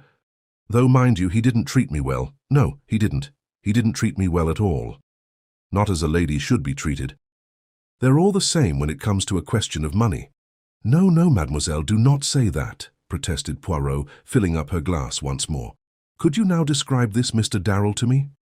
He wasn't anything so very much to look at, said Flossie Monroe dreamily. Neither tall nor short, you know, but quite well set up. Spruce-looking, eyes a sort of blue-grey, and more or less fair-haired, I suppose. But oh, what an artist! I never saw anyone to touch him in the profession. He'd have made his name before now if it hadn't been for jealousy. Ah, Mr. Poirot, jealousy. You wouldn't believe it, you really wouldn't, what we artists have to suffer through jealousy. Why, I remember once at Manchester, we displayed what patience we could in listening to a long, complicated story about a pantomime and the infamous conduct of the principal boy. Then Poirot led her gently back to the subject of Claude Darrell. It is very interesting, all this that you are able to tell us, mademoiselle, about Mr. Darrell. Women are such wonderful observers. They see everything. They notice the little detail that escapes the mere man. I have seen a woman identify one man out of a dozen others. And why, do you think? She had observed that he had a trick of stroking his nose when he was agitated. Now, would a man ever have thought of noticing a thing like that? Did you ever? Cried Miss Monroe. I suppose we do notice things. I remember Claudie, now I come to think of it, always fiddling with his bread at table. He'd get a little piece between his fingers and then dab it round to pick up crumbs. I've seen him do it 100 times. Why, I'd know him anywhere by that one trick of his. Is not that just what I say? The marvellous observation of a woman. And did you ever speak to him about this little habit of his, mademoiselle? No, I didn't, Mr. Poirot. You know what men are. They don't like you to notice things, especially if it should seem you were telling them off about it. I never said a word, but many's the time I smiled to myself. Bless you, he never knew he was doing it even. Poirot nodded gently. I noticed that his own hand was shaking a little as he stretched it out to his glass. Then, there is always handwriting as a means of establishing identity, he remarked. Without doubt you have preserved a letter written by Mr. Darrell. Flossie Monroe shook her head regretfully. He was never one for writing, never wrote me a line in his life. That is a pity, said Poirot. I tell you what, though, said Miss Monroe suddenly. I've got a photograph, if that would be any good. You have a photograph? Poirot almost sprang from his seat with excitement. It's quite an old one, 8 years old at least. Ça ne fait rien, no matter how old and faded. Ah, ma foi, but what stupendous luck. You will permit me to inspect that photograph, mademoiselle? Why, of course. Perhaps you will even permit me to have a copy made. It would not take long. Certainly, if you like. Miss Monroe rose. Well, I must run away, she declared archly. Very glad to have met you and your friend, Mr. Poirot. And the photograph? When may I have it? I'll look it out tonight. I think I know where to lay my hands upon it, and I'll send it to you right away. 1,000 thanks, mademoiselle. You are all that is of the most amiable. I hope that we shall soon be able to arrange another little lunch together. As soon as you like, said Miss Monroe. I'm willing. Let me see. I do not think that I have your address. With a grand air. Miss Monroe drew a card from her handbag and handed it to him. It was a somewhat dirty card, and the original address had been scratched out and another substituted in pencil. Then, with a good many bows and gesticulations on Poirot's part, we bade farewell to the lady and got away. Do you really think this photograph so important? I asked Poirot. Yes, mon ami. The camera does not lie. One can magnify a photograph, seize salient points that otherwise would remain unnoticed. And then there are 1,000 details, such as the structure of the ears, which no one could ever describe to you in words. Oh yes, it is a great chance this, which has come our way. That is why I propose to take precautions. He went across to the telephone as he finished speaking and gave a number which I knew to be that of a private detective agency which he sometimes employed. His instructions were clear and definite. 2 men were to go to the address he gave, and in general terms were to watch over the safety of Miss Monroe. They were to follow her wherever she went. Poirot hung up the receiver and came back to me. "Do you really think that necessary, Poirot?" I asked. "It may be. There is no doubt that we are watched, you and I, and since that is so, they will soon know with whom we were lunching today, and it is possible that number 4 will scent danger." About 20 minutes later, the telephone bell rang. I answered it.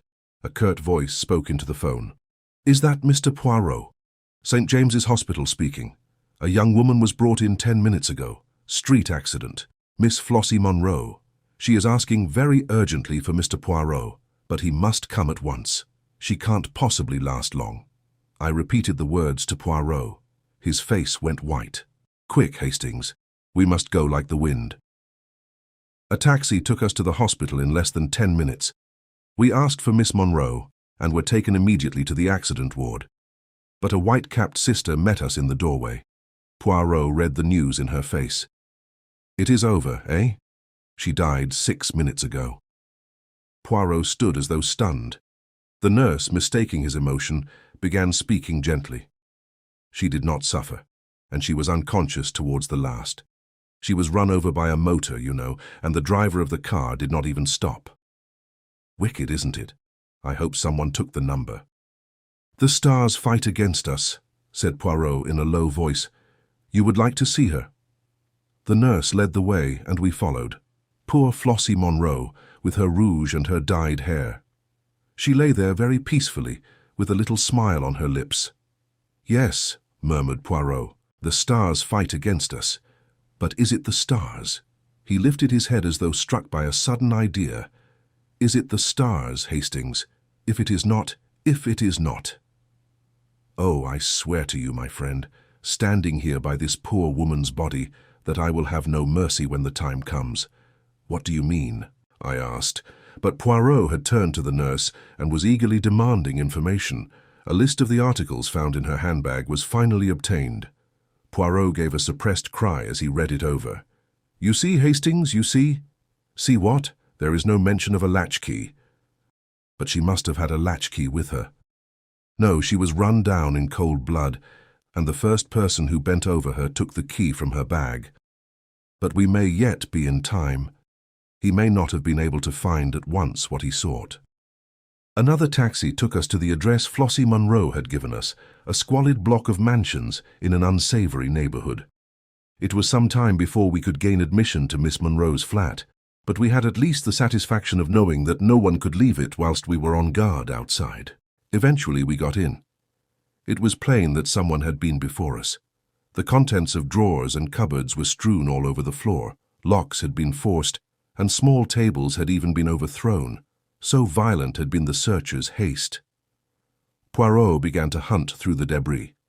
Suddenly he stood erect with a cry, holding out something. It was an old-fashioned photograph frame, empty. He turned it slowly over. Affixed to the back was a small round label, a price label. "It cost 4 shillings, I commented. "Mon Dieu, Hastings, use your eyes. That is a new, clean label." It was stuck there by the man who took out the photograph, the man who was here before us, but knew that we should come, and so left this for us, Claude Darrell, alias number 4. Chapter 15. The Terrible Catastrophe. It was after the tragic death of Miss Flossie Monroe that I began to be aware of a change in Poirot. Up to now, his invincible confidence in himself had stood the test. But it seemed as though, at last, the long strain was beginning to tell. His manner was grave and brooding, and his nerves were on edge. In these days, he was as jumpy as a cat. He avoided all discussion of the Big Four as far as possible, and seemed to throw himself into his ordinary work with almost his old ardor. Nevertheless, I knew that he was secretly active in the big matter. Extraordinary-looking Slavs were constantly calling to see him, and though he vouchsafed no explanation as to these mysterious activities, I realized that he was building some new defense or weapon of opposition with the help of these somewhat repulsive-looking foreigners. Once, purely by chance, I happened to see the entries in his passbook. He had asked me to verify some small item, and I noticed the paying out of a huge sum even for Poirot, who was coining money nowadays, to some Russian with apparently every letter of the alphabet in his name. But he gave no clue as to the line on which he proposed to operate.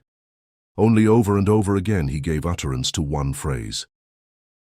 It is the greatest mistake to underestimate your adversary. Remember that, mon ami. And I realized that that was the pitfall he was striving at all costs to avoid. So matters went on until the end of March, and then one morning Poirot made a remark which startled me considerably. "This morning, my friend, I should recommend the best suit. We go to call upon the Home Secretary." "Indeed, that is very exciting. He has called you in to take up a case?" "Not exactly. The interview is of my seeking. You may remember my saying that I once did him some small service. He is inclined to be foolishly enthusiastic over my capabilities in consequence, and I am about to trade on this attitude of his.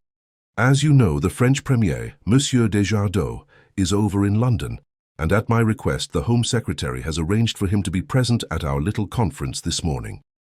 The Right Honourable Sidney Crowther, His Majesty's Secretary of State for Home Affairs, was a well-known and popular figure. A man of some 50 years of age, with a quizzical expression and shrewd grey eyes, he received us with that delightful bonhomie of manner which was well known to be one of his principal assets. Standing with his back to the fireplace was a tall, thin man with a pointed black beard and a sensitive face. "Monsieur Desjardins," said Crowther, "allow me to introduce to you Monsieur Hercule Poirot, of whom you may, perhaps, already have heard." The Frenchman bowed and shook hands. "I have indeed heard of Monsieur Hercule Poirot," he said pleasantly. "Who has not?" "You are too amiable, monsieur," said Poirot, bowing, but his face flushed with pleasure. "Any word for an old friend?" asked a quiet voice, and a man came forward from a corner by a tall bookcase. It was our old acquaintance, Mr. Ingalls. Poirot shook him warmly by the hand. "And now, Monsieur Poirot," said Crowther, "we are at your service. I understand you to say that you had a communication of the utmost importance to make to us. That is so, monsieur. There is in the world today a vast organization, an organization of crime. It is controlled by 4 individuals who are known and spoken of as the Big Four. Number 1 is a Chinaman, Li Chang-yen. Number 2 is the American multimillionaire, Abe Ryland. Number 3 is a Frenchwoman. Number 4, I have every reason to believe, is an obscure English actor called Claude Darrell. These 4 are banded together to destroy the existing social order and to replace it with an anarchy in which they would reign as dictators."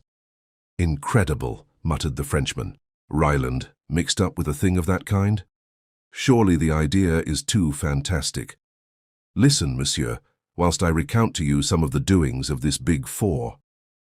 It was an enthralling narrative which Poirot unfolded. Familiar as I was with all the details, they thrilled me anew as I heard the bold recital of our adventures and escapes. Monsieur Desjardins looked mutely at Mr. Crowther as Poirot finished. The other answered the look. "Yes, Monsieur Desjardins, I think we must admit the existence of a Big Four. Scotland Yard was inclined to jeer at first, but they have been forced to admit that Monsieur Poirot was right in many of his claims. The only question is the extent of its aims.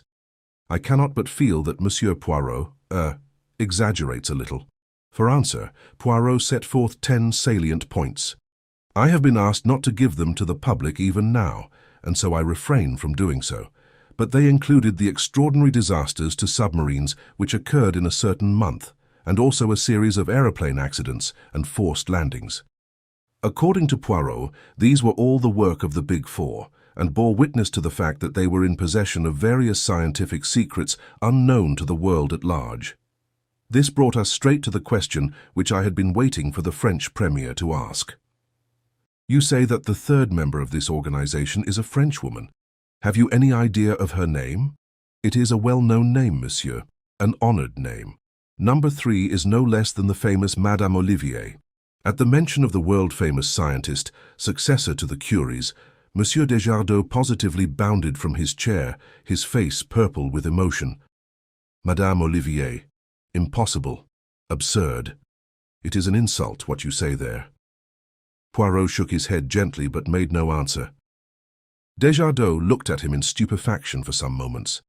Then his face cleared, and he glanced at the Home Secretary and tapped his forehead significantly.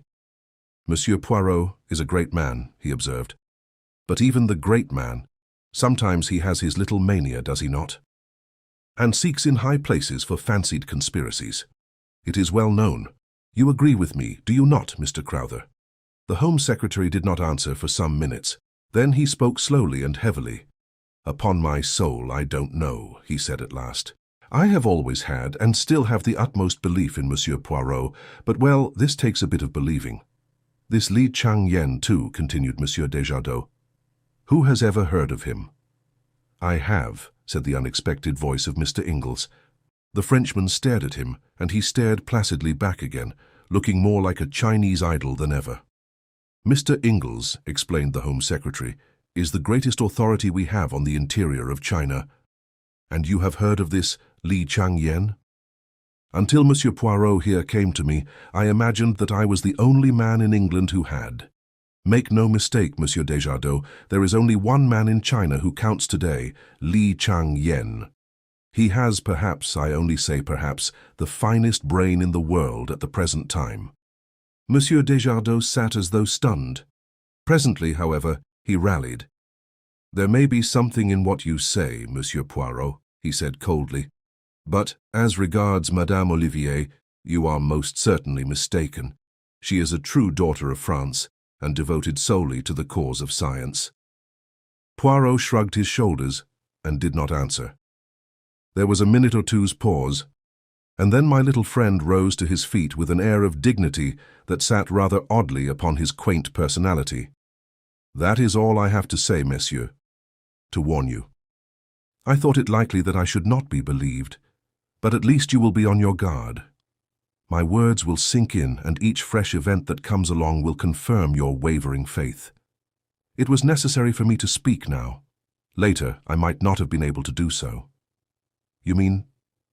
Asked Crowther, impressed in spite of himself by the gravity of Poirot's tone. I mean, monsieur, that since I have penetrated the identity of number 4, my life is not worth an hour's purchase. He will seek to destroy me at all costs, and not for nothing is he named the Destroyer. Messieurs, I salute you. To you, Monsieur Crowther, I deliver this key, and this sealed envelope. I have got together all my notes on the case, and my ideas as to how best to meet the menace that any day may break upon the world, and have placed them in a certain safe deposit. In the event of my death, Monsieur Crowther, I authorize you to take charge of those papers and make what use you can of them. And now, monsieur, I wish you good day. Desjardins merely bowed coldly, but Crowther sprang up and held out his hand. You have converted me, Monsieur Poirot. Fantastic as the whole thing seems, I believe utterly in the truth of what you have told us. Inglés left at the same time as we did. I am not disappointed with the interview, said Poirot as we walked along. I did not expect to convince Desjardins, but I have at least ensured that, if I die, my knowledge does not die with me. And I have made 1 or 2 converts. Pas si mal. I'm with you, as you know, said Inglés. By the way, I'm going out to China as soon as I can get off. Is that wise? No, said Inglés dryly, but it's necessary. One must do what one can. Ah, you are a brave man, cried Poirot with emotion. If we were not in the street, I would embrace you. I fancied that Inglés looked rather relieved. I don't suppose that I shall be in any more danger in China than you are in London, he growled. That is possibly true enough, admitted Poirot. I hope that they will not succeed in massacring Hastings also. That is all. That would annoy me greatly. I interrupted this cheerful conversation to remark that I had no intention of letting myself be massacred, and shortly afterwards, Anglais parted from us.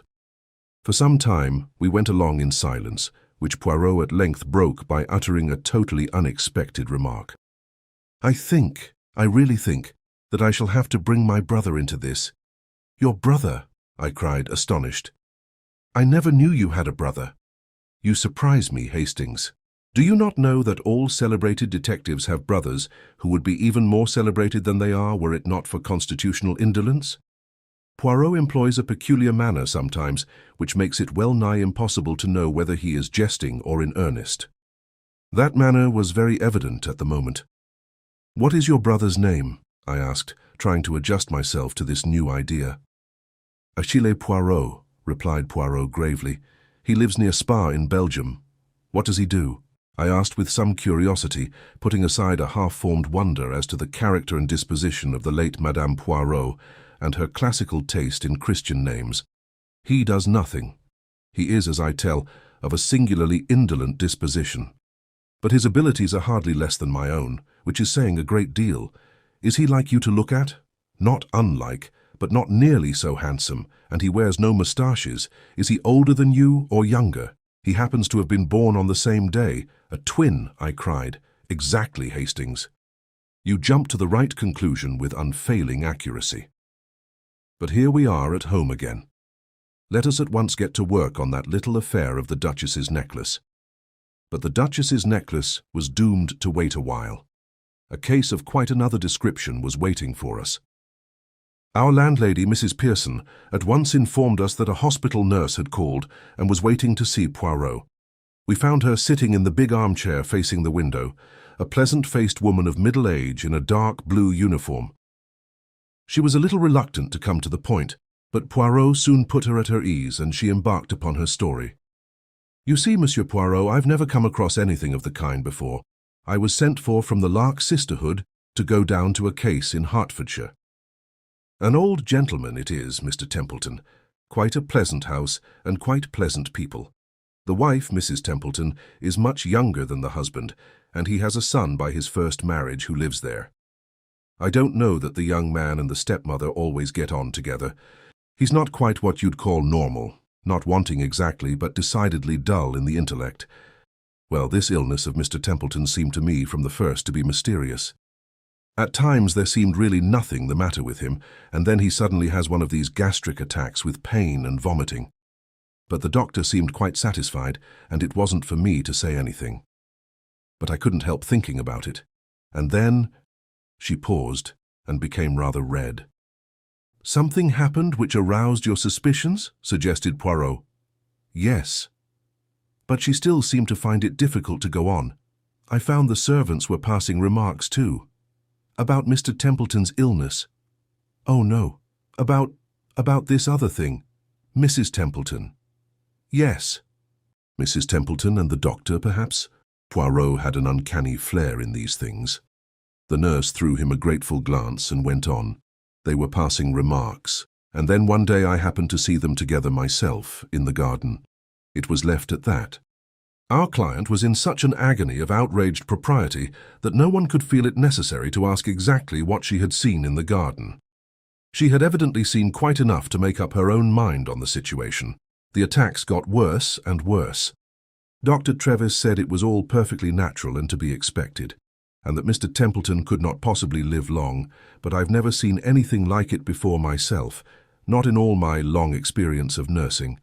It seemed to me much more like some form of—" She paused, hesitating. "Arsenical poisoning?" said Poirot helpfully. She nodded. And then, too, he, the patient, said something queer. "They'll do for me, the four of them. They'll do for me yet." "Eh?" said Poirot quickly. "Those were his very words, Monsieur Poirot. He was in great pain at the time, of course, and hardly knew what he was saying." "They'll do for me, the four of them," repeated Poirot thoughtfully. "What did he mean by the four of them, do you think?" "That I can't say, Monsieur Poirot. I thought perhaps he meant his wife and son, and the doctor, and perhaps Miss Clark, Mrs. Templeton's companion. That would make four, wouldn't it? He might think they were all in league against him."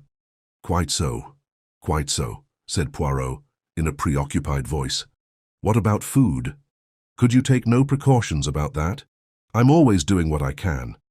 But of course, sometimes Mrs. Templeton insists on bringing him his food herself, and then there are the times when I am off duty." "Exactly. And you are not sure enough of your ground to go to the police?" The nurse's face showed her horror at the mere idea. What I have done, Monsieur Poirot, is this. Mr. Templeton had a very bad attack after partaking of a bowl of soup. I took a little from the bottom of the bowl afterwards and have brought it up with me. I have been spared for the day to visit a sick mother, as Mr. Templeton was well enough to be left. She drew out a little bottle of dark fluid and handed it to Poirot. Excellent, mademoiselle. We will have this analyzed immediately. If you will return here in, say, an hour's time, I think that we shall be able to dispose of your suspicions one way or another. First, extracting from our visitor her name and qualifications, he ushered her out. Then he wrote a note and sent it off together with the bottle of soup. Whilst we waited to hear the result, Poirot amused himself by verifying the nurse's credentials, somewhat to my surprise. No, no, my friend, he declared. I do well to be careful. Do not forget the Big Four are on our track. However, he soon elicited the information that a nurse of the name of Mabel Palmer was a member of the Lark Institute and had been sent to the case in question. So far, so good, he said with a twinkle. And now here comes Nurse Palmer back again. And here also is our analyst's report. Is there arsenic in it? She asked breathlessly. Poirot shook his head, refolding the paper. No. We were both immeasurably surprised. There is no arsenic in it, continued Poirot, but there is antimony. And that being the case, we will start immediately for Hertfordshire.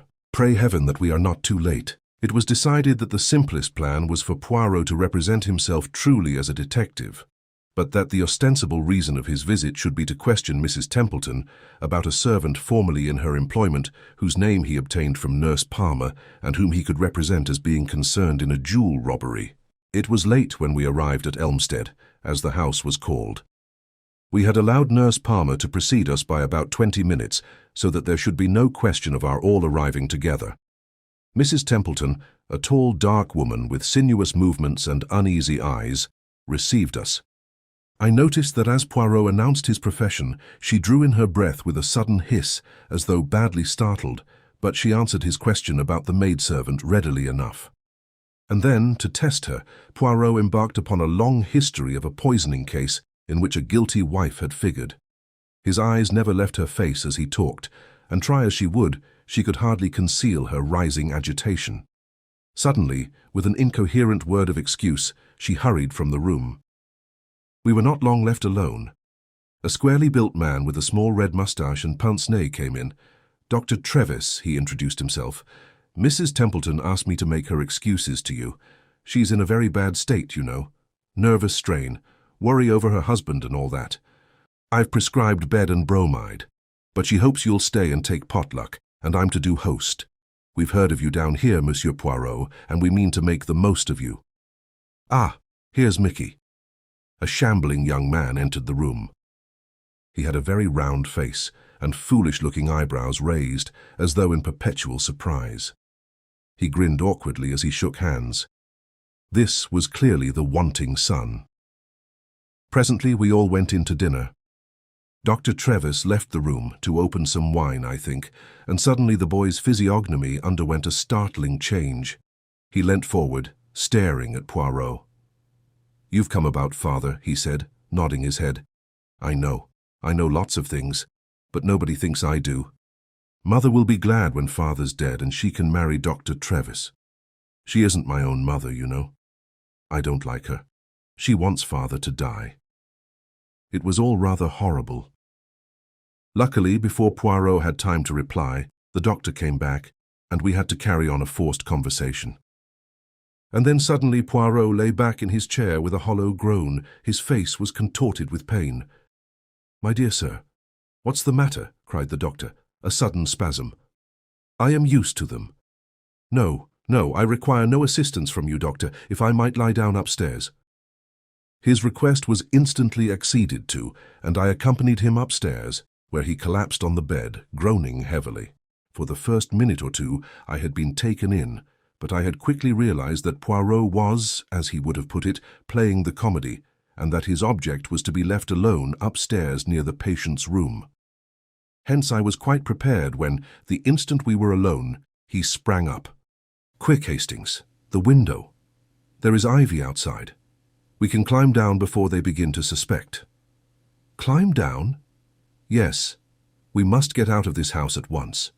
You saw him at dinner. The doctor? No, young Templeton. His trick with his bread. Do you remember what Flossie Munro told us before she died? That Claude Darrell had a habit of dabbing his bread on the table to pick up crumbs. Hastings, this is a vast plot, and that vacant-looking young man is our archenemy, number 4. Hurry. I did not wait to argue. Incredible as the whole thing seemed, it was wiser not to delay. We scrambled down the ivy as quietly as we could and made a beeline for the small town and the railway station. We were just able to catch the last train, the 8:34, which would land us in town about 11 o'clock. A plot, said Poirot thoughtfully. How many of them were in it, I wonder? I suspect that the whole Templeton family are just so many agents of the Big Four. Did they simply want to decoy us down there? Or was it more subtle than that? Did they intend to play the comedy down there and keep me interested until they had had time to do what? I wonder now. He remained very thoughtful. Arrived at our lodgings, he restrained me at the door of the sitting room. Attention, Hastings. I have my suspicions. Let me enter first.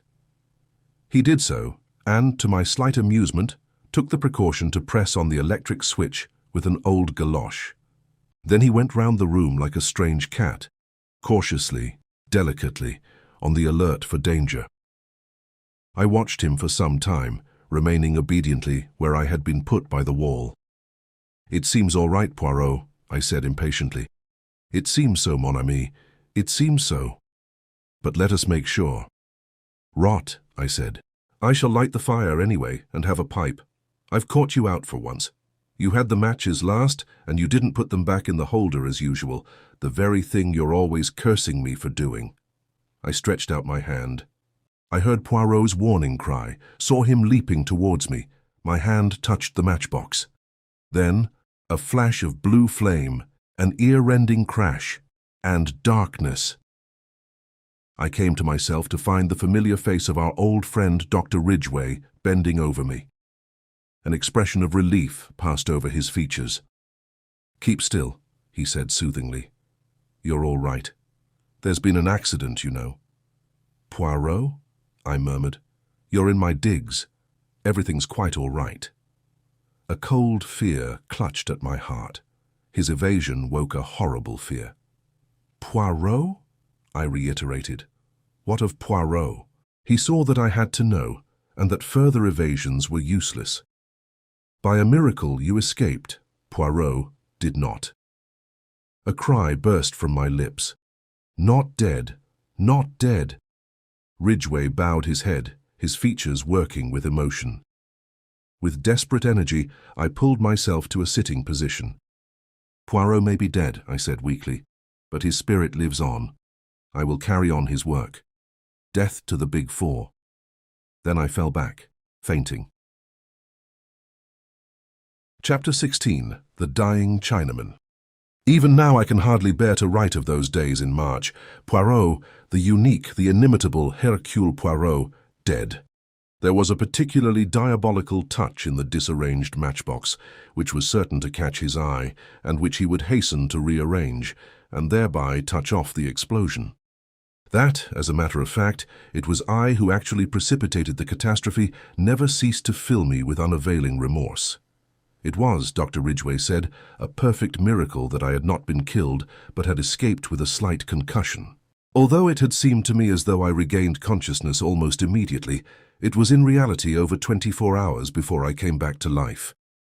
It was not until the evening of the day following that I was able to stagger feebly into an adjoining room and view with deep emotion the plain elm coffin which held the remains of one of the most marvelous men this world has ever known. From the very first moment of regaining consciousness, I had had only one purpose in mind, to avenge Poirot's death and to hunt down the Big Four remorselessly. I had thought that Ridgway would have been of one mind with me about this, but to my surprise, the good doctor seemed unaccountably lukewarm. Get back to South America was his advice, tendered on every occasion. Why attempt the impossible? Put as delicately as possible, his opinion amounted to this. If Poirot, The unique Poirot had failed. Was it likely that I should succeed? But I was obstinate. Putting aside any question as to whether I had the necessary qualifications for the task, and I may say in passing that I did not entirely agree with his views on this point, I had worked so long with Poirot that I knew his methods by heart and felt fully capable of taking up the work where he had laid it down. It was, with me, a question of feeling. My friend had been foully murdered. Was I to go tamely back to South America without an effort to bring his murderers to justice? I said all this and more to Ridgway, who listened attentively enough. "All the same," he said when I had finished, "my advice does not vary. I am earnestly convinced that Poirot himself, if he were here, would urge you to return. In his name, I beg of you, Hastings, abandon these wild ideas and go back to your ranch." To that only one answer was possible, and, shaking his head sadly, he said no more. It was a month before I was fully restored to health. Towards the end of April, I sought and obtained an interview with the Home Secretary. Mr. Crowther's manner was reminiscent of that of Dr. Ridgway. It was soothing and negative. Whilst appreciating the offer of my services, he gently and considerately declined them. The papers referred to by Poirot had passed into his keeping, and he assured me that all possible steps were being taken to deal with the approaching menace. With that cold comfort, I was forced to be satisfied. Mr. Crowther ended the interview by urging me to return to South America. I found the whole thing profoundly unsatisfactory. I should, I suppose, in its proper place, have described Poirot's funeral. It was a solemn and moving ceremony, and the extraordinary number of floral tributes passed belief. They came from high and low alike, and bore striking testimony to the place my friend had made for himself in the country of his adoption. For myself, I was frankly overcome by emotion as I stood by the graveside and thought of all our varied experiences and the happy days we had passed together. By the beginning of May, I had mapped out a plan of campaign. I felt that I could not do better than keep to Poirot's scheme of advertising for any information respecting Claude Darrell. I had an advertisement to this effect inserted in a number of morning newspapers, and I was sitting in a small restaurant in Soho and judging of the effect of the advertisement when a small paragraph in another part of the paper gave me a nasty shock. Very briefly, it reported the mysterious disappearance of Mr. John Ingalls from the SS Shanghai shortly after the latter had left Marseille.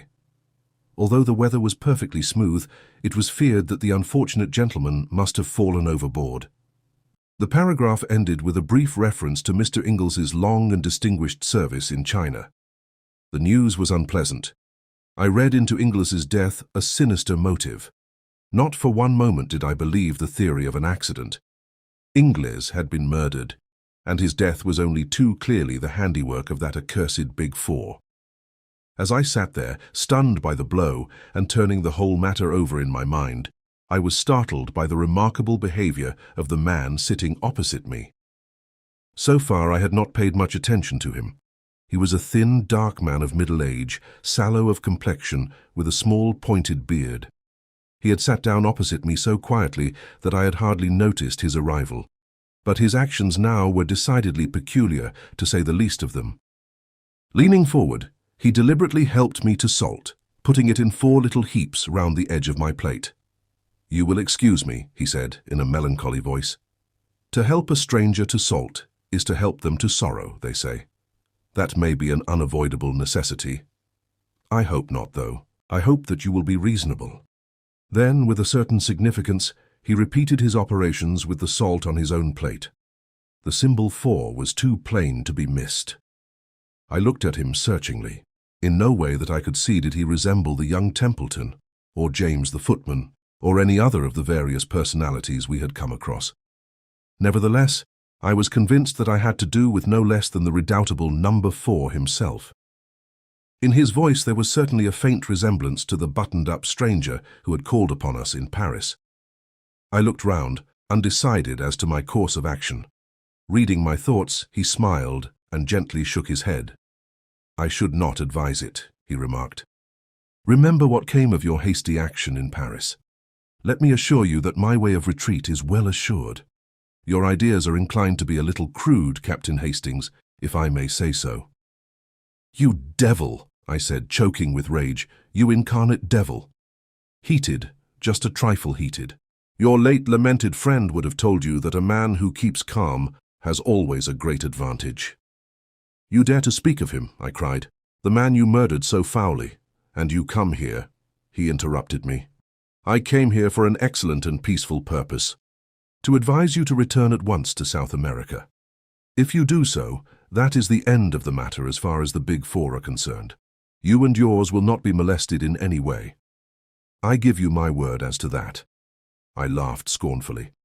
"And if I refuse to obey your autocratic command?" "It is hardly a command.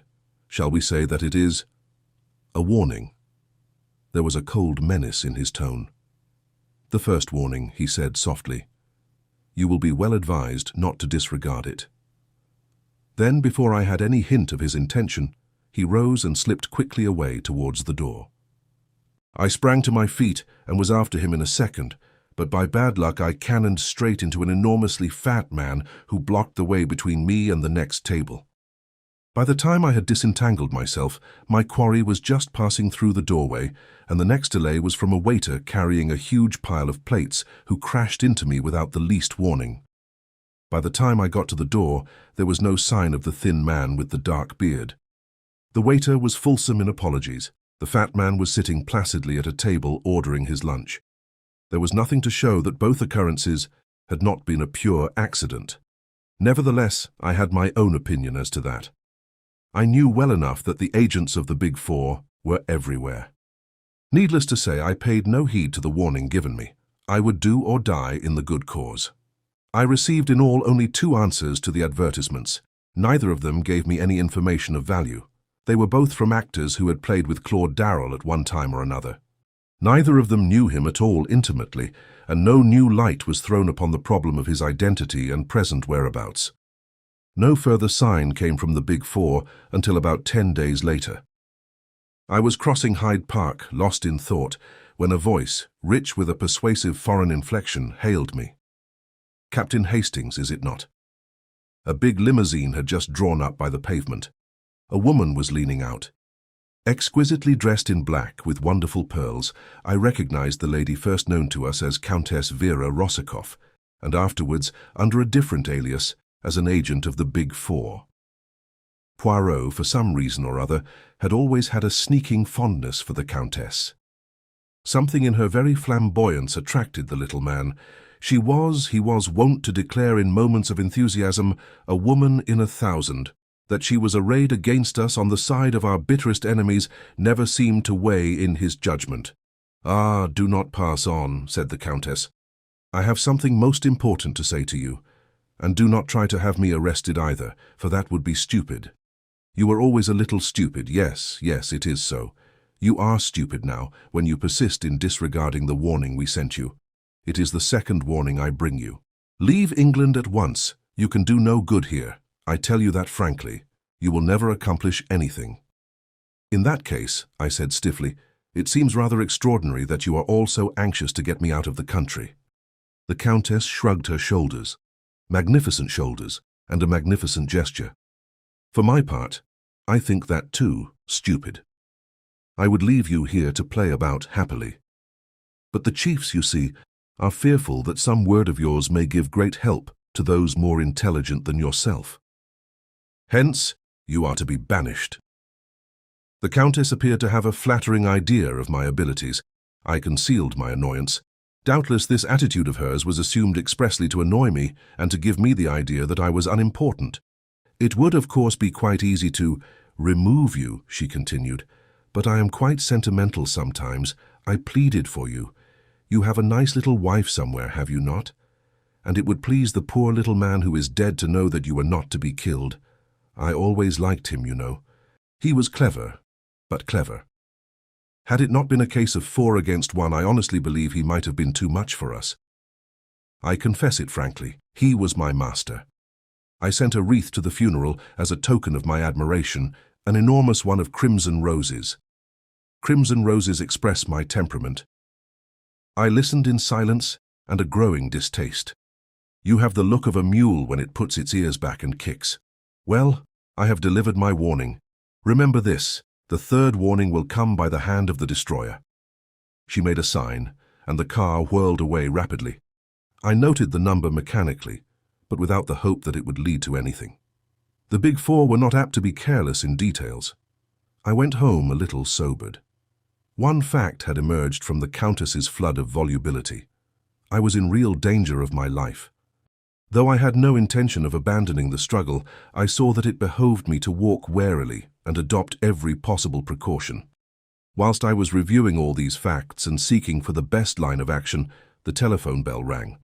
I crossed the room and picked up the receiver. "Yes. Hello." "Who's speaking?" A crisp voice answered me. "This is St. Giles's Hospital. We have a Chinaman here, knifed in the street and brought in. He can't last long. We rang you up because we found in his pockets a piece of paper with your name and address on it." I was very much astonished. Nevertheless, after a moment's reflection, I said that I would come down at once. St. Giles's Hospital was, I knew, down by the docks, and it occurred to me that the Chinaman might have just come off some ship. It was on my way down there that a sudden suspicion shot into my mind. Was the whole thing a trap? Wherever a Chinaman was, there might be the hand of Li Chang-yen. I remembered the adventure of the baited trap. Was the whole thing a ruse on the part of my enemies? A little reflection convinced me that at any rate a visit to the hospital would do no harm. It was probable that the thing was not so much a plot as what is vulgarly known as a plant. The dying Chinaman would make some revelation to me upon which I should act, and which would have the result of leading me into the hands of the Big Four.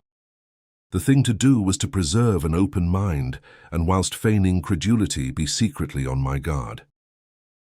On arriving at St. Giles's Hospital and making my business known, I was taken at once to the accident ward, to the bedside of the man in question. He lay absolutely still, his eyelids closed, and only a very faint movement of the chest showed that he still breathed. A doctor stood by the bed, his fingers on the Chinaman's pulse. "He's almost gone," he whispered to me. "You know him, eh?" I shook my head. "I've never seen him before." "Then what was he doing with your name and address in his pocket? You are Captain Hastings, aren't you?" "Yes, but I can't explain it any more than you can. Curious thing. From his papers, he seems to have been the servant of a man called Ingles, a retired civil servant. Ah, you know him, do you?" He added quickly as I started at the name. Ingles's servant. Then I had seen him before. Not that I had ever succeeded in being able to distinguish one Chinaman from another. He must have been with Ingles on his way to China, and after the catastrophe he had returned to England with a message, possibly for me. It was vital, imperative, that I should hear that message. "Is he conscious?" I asked. "Can he speak?" Mr. Ingles was an old friend of mine, and I think it possible that this poor fellow has brought me a message from him. Mr. Ingles is believed to have gone overboard about 10 days ago. He's just conscious, but I doubt if he has the force to speak. He lost a terrible lot of blood, you know. I can administer a stimulant, of course, but we've already done all that is possible in that direction. Nevertheless, he administered a hypodermic injection, and I stayed by the bed, hoping against hope for a word, a sign that might be of the utmost value to me in my work. But the minutes sped on, and no sign came. And suddenly a baleful idea shot across my mind. Was I not already falling into the trap? Suppose that this Chinaman had merely assumed the part of Ingles's servant, that he was in reality an agent of the Big Four. Had I not once read that certain Chinese priests were capable of simulating death? Or to go further still, Li Chang-yen might command a little band of fanatics who would welcome death itself if it came at the command of their master. I must be on my guard. Even as these thoughts flashed across my mind, the man in the bed stirred. His eyes opened. He murmured something incoherently. Then I saw his glance fasten upon me. He made no sign of recognition, but I was at once aware that he was trying to speak to me. Be he friend or foe, I must hear what he had to say. I leaned over the bed, but the broken sounds conveyed no sort of meaning to me. I thought I caught the word hand, but in what connection it was used I could not tell. Then it came again, and this time I heard another word, the word Largo. I stared in amazement as the possible juxtaposition of the two suggested itself to me. "Handel's Largo?" I queried. The Chinaman's eyelids flickered rapidly, as though in assent, and he added another Italian word, the word carrozza. 2 or 3 more words of murmured Italian came to my ears, and then he fell back abruptly. The doctor pushed me aside. It was all over. The man was dead. I went out into the air again, thoroughly bewildered. Handel's Largo and a carrozza. If I remembered rightly, a carrozza was a carriage. What possible meaning could lie behind those simple words? The man was a Chinaman, not an Italian. Why should he speak in Italian? Surely, if he were indeed Inglese's servant, he must know English. The whole thing was profoundly mystifying. I puzzled over it all the way home. Oh, if only Poirot had been there to solve the problem with his lightning ingenuity. I let myself in with my latchkey and went slowly up to my room. A letter was lying on the table, and I tore it open carelessly enough. But in a minute, I stood rooted to the ground whilst I read. It was a communication from a firm of solicitors. "Dear Sir," it ran, "as instructed by our late client, Monsieur Hercule Poirot, we forward you the enclosed letter. This letter was placed in our hands a week before his death, with instructions that in the event of his demise, it should be sent to you at a certain date after his death. Yours faithfully, etc." I turned the enclosed missive over and over. It was undoubtedly from Poirot. I knew that familiar writing only too well. With a heavy heart, yet a certain eagerness, I tore it open. "Mon cher ami," it began. "When you receive this, I shall be no more. Do not shed tears about me, but follow my orders. Immediately upon receipt of this, return to South America. Do not be pig-headed about this. It is not for sentimental reasons that I bid you undertake the journey. It is necessary. It is part of the plan of Hercule Poirot. To say more is unnecessary to anyone who has the acute intelligence of my friend Hastings, Abba the Big Four. I salute you, my friend, from beyond the grave. Ever thine, Hercule Poirot. I read and reread this astonishing communication. One thing was evident. The amazing man had so provided for every eventuality that even his own death did not upset the sequence of his plans. Mine was to be the active part, his the directing genius. Doubtless I should find full instructions awaiting me beyond the seas. In the meantime, my enemies, convinced that I was obeying their warning, would cease to trouble their heads about me. I could return, unsuspected, and work havoc in their midst. There was now nothing to hinder my immediate departure. I sent off cables, booked my passage, and 1 week later found me embarking in the Ansonia, en route for Buenos Aires. Just as the boat left the quay, a steward brought me a note. It had been given him, so he explained, by a big gentleman in a fur coat who had left the boat last thing before the gangway planks were lifted. I opened it. It was terse and to the point. "You are wise," it ran. It was signed with a big figure 4. I could afford to smile to myself. The sea was not too choppy. I enjoyed a passable dinner, made up my mind as to the majority of my fellow passengers, and had a rubber or two of bridge. Then I turned in and slept like a log, as I always do on board ship. I was awakened by feeling myself persistently shaken. Dazed and bewildered, I saw that one of the ship's officers was standing over me. He gave a sigh of relief as I sat up. "Thank the Lord, I've got you awake at last. I've had no end of a job. Do you always sleep like that?" "What's the matter?" I asked, still bewildered and not fully awake. "Is there anything wrong with the ship?" "I expect you know what's the matter better than I do," he replied dryly. "Special instructions from the Admiralty. There's a destroyer waiting to take you off." "What?" I cried. "In mid-ocean? It seems a most mysterious affair, but that's not my business. They've sent a young fellow aboard who is to take your place, and we are all sworn to secrecy. Will you get up and dress?" Utterly unable to conceal my amazement, I did as I was told. A boat was lowered, and I was conveyed aboard the destroyer. There I was received courteously, but got no further information. The commander's instructions were to land me at a certain spot on the Belgian coast. There his knowledge and responsibility ended. The whole thing was like a dream. The one idea I held to firmly was that all this must be part of Poirot's plan. I must simply go forward blindly, trusting in my dead friend. I was duly landed at the spot indicated. There a motor was waiting, and soon I was rapidly whirling across the flat Flemish plains. I slept that night at a small hotel in Brussels.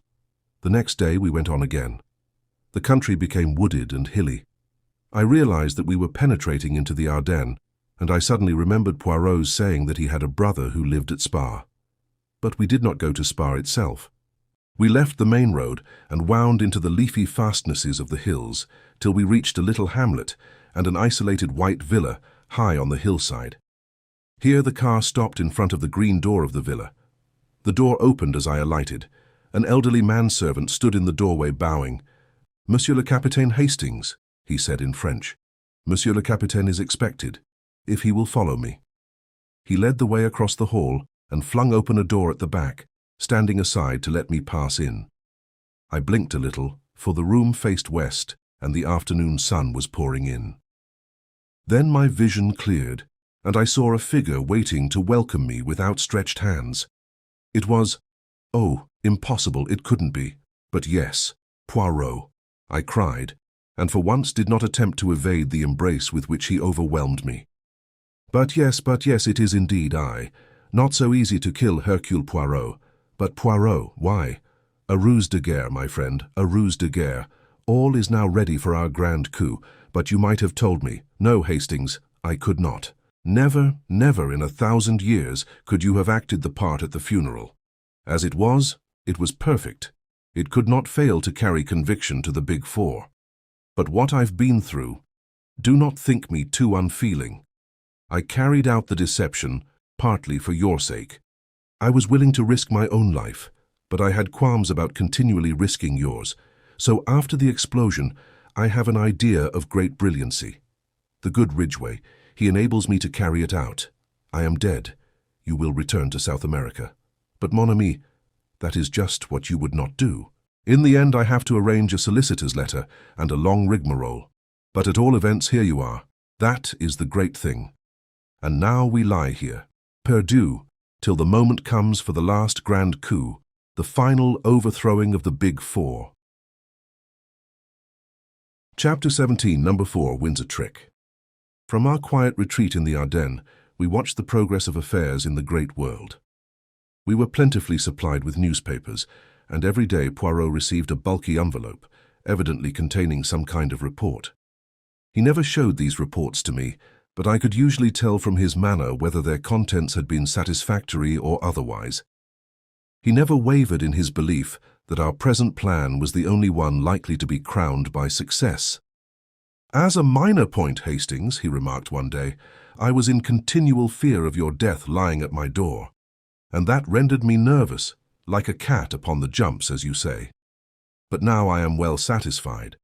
Even if they discover that the Captain Hastings who landed in South America is an impostor, and I do not think they will discover it, they are not likely to send an agent out there who knows you personally. They will only believe that you are trying to circumvent them in some clever manner of your own, and will pay no serious attention to discovering your whereabouts. Of the one vital fact, my supposed death, they are thoroughly convinced. They will go ahead and mature their plans." "And then?" I asked eagerly. "And then, mon ami, grand resurrection of Hercule Poirot. At the 11th hour I reappear, throw all into confusion, and achieve the supreme victory in my own unique manner. I realized that Poirot's vanity was of the case-hardened variety which could withstand all attacks. I reminded him that once or twice the honors of the game had lain with our adversaries. But I might have known that it was impossible to diminish Hercule Poirot's enthusiasm for his own methods. See you, Hastings. It is like the little trick that you play with the cards. You have seen it without doubt. You take the 4 knaves, you divide them, one on top of the pack, one underneath, and so on. You cut and you shuffle, and there they are all together again. That is my object. So far I have been contending now against one of the Big Four, now against another. But let me get them all together, like the 4 knaves in the pack of cards, and then, with one coup, I destroy them all." "And how do you propose to get them all together?" I asked. by awaiting the supreme moment, by lying perdu until they are ready to strike. That may mean a long wait, I grumbled. Always impatient, the good Hastings. But no, it will not be so long. The one man they were afraid of, myself, is out of the way. I give them 2 or 3 months at most. His speaking of someone being got out of the way reminded me of Ingles and his tragic death, and I remembered that I had never told Poirot about the dying Chinaman in St. Giles's hospital. He listened with keen attention to my story. Ingles's servant, eh? And the few words he uttered were in Italian. Curious.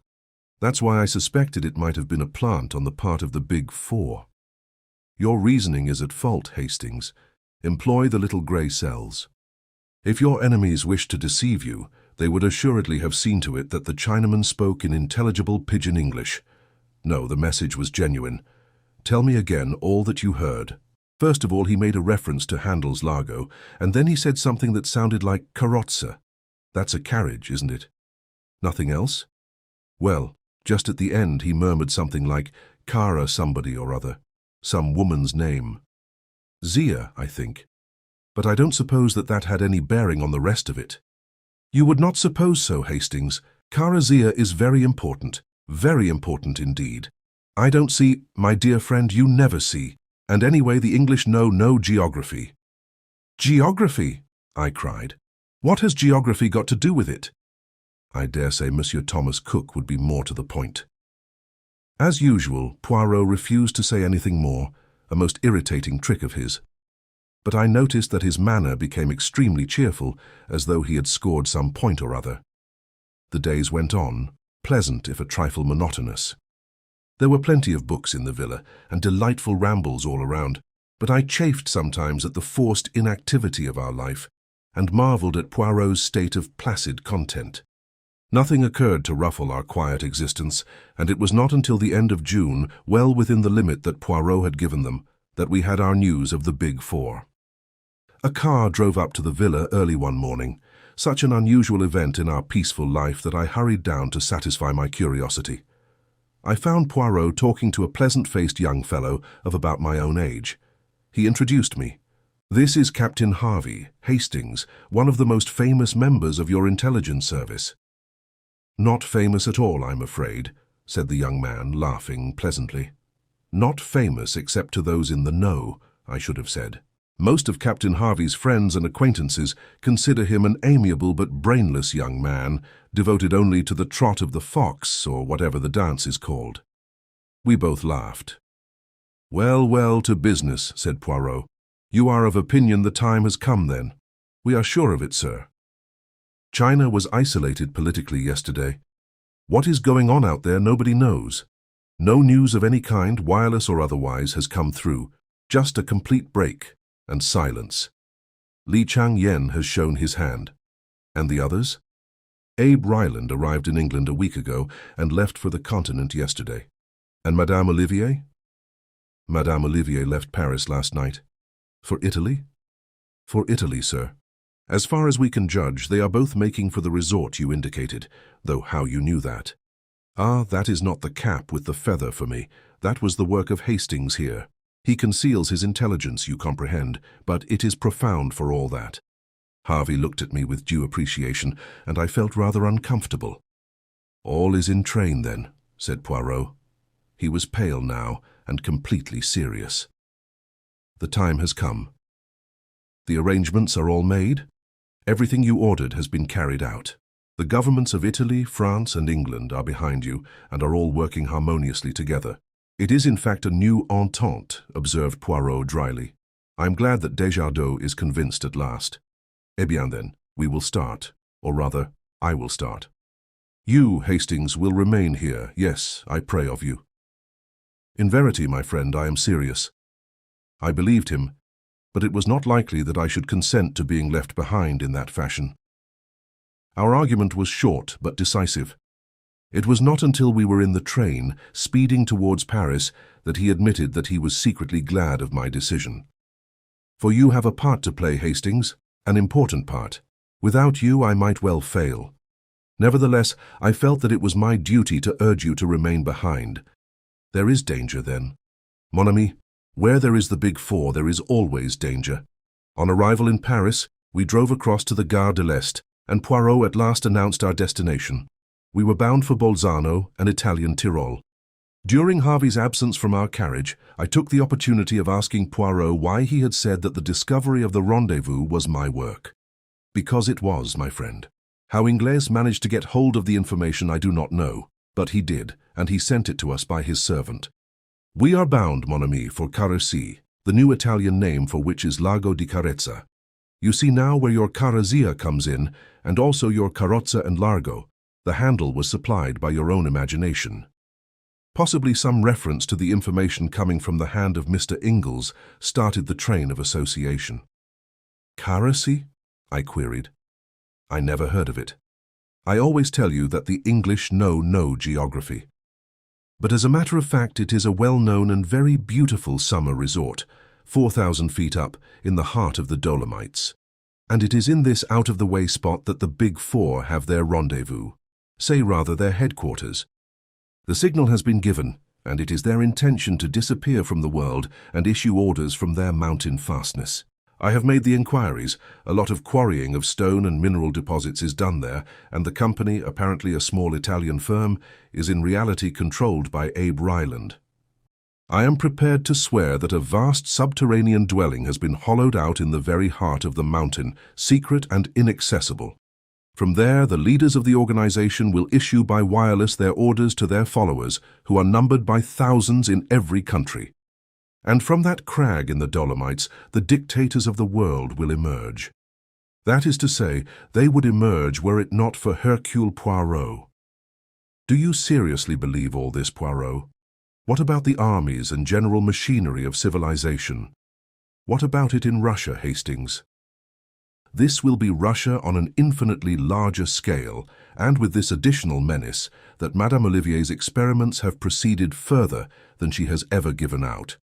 I believe that she has, to a certain extent, succeeded in liberating atomic energy and harnessing it to her purpose. Her experiments with the nitrogen of the air have been very remarkable, and she has also experimented in the concentration of wireless energy, so that a beam of great intensity can be focused upon some given spot. Exactly how far she has progressed, nobody knows, but it is certain that it is much farther than has ever been given out. She is a genius, that woman. The Curies were as nothing to her. Add to her genius the powers of Ryland's almost unlimited wealth, and with the brain of Li Chang-yen, the finest criminal brain ever known, to direct and plan, eh bien, it will not be, as you say, all jam for civilization. His words made me very thoughtful. Although Poirot was given at times to exaggeration of language, he was not really an alarmist. For the first time I realized what a desperate struggle it was upon which we were engaged. Harvey soon rejoined us, and the journey went on. We arrived at Bolzano about midday. From there, the journey on was by motor. Several big blue motor cars were waiting in the central square of the town, and we three got into one of them. Poirot, notwithstanding the heat of the day, was muffled to the eyes in greatcoat and scarf. His eyes and the tips of his ears were all that could be seen of him. I did not know whether this was due to precaution or merely his exaggerated fear of catching a chill. The motor journey took a couple of hours. It was a really wonderful drive. For the first part of the way, we wound in and out of huge cliffs, with a trickling waterfall on one hand. Then we emerged into a fertile valley, which continued for some miles, and then, still winding steadily upwards, the bare rock peaks began to show with dense clustering pine woods at their base. The whole place was wild and lovely. Finally, a series of abrupt curves, with the road running through the pine woods on either side, and we came suddenly upon a big hotel and found we had arrived. Our rooms had been reserved for us, and under Harvey's guidance we went straight up to them. They looked straight out over the rocky peaks and the long slopes of pine woods leading up to them. Poirot made a gesture towards them. "It is there?" he asked in a low voice. "Yes," replied Harvey. "There is a place called the Felsenlabyrinth, all big boulders piled about in a most fantastic way. A path winds through them. The quarrying is to the right of that, but we think that the entrance is probably in the Felsenlabyrinth." Poirot nodded. "Come, mon ami," he said to me. Let us go down and sit upon the terrace and enjoy the sunlight." "You think that wise?" I asked. He shrugged his shoulders. The sunlight was marvelous. In fact, the glare was almost too great for me. We had some creamy coffee instead of tea, then went upstairs and unpacked our few belongings. Poirot was in his most unapproachable mood, lost in a kind of reverie. Once or twice he shook his head and sighed.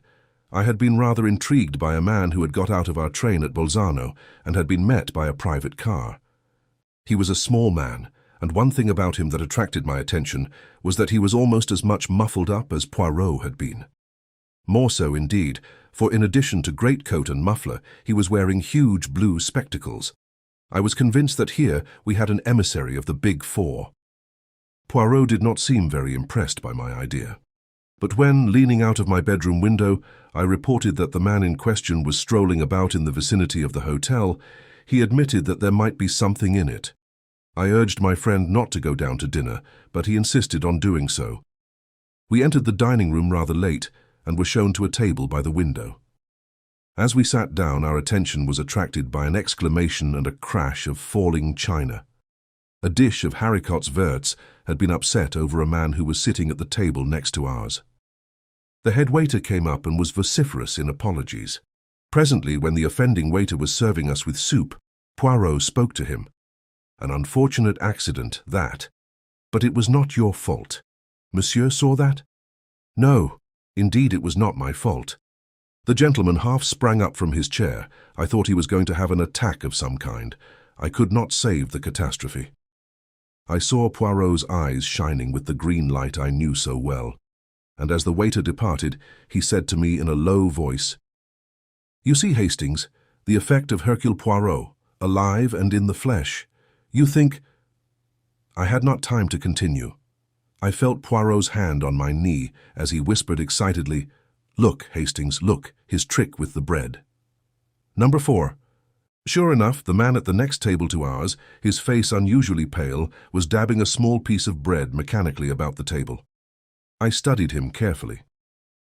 His face, clean-shaven and puffily fat, was of a pasty, unhealthy sallowness, with heavy pouches under the eyes and deep lines running from his nose to the corners of his mouth. His age might have been anything from 35 to 45. In no particular did he resemble any one of the characters which Number 4 had previously assumed. Indeed, had it not been for his little trick with the bread, of which he was evidently quite unaware, I would have sworn readily enough that the man sitting there was someone whom I had never seen before. "He has recognized you," I murmured. "You should not have come down."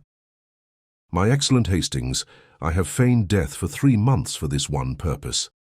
To startle Number 4, to startle him at a moment when he must act quickly or not at all. And we have this great advantage. He does not know that we recognize him. He thinks that he is safe in his new disguise. How I bless Flossie Munro for telling us of that little habit of his." "What will happen now?" I asked. "What can happen? He recognizes the only man he fears, miraculously resurrected from the dead, at the very minute when the plans of the Big Four are in the balance. Madame Olivier and Abe Ryland lunched here today, and it is thought that they went to Cortina. Only we know that they have retired to their hiding place. How much do we know? That is what Number 4 is asking himself at this minute. He dare take no risks. I must be suppressed at all costs. Eh bien, let him try to suppress Hercule Poirot. I shall be ready for him." As he finished speaking, the man at the next table got up and went out. "He has gone to make his little arrangements," said Poirot placidly. "Shall we have our coffee on the terrace, my friend? It would be pleasanter, I think. I will just go up and get a coat." I went out onto the terrace, a little disturbed in mind. Poirot's assurance did not quite content me. However, so long as we were on guard, nothing could happen to us. I resolved to keep thoroughly on the alert. It was quite 5 minutes before Poirot joined me. With his usual precautions against cold, he was muffled up to the ears. He sat down beside me and sipped his coffee appreciatively. "Only in England is the coffee so atrocious," he remarked. "On the continent, they understand how important it is for the digestion that it should be properly made." As he finished speaking, the man from the next table suddenly appeared on the terrace. Without any hesitation, he came over and drew up a third chair to our table. "You do not mind my joining you, I hope," he said in English. "Not at all, monsieur," said Poirot. I felt very uneasy. It is true that we were on the terrace of the hotel with people all around us, but nevertheless I was not satisfied. I sensed the presence of danger. Meanwhile, number 4 chatted away in a perfectly natural manner. It seemed impossible to believe that he was anything but a bona fide tourist. He described excursions and motor trips and posed as quite an authority on the neighborhood. He took a pipe from his pocket and began to light it. Poirot drew out his case of tiny cigarettes. As he placed one between his lips, the stranger leant forward with a match. "Let me give you a light." As he spoke, without the least warning, all the lights went out. There was a clink of a glass and something pungent under my nose, suffocating me. Chapter 18. In the Felsenlabyrinth. I could not have been unconscious more than a minute. I came to myself being hustled along between 2 men. They had me under each arm, supporting my weight, and there was a gag in my mouth. It was pitch dark, but I gathered that we were not outside, but passing through the hotel. All round I could hear people shouting and demanding in every known language what had happened to the lights. My captors swung me down some stairs. We passed along a basement passage, then through a door and out into the open again through a glass door at the back of the hotel. In another moment, we had gained the shelter of the pine trees. I had caught a glimpse of another figure in a similar plight to myself and realized that Poirot too was a victim of this bold coup, by sheer audacity. Number 4 had won the day. He had employed, I gathered, an instant anesthetic, probably ethyl chloride, breaking a small bulb of it under our noses. Then, in the confusion of the darkness, his accomplices, who had probably been guests sitting at the next table, had thrust gags in our mouths and hurried us away, taking us through the hotel to baffle pursuit. I cannot describe the hour that followed. We were hurried through the woods at a breakneck pace, going uphill the whole time. At last we emerged in the open on the mountainside, and I saw just in front of us an extraordinary conglomeration of fantastic rocks and boulders. This must be the Felsenlabyrinth of which Harvey had spoken. Soon we were winding in and out of its recesses. The place was like a maze devised by some evil genie. Suddenly we stopped. An enormous rock barred our path. One of the men stopped and seemed to push on something when, without a sound, the huge mass of rock turned on itself and disclosed a small tunnel-like opening leading into the mountainside. Into this we were hurried. For some time the tunnel was narrow, but presently it widened, and before very long we came out into a wide rocky chamber lighted by electricity. Then the gags were removed. At a sign from number 4, who stood facing us with mocking triumph in his face, we were searched, and every article was removed from our pockets, including Poirot's little automatic pistol. A pang smote me as it was tossed down on the table. We were defeated, hopelessly defeated and outnumbered. It was the end. "Welcome to the headquarters of the Big Four, Monsieur Hercule Poirot," said number 4 in a mocking tone. "To meet you again is an unexpected pleasure. But was it worthwhile returning from the grave only for this?" Poirot did not reply. I dared not look at him. "Come this way," continued number 4. "Your arrival will be somewhat of a surprise to my colleagues." He indicated a narrow doorway in the wall. We passed through and found ourselves in another chamber. At the very end of it was a table behind which 4 chairs were placed. The end chair was empty, but it was draped with a mandarin's cape. On the second, smoking a cigar, sat Mr. Abe Ryland. Leaning back on the third chair, with her burning eyes and her nun's face, was Madame Olivier. Number 4 took his seat on the 4th chair. We were in the presence of the Big Four. Never before had I felt so fully the reality and the presence of Li Changyan as I did now, when confronting his empty seat. Far away in China, he yet controlled and directed this malign organization. Madame Olivier gave a faint cry on seeing us. Ryland, more self-controlled, only shifted his cigar and raised his grizzled eyebrows. "Monsieur Hercule Poirot," said Ryland slowly, "this is a pleasant surprise. You put it over on us all right. We thought you were good and buried, No matter. The game is up now. There was a ring as of steel in his voice. Madame Olivier said nothing, but her eyes burned, and I disliked the slow way she smiled. "Madame and Monsieur, I wish you good evening," said Poirot quietly. Something unexpected, something I had not been prepared to hear in his voice, made me look at him. He seemed quite composed, yet there was something about his whole appearance that was different. Then there was a stir of draperies behind us, and the Countess Vera Rossikoff came in. "Ah," said number 4. "Our valued and trusted lieutenant. An old friend of yours is here, my dear lady." The Countess whirled round with her usual vehemence of movement. "God in heaven," she cried. "It is the little man." "Ah, but he has the 9 lives of a cat.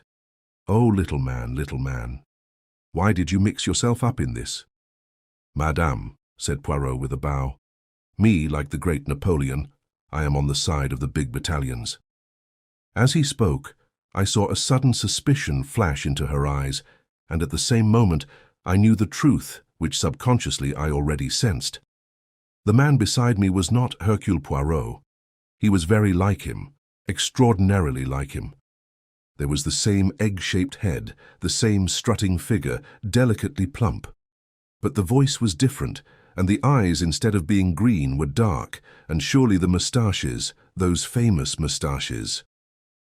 My reflections were cut short by the Countess's voice. She stepped forward, her voice ringing with excitement.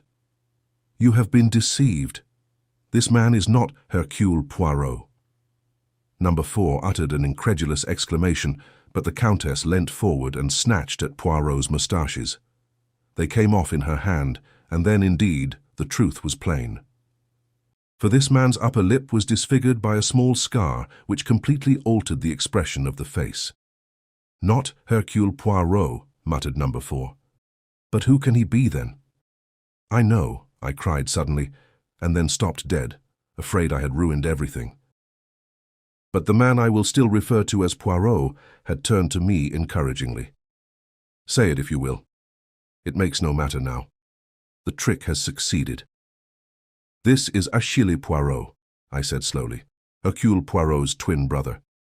"Impossible," said Rylon sharply, but he was shaken. "Hercule's plan has succeeded to a marvel," said Achille placidly. Number 4 leapt forward, his voice harsh and menacing. "Succeeded, has it?" he snarled. "Do you realize that before many minutes have passed you will be dead?" "Dead?" "Yes," said Hercule Poirot gravely. "I realize that. It is you who do not realize that a man may be willing to purchase success by his life. There were men who laid down their lives for their country in the war. I am prepared to lay down mine in the same way for the world." It struck me just then that although perfectly willing to lay down my life, I might have been consulted in the matter. Then I remembered how Poirot had urged me to stay behind, and I felt appeased. "And in what way will your laying down your life benefit the world?" asked Rylon sardonically. "I see that you do not perceive the true inwardness of Hercule's plan. To begin with, your place of retreat was known some months ago, and practically all the visitors, hotel assistants, and others are detectives or Secret Service men. A cordon has been drawn round the mountain. You may have more than one means of egress, but even so you cannot escape. Poirot himself is directing the operations outside. My boots were smeared with a preparation of aniseed tonight before I came down to the terrace in my brother's place. Hounds are following the trail.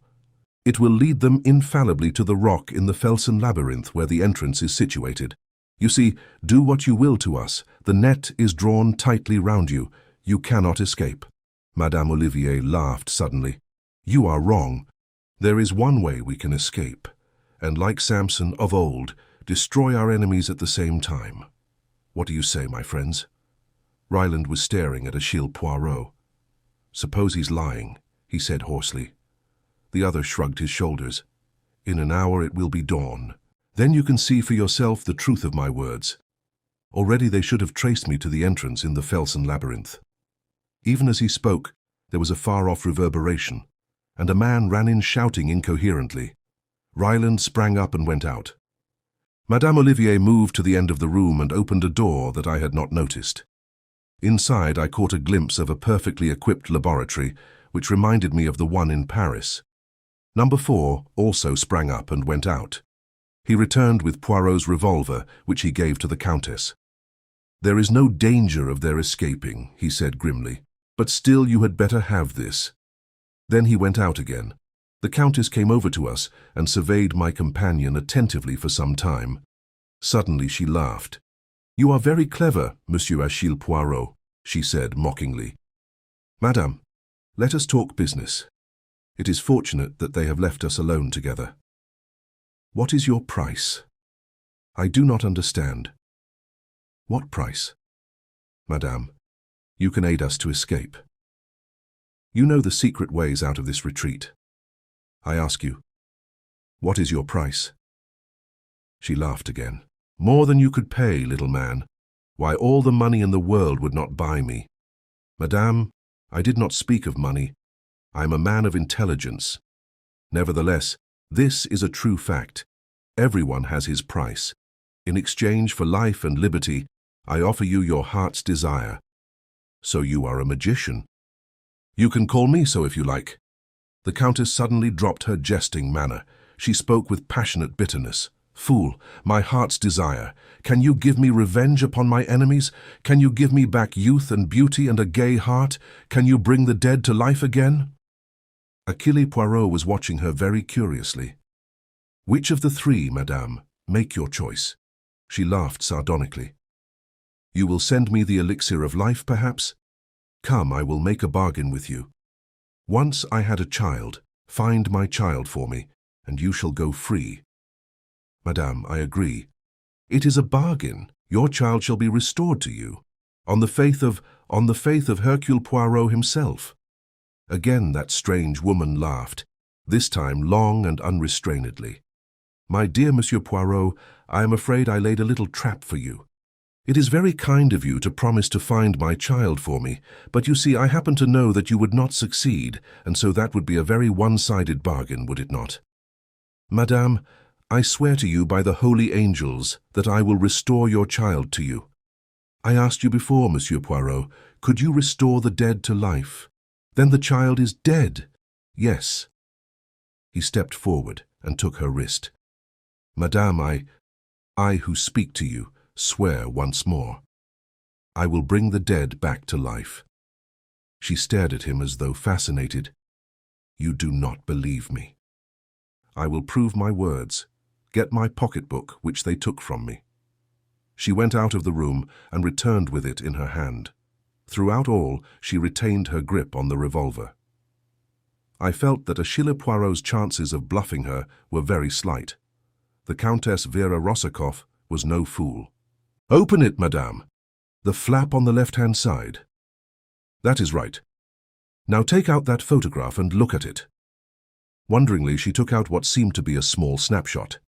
No sooner had she looked at it than she uttered a cry and swayed as though about to fall. Then she almost flew at my companion. "Where? Where? You shall tell me. Where? Remember your bargain, madame." "Yes, yes, I will trust you.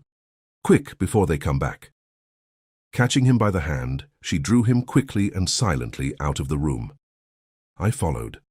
From the outer room she led us into the tunnel by which we had first entered, but a short way along this forked, and she turned off to the right.